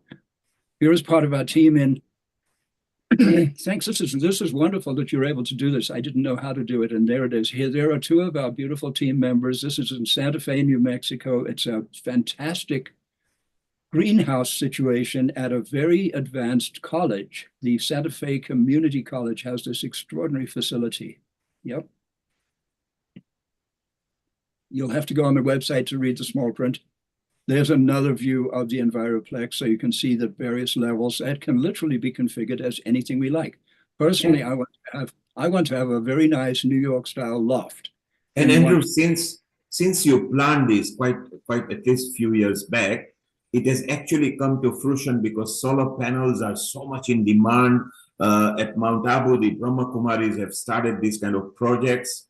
These are so useful that what thought of as a concept for future is now, the future is actually arrived.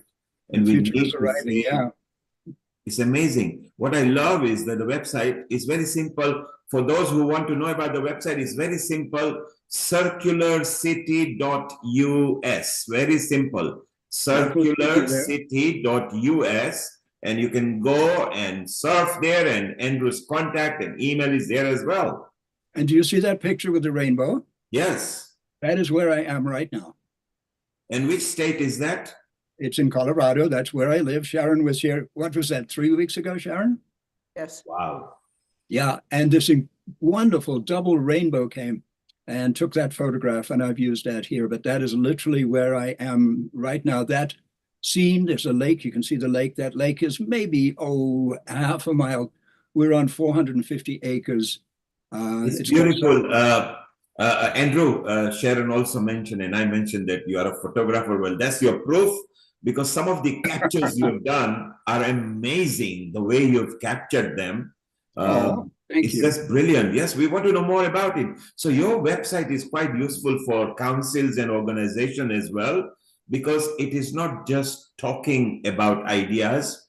I think it is demonstrating how the ideas can come into fruition, how it can come. There, another beautiful picture in your backdrop.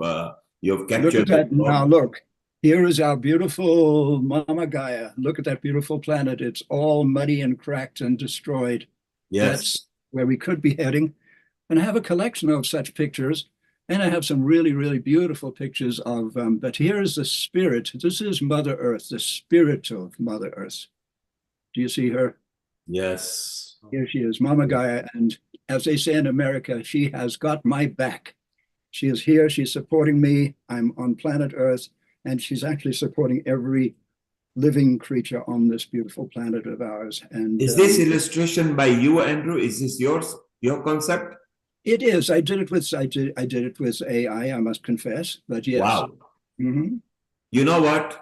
I think we might be able to use it for Glow Women, because we've got an offshoot of Healing Our Earth where women are together. I can see the woman actually glowing as the concept is going. It could be something very useful, Mike, Andrew. Thank you. Now here is my hometown, looking good these days. In the immediate future, if we don't wake up, that could be New York City. It could be somewhere. By the way, it says that I am in the USA, and this is true. But actually, I was born in England, and I grew up in South Africa.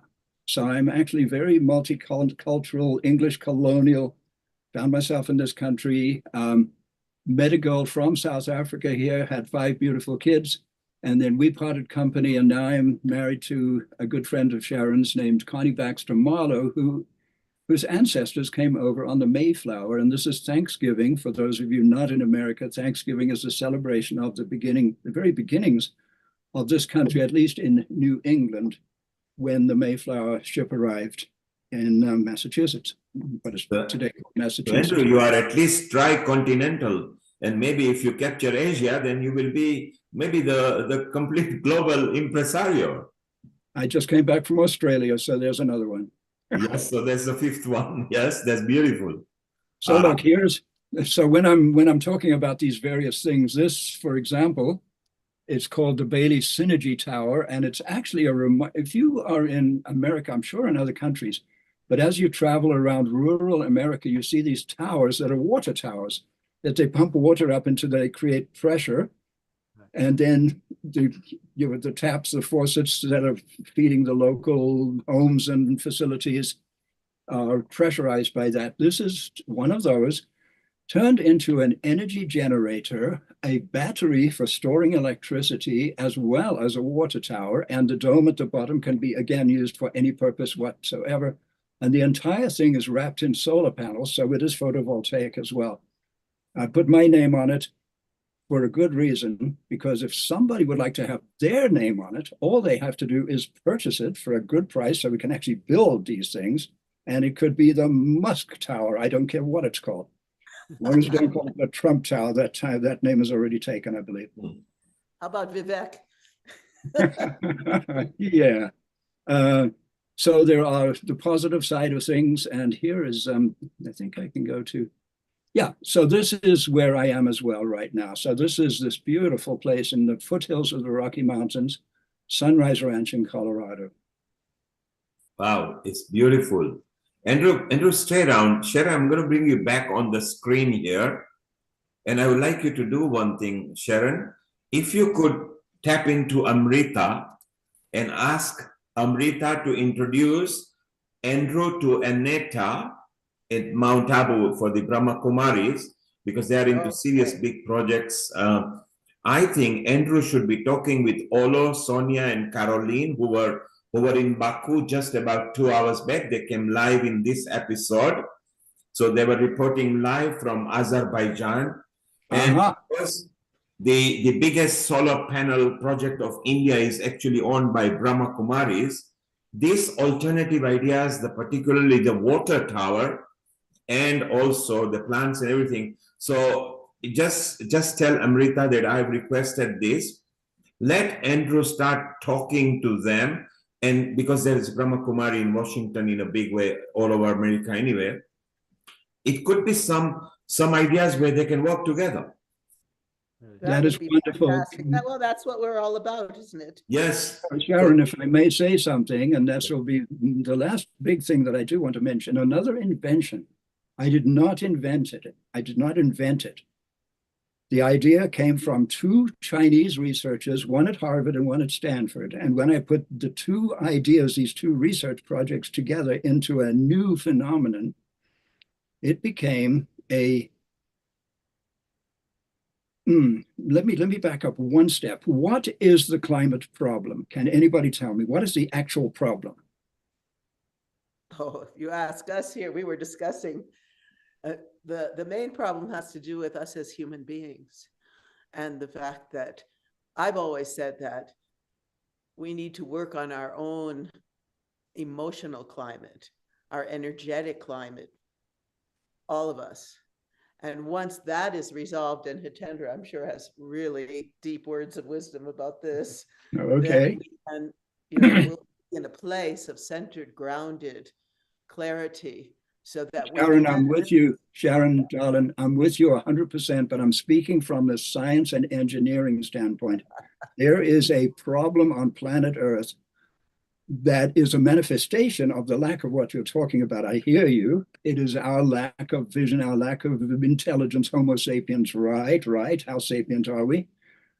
But the question is, my question is very simply, because people don't actually come back with what I regard as the correct answer. What is the problem with regard to climate? Why are we having these COP all the way up to 29 now? Why? What's the problem? Overconsumption. Global warming is the main thing right now. Everybody is thinking. Say that again. Global warming. That's it. That is the answer. 2 words. Global warming is the problem. Now, what do we have to do to counteract global warming? That is the big question. You see, people get involved in all sorts of things. Oh, it's CO2. Oh, it's this. Oh, it's people driving the wrong vehicle. And it's and on, right? The problem, the root problem, is the fact that the planet is warming up, and it is triggering radical changes already in our beautiful planet, to the point where we're probably well past, there are 9 tipping points that have been identified. We're past every one of them at this moment in time. It's terrifying. It has something to do with carbon dioxide in the atmosphere, but that is a cause. It is not the problem. It is the cause of the problem, or one of the causes of the problem. So one of the things we have to do is, what's the opposite of global warming? It is global cooling. And I have not changed subjects. The subject was brahmacharyas and solar panels. What do solar panels do for the planet, for the problem, for global warming or global cooling? What do solar panels do? Do we know? What color are they? They tend to be a dark blue, almost black. Yes. Dark colors absorb heat. They contribute to global warming by capturing infrared. When you have a solar farm, there's a phenomenon called a heat island, where it is perhaps 5 degrees, I think 5 degrees Fahrenheit, hotter there than it is in the surrounding desert. It's 100 degrees out in the surrounding desert. It's 105 there. Why? Because of the solar panels. Now, here's a what if, and this is the invention I'm talking about, Sharon, and I don't think you know about this. No. It came out of the electrical engineering department at Stanford, Chinese researcher. It's a clip-on panel that simply mass-produced. They cost about 85 cents each to manufacture at scale.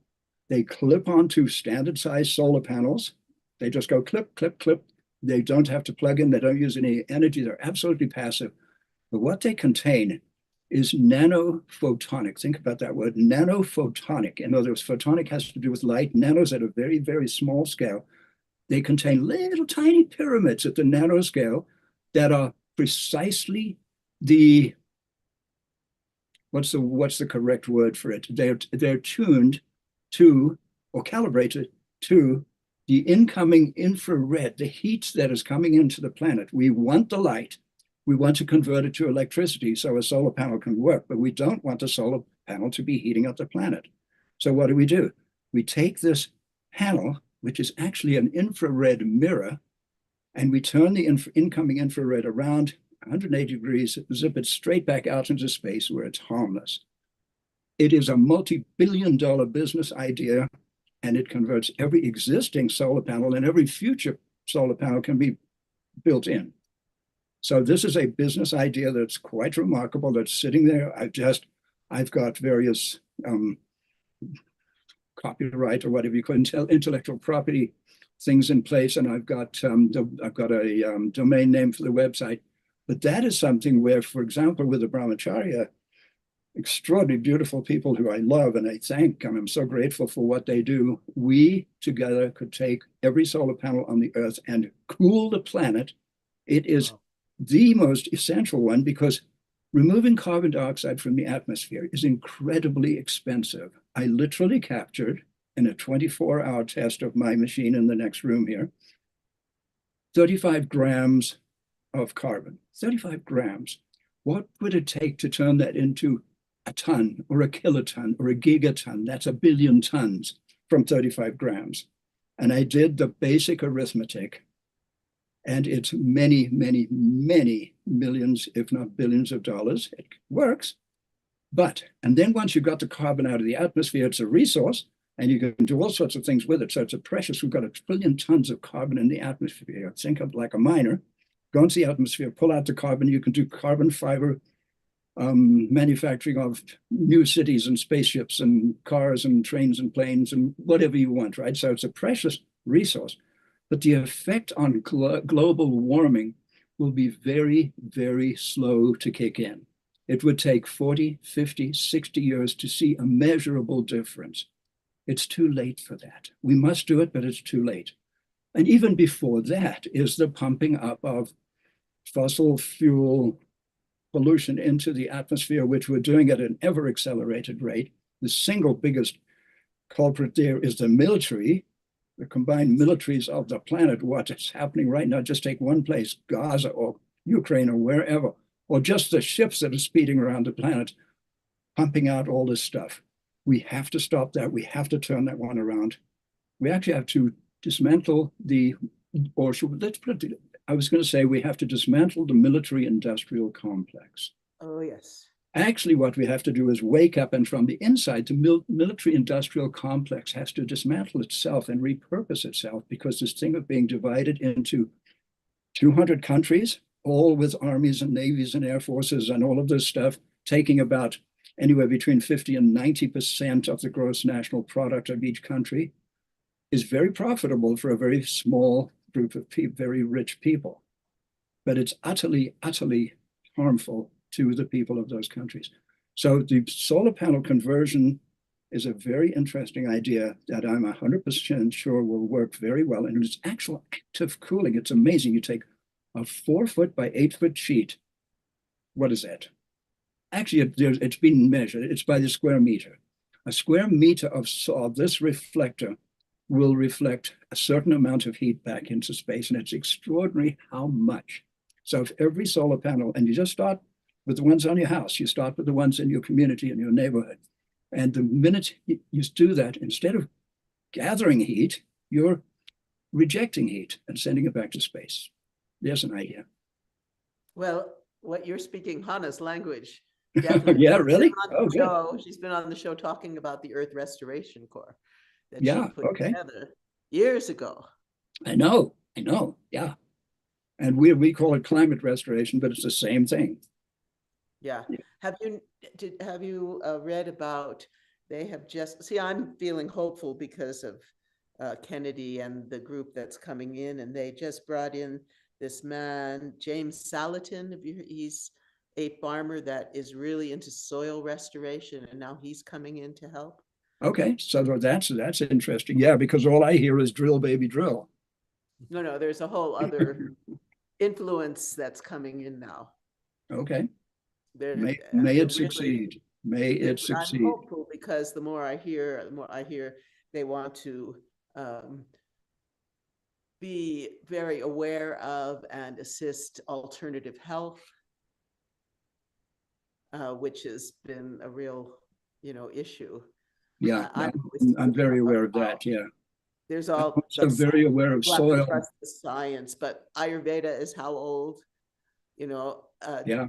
Traditional Chinese medicine is how old? Yeah.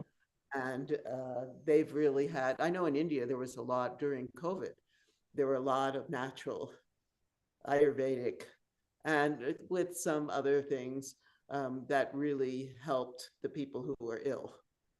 So there's a whole world and there's a whole history of solutions for these problems.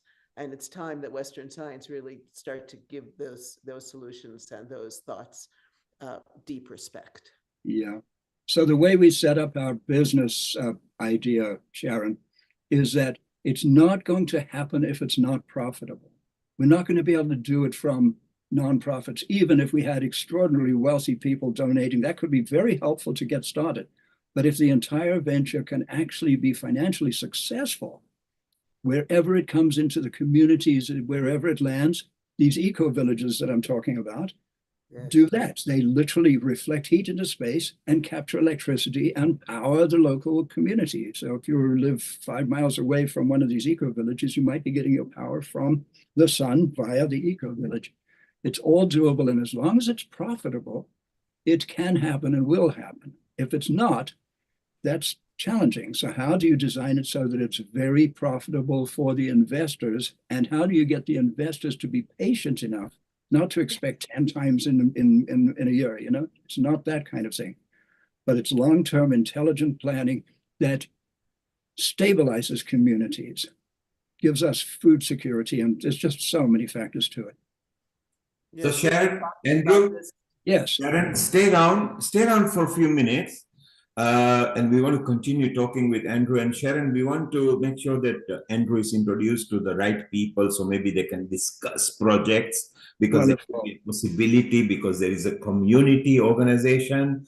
Let's take about 10 minutes, just slightly off, and we visit from USA to France, where our smiling Stefan is waiting here. Stefan was from COP28, so he wants to say what happened from COP28 to COP29, and it's wonderful. And we are going to listen to the Plant a Tree, Plant a Tree Now song, because Twang is here as well. So honey, let's go to Stefan, because he was there last year in this episode for COP28 and to COP29. Bonsoir Stéphane, comment ça va?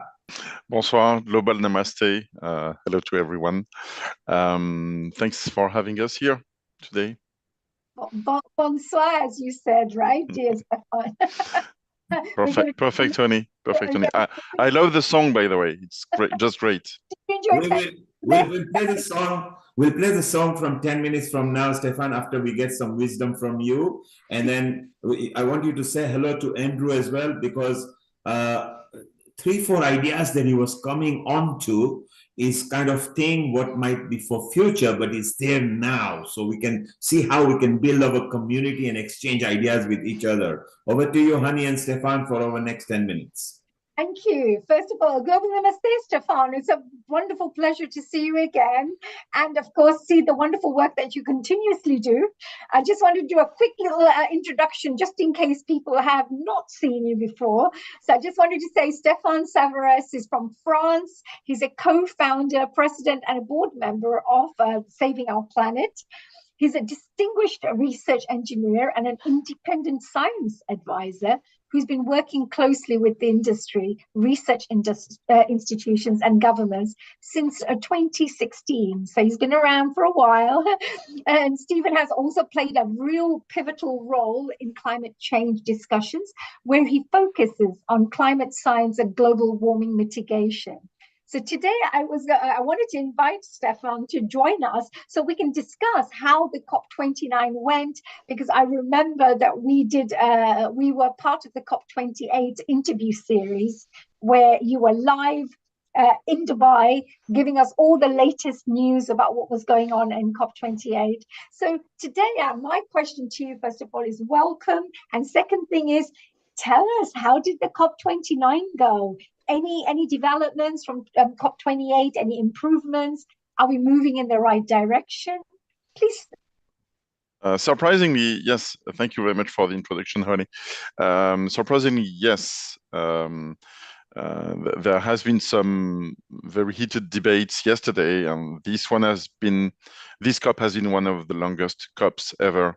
The talks are still going on, and actually the COP30 Brazilian presidency has taken over today.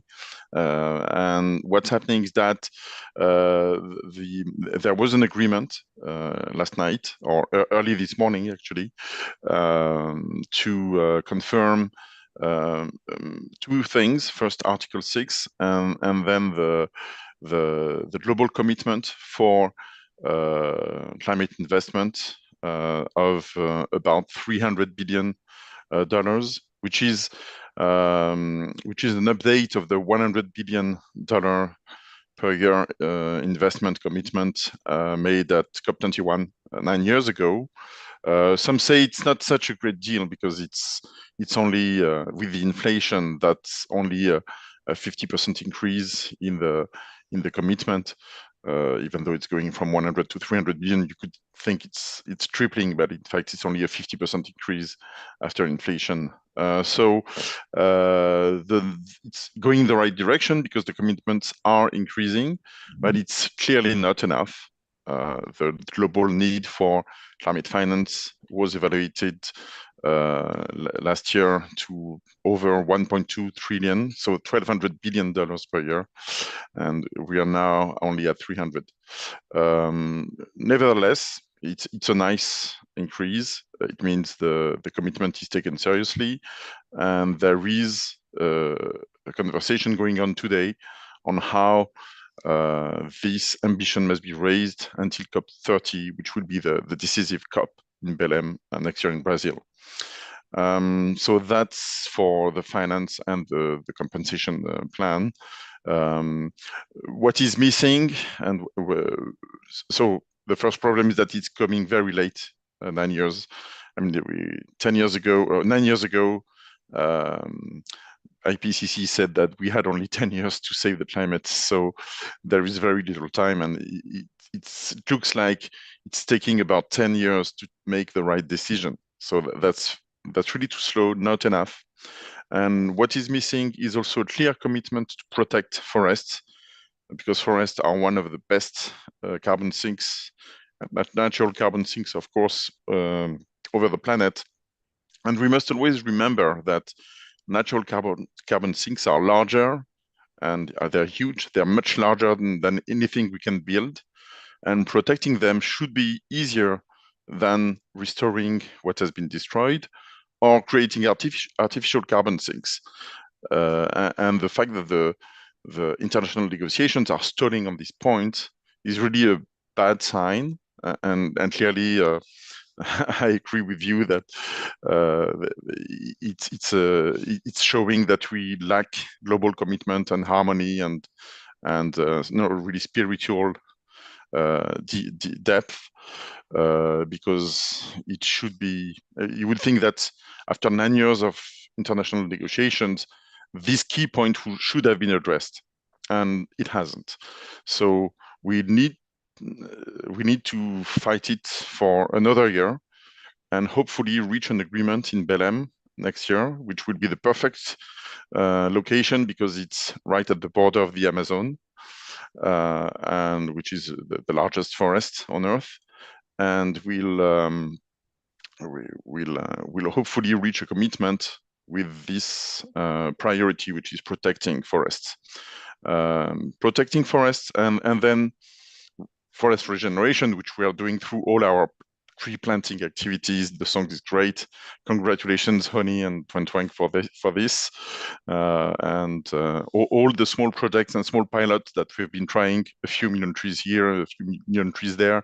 This is just preparing the future, paving the way for a future where, in harmony, the entire world is protecting its forests and growing new ones. Absolutely, absolutely. That's great, Stefan. And also, of course, for people who may not know much about the COP29, I understand that the COP29 stands for Conference of the Parties. And it's an international treaty that's been signed, and I believe it was first signed in 1992 between 154 countries around the world. There are actually, right now, there are 198 parties, 197 countries plus the European Union.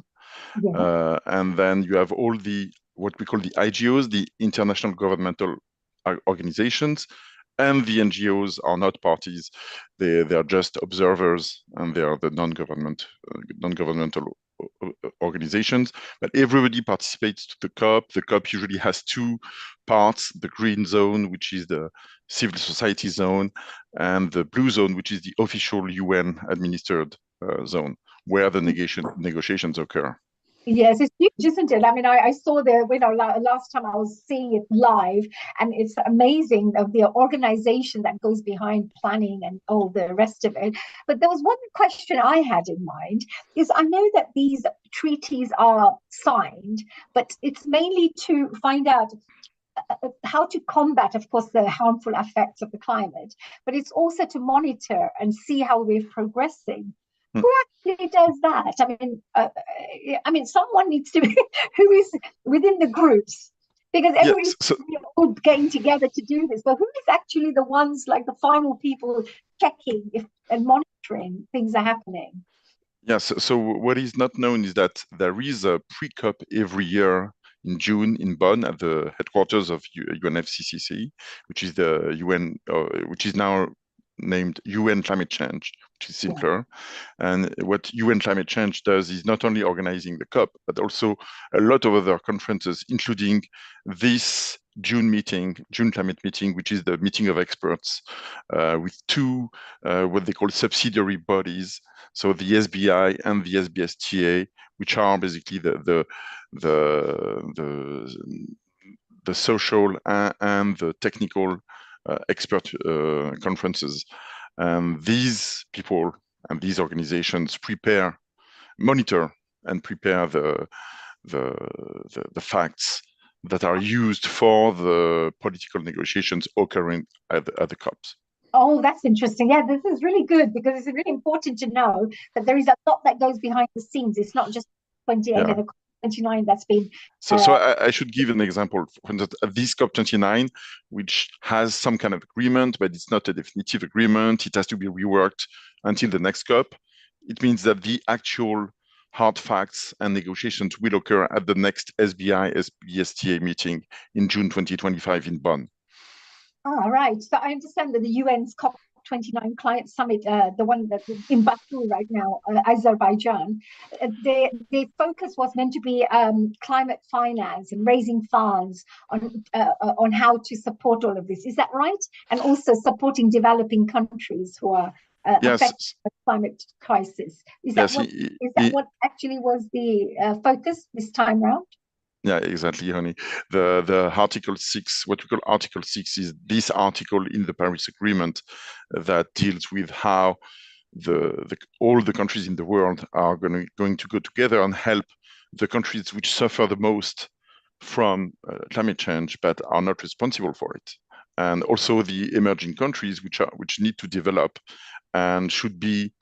If there was no climate change, they would have developed thanks to the fossil fuels. But now, since we want to keep them from doing this, and they voluntarily say, okay, we don't want to do the same mistakes that were done in the past, so the developed countries need to help us develop as fast as we can, but without fossil fuels, which involves technology transfer, extra funding because it's more expensive, and education and so on. Yeah. So there's lots is happening in the background, a lot to be done. But I love the one thing I just wanted to finish off with mentioning is the forest. They did talk about how to protect the forest rather than replanting trees, because sometimes I find that these trees have been there for 1,000 years, 500 years, 300 years, and then they give enough, like they can be useful to clean the carbon. But if you have something just for a year, 2 years, 3 years, I don't think it's doing the kind of work that these 100 years of It's impossible to replace. Trees are doing. Exactly, it's impossible to replace a centuries-old tree, because this tree is not only a great carbon sink, it's also the home of hundreds or thousands of species and individuals and animals and plants. And it also does a terrific job of cleaning the water and regenerating fresh water and soil. If you cut this tree and replace it with younger trees, it's going to take centuries to go back to the same state. So you've actually destroyed something for centuries and created a gap in the ecosystem. If you do that by carefully choosing which trees you cut, which is a responsible way of using forests, it's okay. But if you cut all the big trees in an area, then basically you have destroyed the forest, the habitat of all those of this wildlife and so on. So much wildlife and biodiversity. I mean, yeah, absolutely. So thank you for sharing this that. should be obvious, but apparently it hasn't been fully recognized, even though that was at the heart of the conversation last week, which is a good thing always. Yes, no, fantastic. Thank you. That was a really good update, all in summarized form. Thank you. Very useful for the people who really are interested to find out more about the COP29 side and, of course, how talks are developing. We have Neil Kumar again on screen. May I invite you, Neilji, to share any of your comments with what you've heard so far? Thank you, Hani. It's always nice to have Stefan. He also connects us to Uganda, and he's obviously friend with David Appleby and other people as well. Stefan, I would like you to say hello to Andrew in Colorado in United States of America. Hi, Andrew. His website, if you actually tap into it, circularcity.us, I think it has got some exciting ideas. So, honey, if you could make a note, if you connect with Amrita, who is our lead admin, who is also connected with Stefan on the WhatsApp and Telegram as well. And if we can connect Andrew, Stefan, definitely, and Brahma Kumari. So Sharon, you'll have to get involved in that as well, because Brahma Kumari are one of the biggest leads in the world. They are official part of the COP as well from the spiritual angle, and there are more than 140 countries. It'd be nice if we get a private conference going. Honey, you can lead that with Amrita. No problems. Yes. Very much into environment. And Andrew has some ideas that are not necessarily just his invention, but he has conceptualized and visualized some ideas where he might be also connected with people. There, look, he has got so much material that he can share. All this, Andrew, is going to be very useful, Andrew.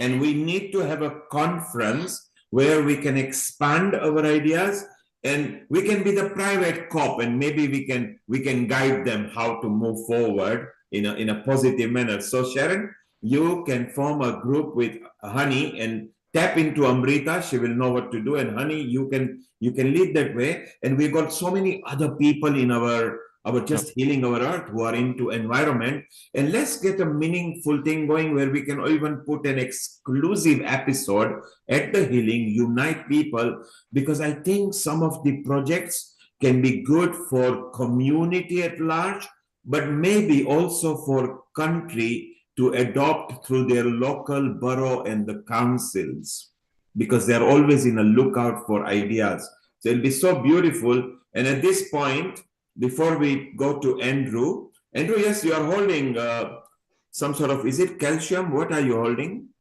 I'm holding carbon. Carbon? Hi, you're holding carbon, yes. That was previously in the atmosphere. It is now in this flask. That is atmospheric CO2 captured using our carbon capture module in 24 hours. So in 24 hours, one of our units captures 35 grams in 24 hours. Just do the arithmetic and see how crazy and ridiculous and expensive and huge an operation to do that would be, and how long it would take to have an effect, as I mentioned earlier. Yeah. And people have no idea. It actually works. And people have no idea how serious this is, Andrew. Just look at Delhi, the capital of India at the moment. Really? It is completely disastrous there. in the state capital. And Yep. first we were in China, which was disastrous. We moved to India, and pretty soon it's going to move to Europe as well. If we don't take it serious, this can be catastrophic. And I think we need to wake up now. Honey, let's take a pause here. Let's play our song for Plant a Tree, because Twang is here as well. I would like to, Nilji, I would like to ask everyone who is on the Zoom at the moment, I think they should get involved a little bit with the Everybody Plant a Tree now. What do you think, Nilji? Yes, that's why we want to play. That's why we want to play the song first. Yes. Because it'll be fun, and Twang is here as well. So maybe he can, after it finishes, he can start humming as well. Because I love it the way he says. Basically, he says, don't mess about with Twang. Plant a tree now. You know, and I think it will be a good idea. So let's play the song. If you just play it at your end just for a moment, so it buffers, then we will play it with sound. Then Andrew and Stefan, you've said hello to each other, so you will be connected via either Telegram or WhatsApp group or an email group where even maybe I can make a comment. And let's get a private offline conference going, because post-COP we need to learn few things, but we've also got ideas. So shortly we just play this reel now. Sunny, don't forget to share the sound as well. I have, yes. Hopefully you're all going to be seeing this. So we present to you Twang Twang. Hope you enjoy it with Everybody Plant a Tree Now. Okay, honey, it's just a blank screen. So stop the screen share, let it play at your end for a while so that it's buffered. So it'll be beautiful and it'll be very nice. And Andrew, coming back to circularcity.us, which is not just graphically showing things, I love the idea that, like you say, even in small towers, you know, on top of the building, you can have an eco-friendly plant. And was there any calculation done about the costing of the same, Andrew? The costing of, I'm sorry, the costing of what? Of some of your projects, particularly in some large building, that on the rooftop, it can roll them out. So can a consumer afford it, or does it have to be a government or a council or an organization? Let me tell you, and you will understand, it's actually the economics of scale. The first one will be very expensive, just the same way the first Tesla motor car was very expensive to set up, to get your manufacturing together, because these, they're basically the heart of an eco-village. And so there's a lot of 3D printing infrastructure to be created, for example. So the first one would probably cost, if you took that Enviroplex, it would cost probably $5 to $10 million. And then the second one would probably cost about $1 million. And then the 100th one would cost about, $100,000. It will not cost, but the beginning, it does require some startup capital to ramp it up and get it going. But the beautiful thing is you can do an installation in one location and then move 10 miles and do another installation that's basically identical. So it creates, they'll all have their own flavor and their own community and so on, but they'll basically be the same physical installation so that we can mass produce that. That's the idea. And it does, when I did the math, I entered Elon Musk's $100 million climate capture project. And this was my, built my prototype. It captured 35 grams of carbon. And to get to the first goal, which was a kiloton, which is 1,000 tons, I would have needed about $5 million. And I did it out of my back pocket, and I don't have much money in my back pocket. So it was, and I was able to both build it and run it. I'm a chemical engineer by training, and I can build anything. Give me a budget and we can do it. So Andrew, from what you are saying, it's not astronomical, even at a consumer level. So those who are owning high-rise buildings now, which is in every metropolitan city, starting from $1 million onwards, is actually just peanuts when you compare on that level. But even at a consumer level, which can be less than $1 million, which can be a smaller version, as you say, once it comes economies of scale, once it goes on going. So it's definitely worth pursuing the ideas and maybe collect more data. And I think this is what we want to exchange ideas with. And whole platform at Healing Our Earth is we connect people from different parts, like-minded people, so they can explore the ideas. And some comes to fruition, some just comes to hi, hello, nothing wrong in it. Honey, are we ready? Is it buffered at your end? Absolutely. Let's go for it. Let's plant the tree. Let's see if we can share this. Enjoy, everyone. And Twang, get ready to, there we are, there's Twang. He's live on Zoom with us. Everybody plant a tree now. In the midst of deforestation, there is a cry. Trees lost, leaving a barren space. Yes. But amidst the devastation, there is hope to be found by planting some sacred trees in the Allah. Everybody plant a tree now. Absorbs carbon dioxide. Everybody plant a tree now. Delivers oxygen. Everybody plant a tree now. We all need it. Everybody plant a tree now. Now. Every tree planted short, keep it parade. Just spin and a jump, let's celebrate. In the groove of planting, it's never too late. Please plant a tree and let the groove unfold. In the meadows of happiness, story told. Pumpkin, carrot, tomato, ackee and more. Mother Nature's gift coming straight from the floor. Everybody plant a tree now. Everybody plant a tree now. Everybody plant a tree now. No. Everybody plant a tree now. In a world of green, where the rhythm's alive, seed in the soil, let's take a dive. Please plant a tree and let the groove unfold. In the meadows of happiness, the story's told. With a pearl and a swirl, let's join the spree. Please plant a tree and set it free. From the roots so deep to the branches so high. Dance with the trees and let's reach for the sky. Some backward the trees, some yellowwood trees, and some walnut trees. From the seeds to the leaves, birds and bees lives in ease. Twang and honey spreading love in seeds.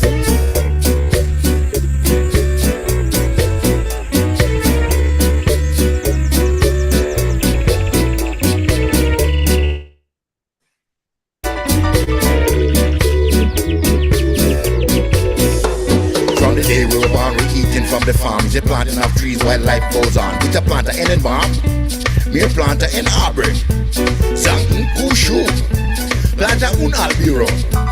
Make it a decree, create a legacy. Every tree planted is a grand story. From the root rounded to the leaf that spin. Dance with the trees that the party begin. Underneath that star where the rhythm's alive. Dance with the trees, they make us survive. Everybody plant a tree now.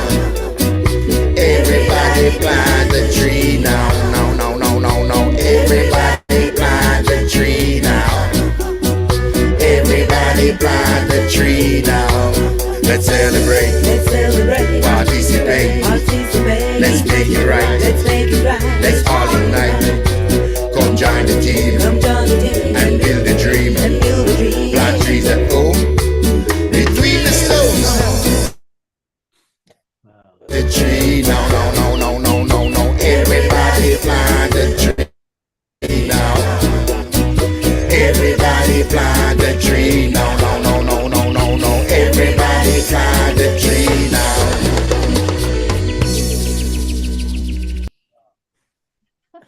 So beautiful.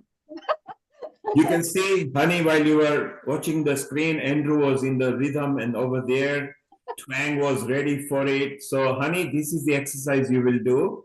If you could send the digital version to Nishit, yes, he will just upload the song properly buffered in the YouTube, and then let's make it viral. And to all our colleagues, wherever you are listening, whichever country you are, we'll send you the song list. Just make it viral. Honey, at the end, do put the scan QR code as well, and so that people know where they can visit. So it'll be very useful for us. And it's so nice that I think that's the way to entice maybe the children.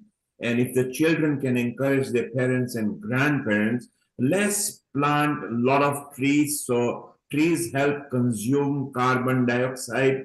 Otherwise, we'll have to go Andrew way to create plants, which are artificial trees. If we can bring natural trees, we will have a natural remedy, but we need to have not 1 million, we need to not have 1 billion. We have destroyed more than several trillion trees.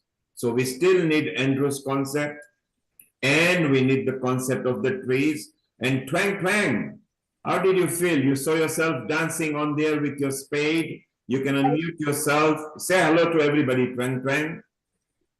Hello, everybody. Hello, everybody. I'm Twing, and I'm so enthused to know that this song is taking it to the world and the acknowledgement for this song. Thanks, Honey. You're a star.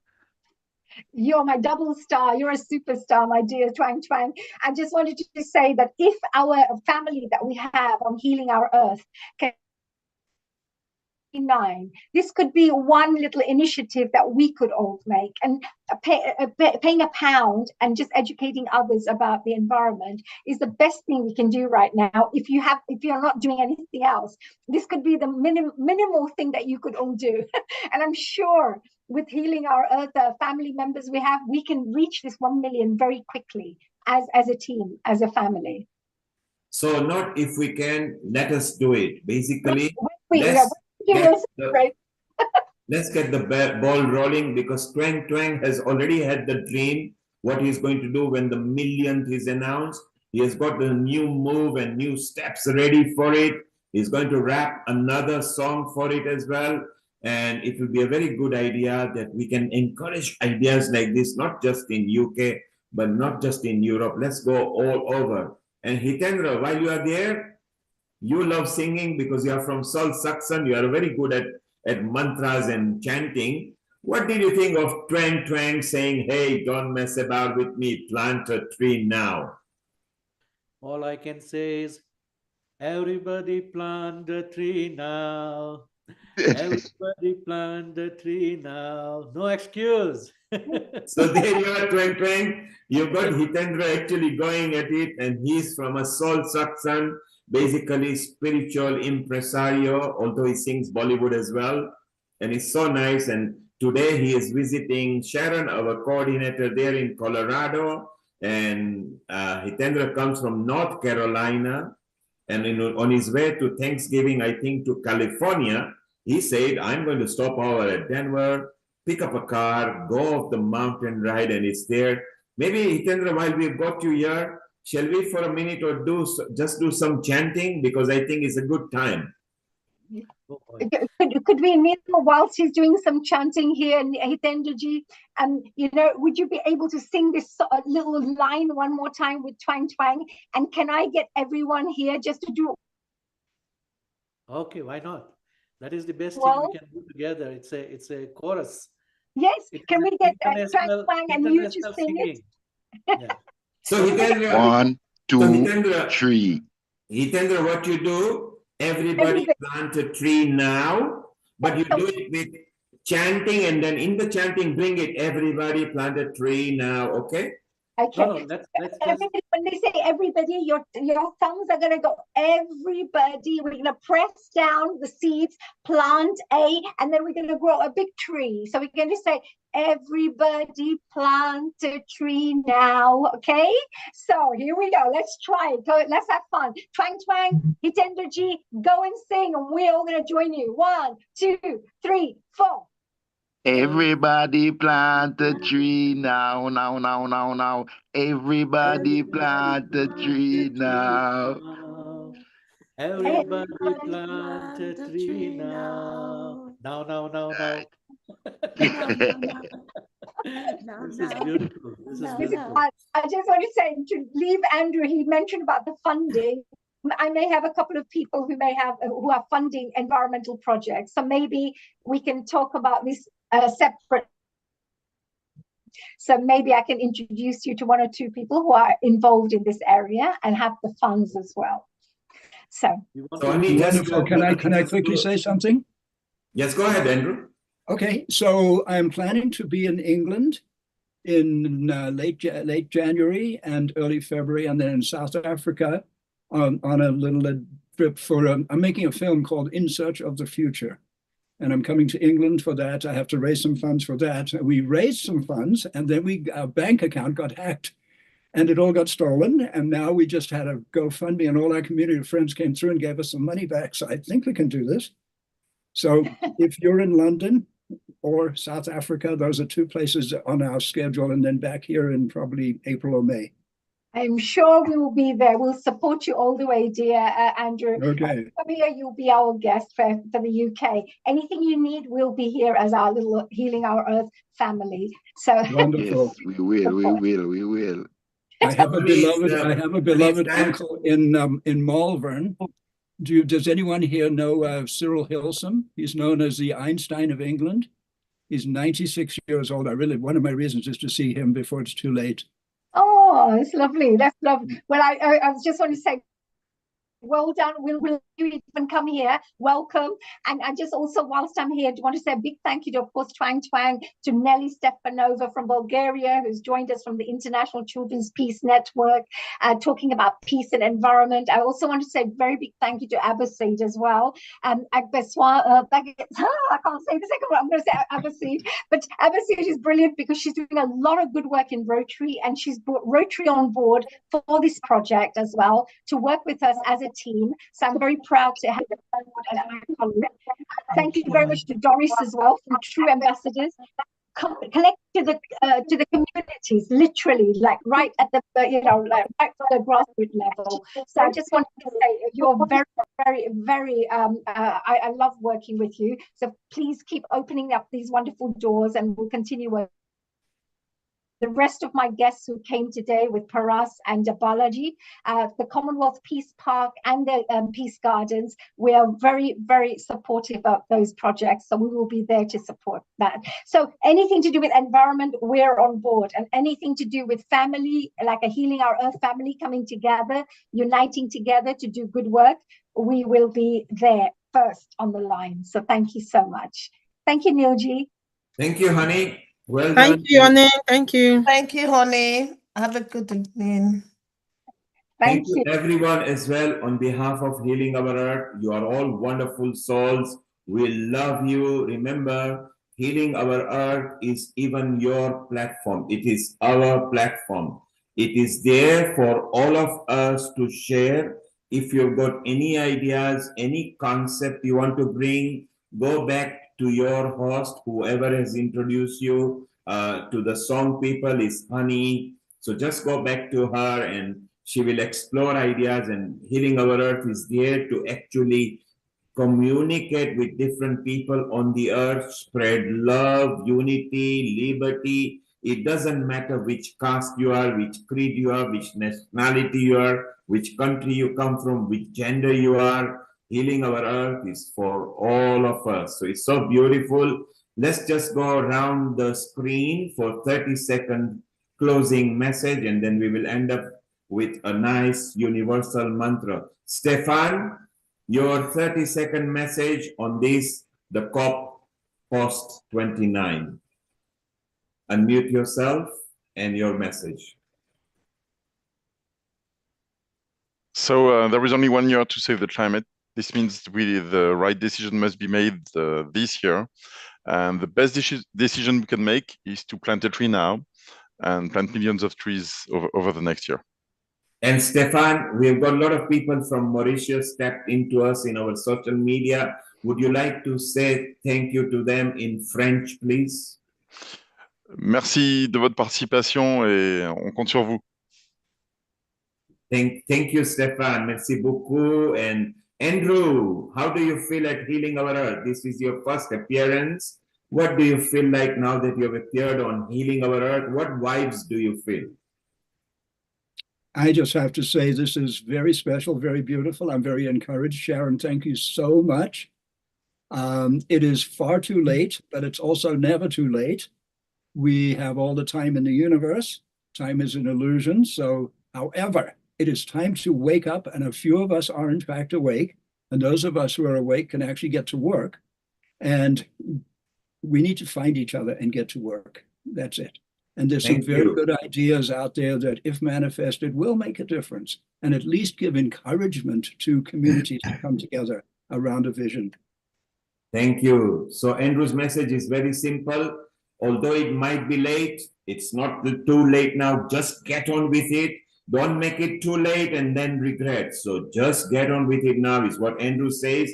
And you want to know more about Andrew? Very simple. circularcity.us. You can tap into his projects and ideas and you will love it, what happens down there. Let's go to Ebosede over there. Ebosede, how do you feel at healing and what message, 30-second message would you like to give? Thank you for the opportunity. My 30-second message is we need to encourage our children. We need to encourage parents. We need to make sure that even in that community, we get people together.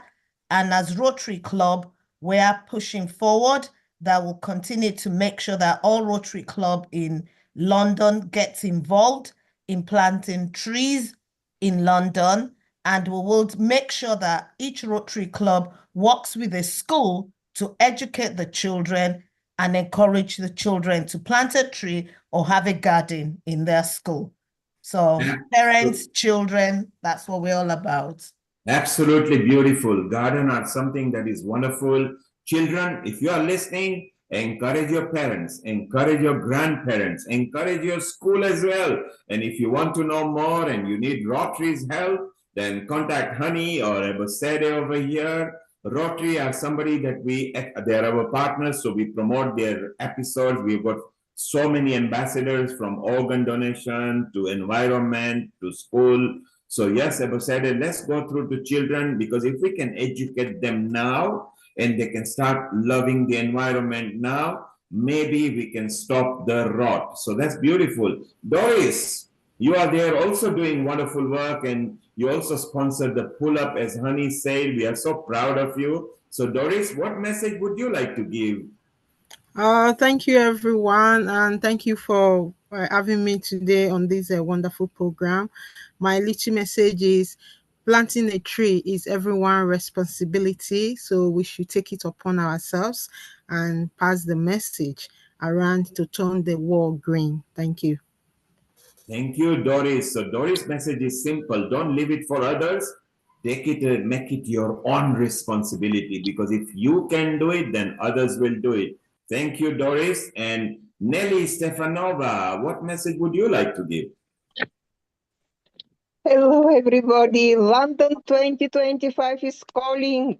Whether you are a parent, an educator, a policymaker, or simply someone who believes in the peace, the Assembly needs you. Together, we can build a world where every child can grow up free from violence and every voice, no matter how small, will be heard. Let's make history. Let's give children the platform they deserve and the tools they need to shape a peaceful, greener tomorrow. Follow us on our website. Dr. Kaleria has given you where you could register at our website, icpeacenetwork.org, to stay informed about event updates, participation details, and how you can contribute to the global movement for peace and love for our Mother Earth. How beautiful. Love for Mother Earth. And Nelly is very serious. She is saying, hey, London is calling you. So somewhere maybe in April or May, Honey will actually distribute some information on that. We are going to show a pre-episode on Healing Our Earth specifically for that, because it will be not just educational for the children that will be traveling from different countries, visiting here London, and they will have a lot of outreaches. I think, Honey, is 7 or 8 days outreach, which is being planned at a very reasonable cost. So Nelly, we are very proud of you. Don't give it up till you get the children on the right track for our Mother Earth. We are very proud of you. Let's go to Twang Twang. Twang Twang, you are ready. You know, hey, plant a tree right now. So I love that idea. How do you feel at Healing Our Earth, Twang Twang? Oh, thanks for having me once again. And I can say it's a pleasure to be here. And my feelings about this whole thing is so strong at the moment. I'm happy that only takes this thing into consideration with my song and try to put it to the world. We are actually true lovers of Mother Nature. And if the people support this one by scanning the barcode, I got a couple more songs because I write songs out of the blue that people don't really write about. I have one for the NHS, the people who are not feeling so well. I have one for the knife crime, but we just have to do them one at a time. So one at a time, with the contribution of the people who actually acknowledge that the work that we're doing is severe and it have to be done by someone. We can't be selfish because someone did the work for us early on while we could come and achieve. So we have to do it for Mother Earth and for who to come and for ourselves too. So that's my message. Thank you, Twang Twang. What a lovely message. Even he loves Mother Earth. And Twang Twang, it wasn't just your song, it was the fact that you also put your energy and aura into the song, and that made it very special. So we are very proud of you. And for those who are listening on social media, when you rewind the video, you will see the scan code over there. You can do that or just visit the website. We'll be bringing this again and again because planting a tree is everybody's dream, and we will share more information with you. So Twang Twang, we are very proud of you. Let's go to United States, back to our Sharon, our senior host, and a very prolific one at that. She has been there ever since that outset of pandemic.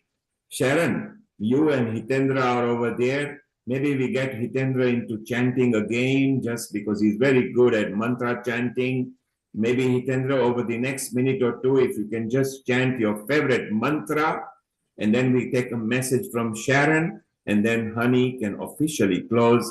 Just before we close, I love you all. We love you all. You are all wonderful souls. Together, we can make a little difference. Let's heal the earth slowly. Hitendra, over to you. Maybe just some nice chanting and then a beautiful message from Sharon. So Hitendra, over to you. We'll put her first and then I will close with the chant. Go ahead. You know, the talk about planting a tree takes me back actually to my childhood. I grew up in a Jewish family, and we were always, the children were always out raising money, plant a tree in Israel. And we did pretty well. So we need a program like that in all the schools, all over the world, along with, I have to mention Bill Douglas's Global Transformation Project to bring mind-body practices throughout the world. And so if we could bring that, as I said, we want to work on the emotional body with the actual physical act of planting a tree and raising money and bringing children into the understanding, like my grandnephew who's been on the show, Finn, the understanding of how the power of plants and the power of trees and how to take care of them and nurture them while nurturing oneself, it would be wonderful. Sharon, you mentioned your grandchild. Well, he was in the show at Healing Our Earth on the Kiddies and Teens episode, and how wonderful he did. And he actually took us into his garden and he described how he loves the plants and how he talks to them together with Amrita's son in Punjab. Both of them gelled so well. So, honey, once we put the song in the YouTube, we might have 2 children ambassadors who can maybe take it to school and show it around, and then maybe we can flourish it. Because going through children is how, you know, how Abosede said, and Doris even said that it's up to us to do that. And Nelly wants to actually bring children outreach here into London. What beautiful then Sharon's grandchild and Amrita's son, who are both also very good speakers. So Sharon, keep Honey in the loop with them. Let's introduce, because that's what we love at Healing Our Earth. We grow together, not just us who are here, but the children who are the future for us. So Sharon, I love that point. Yeah. Eco champions. We have our eco champions, our eco ambassadors. Yes. I would like to add that even if Hitendra, if you come closer so we can catch your sound, yes. Can you hear me? Now a bit better, yes. Come a bit closer so we can get better sound and bring us into that mantra zone with your beautiful soul suction ideas. Yes. So first thing I want to say is I love gardening because of my mother. She taught me gardening and planting all the flowers and vegetables and stuff like that. So this year only I started doing the vegetable garden. I planted the rose garden in the previous years. But what I want to say for our upcoming young generation, many people complain that we don't have house or open land where I can plant the tree. You don't have to worry about that. I want you as a human being to think that we are growing with time, whether we make an effort or not. The same way, if we plant a tree, it will grow by the grace of nature with the sunlight. And if you plant some water, give some water to the plant, it will do that. So if you don't have big house, if you don't have land outside, learn to cultivate your love for the plants the way I learned from my mother.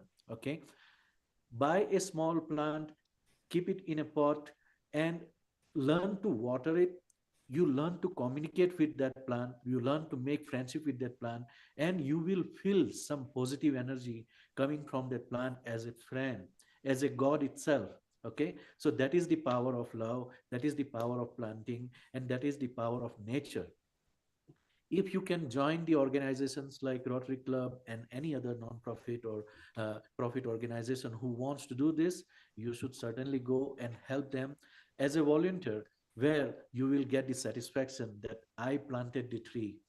And many organizations do that they welcome the volunteers and they go and plant the trees in different locations, not just in the known location in the city, but outside the city also. We can certainly do that. In our Hindu culture, we have the Shanti mantra. In the Shanti path, apart from having the peace in the Bhu, Bhuva, and Swaha, which is the on the earth, what we are planning to do. In the Bhuva is the external world in the astral plane, as well as in yourself. You want to have peace. But along with that, we say that there should be peace to the plants. There should be peace to the medicinal plants that can become the aushadhi, or that can cure the diseases for the people. So I would like to end today's session with the Shanti part. If you have any other messages to share that, and then I will sing the Shanti part. Honey, Nilkumar. Okay, sure. So you're going to be singing the Om Dio Shanti? Om Dio Shanti, yeah. Okay, no problems. That's lovely. So let me just share my little final message to everybody. For those of you who have who are interested to get involved and want to support some of our programs, I just wanted to quickly share one of the information pieces for you. Here is the song launch that we've just done. Everybody Plant a Tree. It's a reggae rap dance track. It's icpeacenetwork.org that you would go and visit. Or you can, of course, just take a quick little snap of the QR code and order the song. It's very, very easy for you to actually order, because if you wanted to, for example, I believe there is one here, if I could show you. The fundraising song. Hopefully you can see the fundraising tree song here. This is the International Children's Peace Network. You will find it under the events, where it says events, and it will say fundraising tree song, it'll say. And if you go down, here's the video you'll be able to see, and all you need to do is just click here as a donation. These are all our people who are coming on board. Healing Our Earth will be added here very shortly, because Healing Our Earth is also one of our partners who's coming on board to support this program. So that's one thing. And final thing I just wanted to share for those of you who are interested in the International Children's Peace Assembly, which is going to be taking place 5th and 13th of April. You can contact International Children's Peace Network. Again, as you can see, the website at the bottom. You can register your interest, and very shortly, within the next 2 weeks, the registrations will be open in December. So I think that if you wanted to send your children from 12 to 17-year-old, this is a perfect place for you to send your children for cultural exchange. And we have on Healing Our Earth people from all over the world, Middle East, Africa, India, Brazil, America, everywhere. So if you wanted to send a child from your country, they could represent your country in the best way possible. So thank you very much to all of the people here. Wanted to finish off with saying a global namaste from Hani Kalaria here. Thank you for being such a great sport to all my special guests who joined here today, gave us their time, their knowledge. And of course, Hitendraji, I'm going to pass on the final few words for you to say and to finish off, please. A global namaste from Hani Kalaria. Global namaste to all our viewers, and let us make this world as one family. If you can come near the computer, your sound output is low. Yes. Or either increase your microphone. It's not a problem. Microphone sound, if you just put it up. Is it okay now? It's a bit better. Just come nearer, that's it. Okay. So I will chant the mantra for the Shanti part. Om Yo Shanti Antarikshagvam Shanti Prithvi Shanti Apah Shanti Aushadayah Shanti Vanaspatayah Shanti Vishwe Deva Shanti Brahma Shanti Sarvagvam Shanti Shantireva Shanti Sama Shantiredhi Om Shanti Shanti Shanti. I want to see a plant or tree started by you, planted by you. Now. Thank you.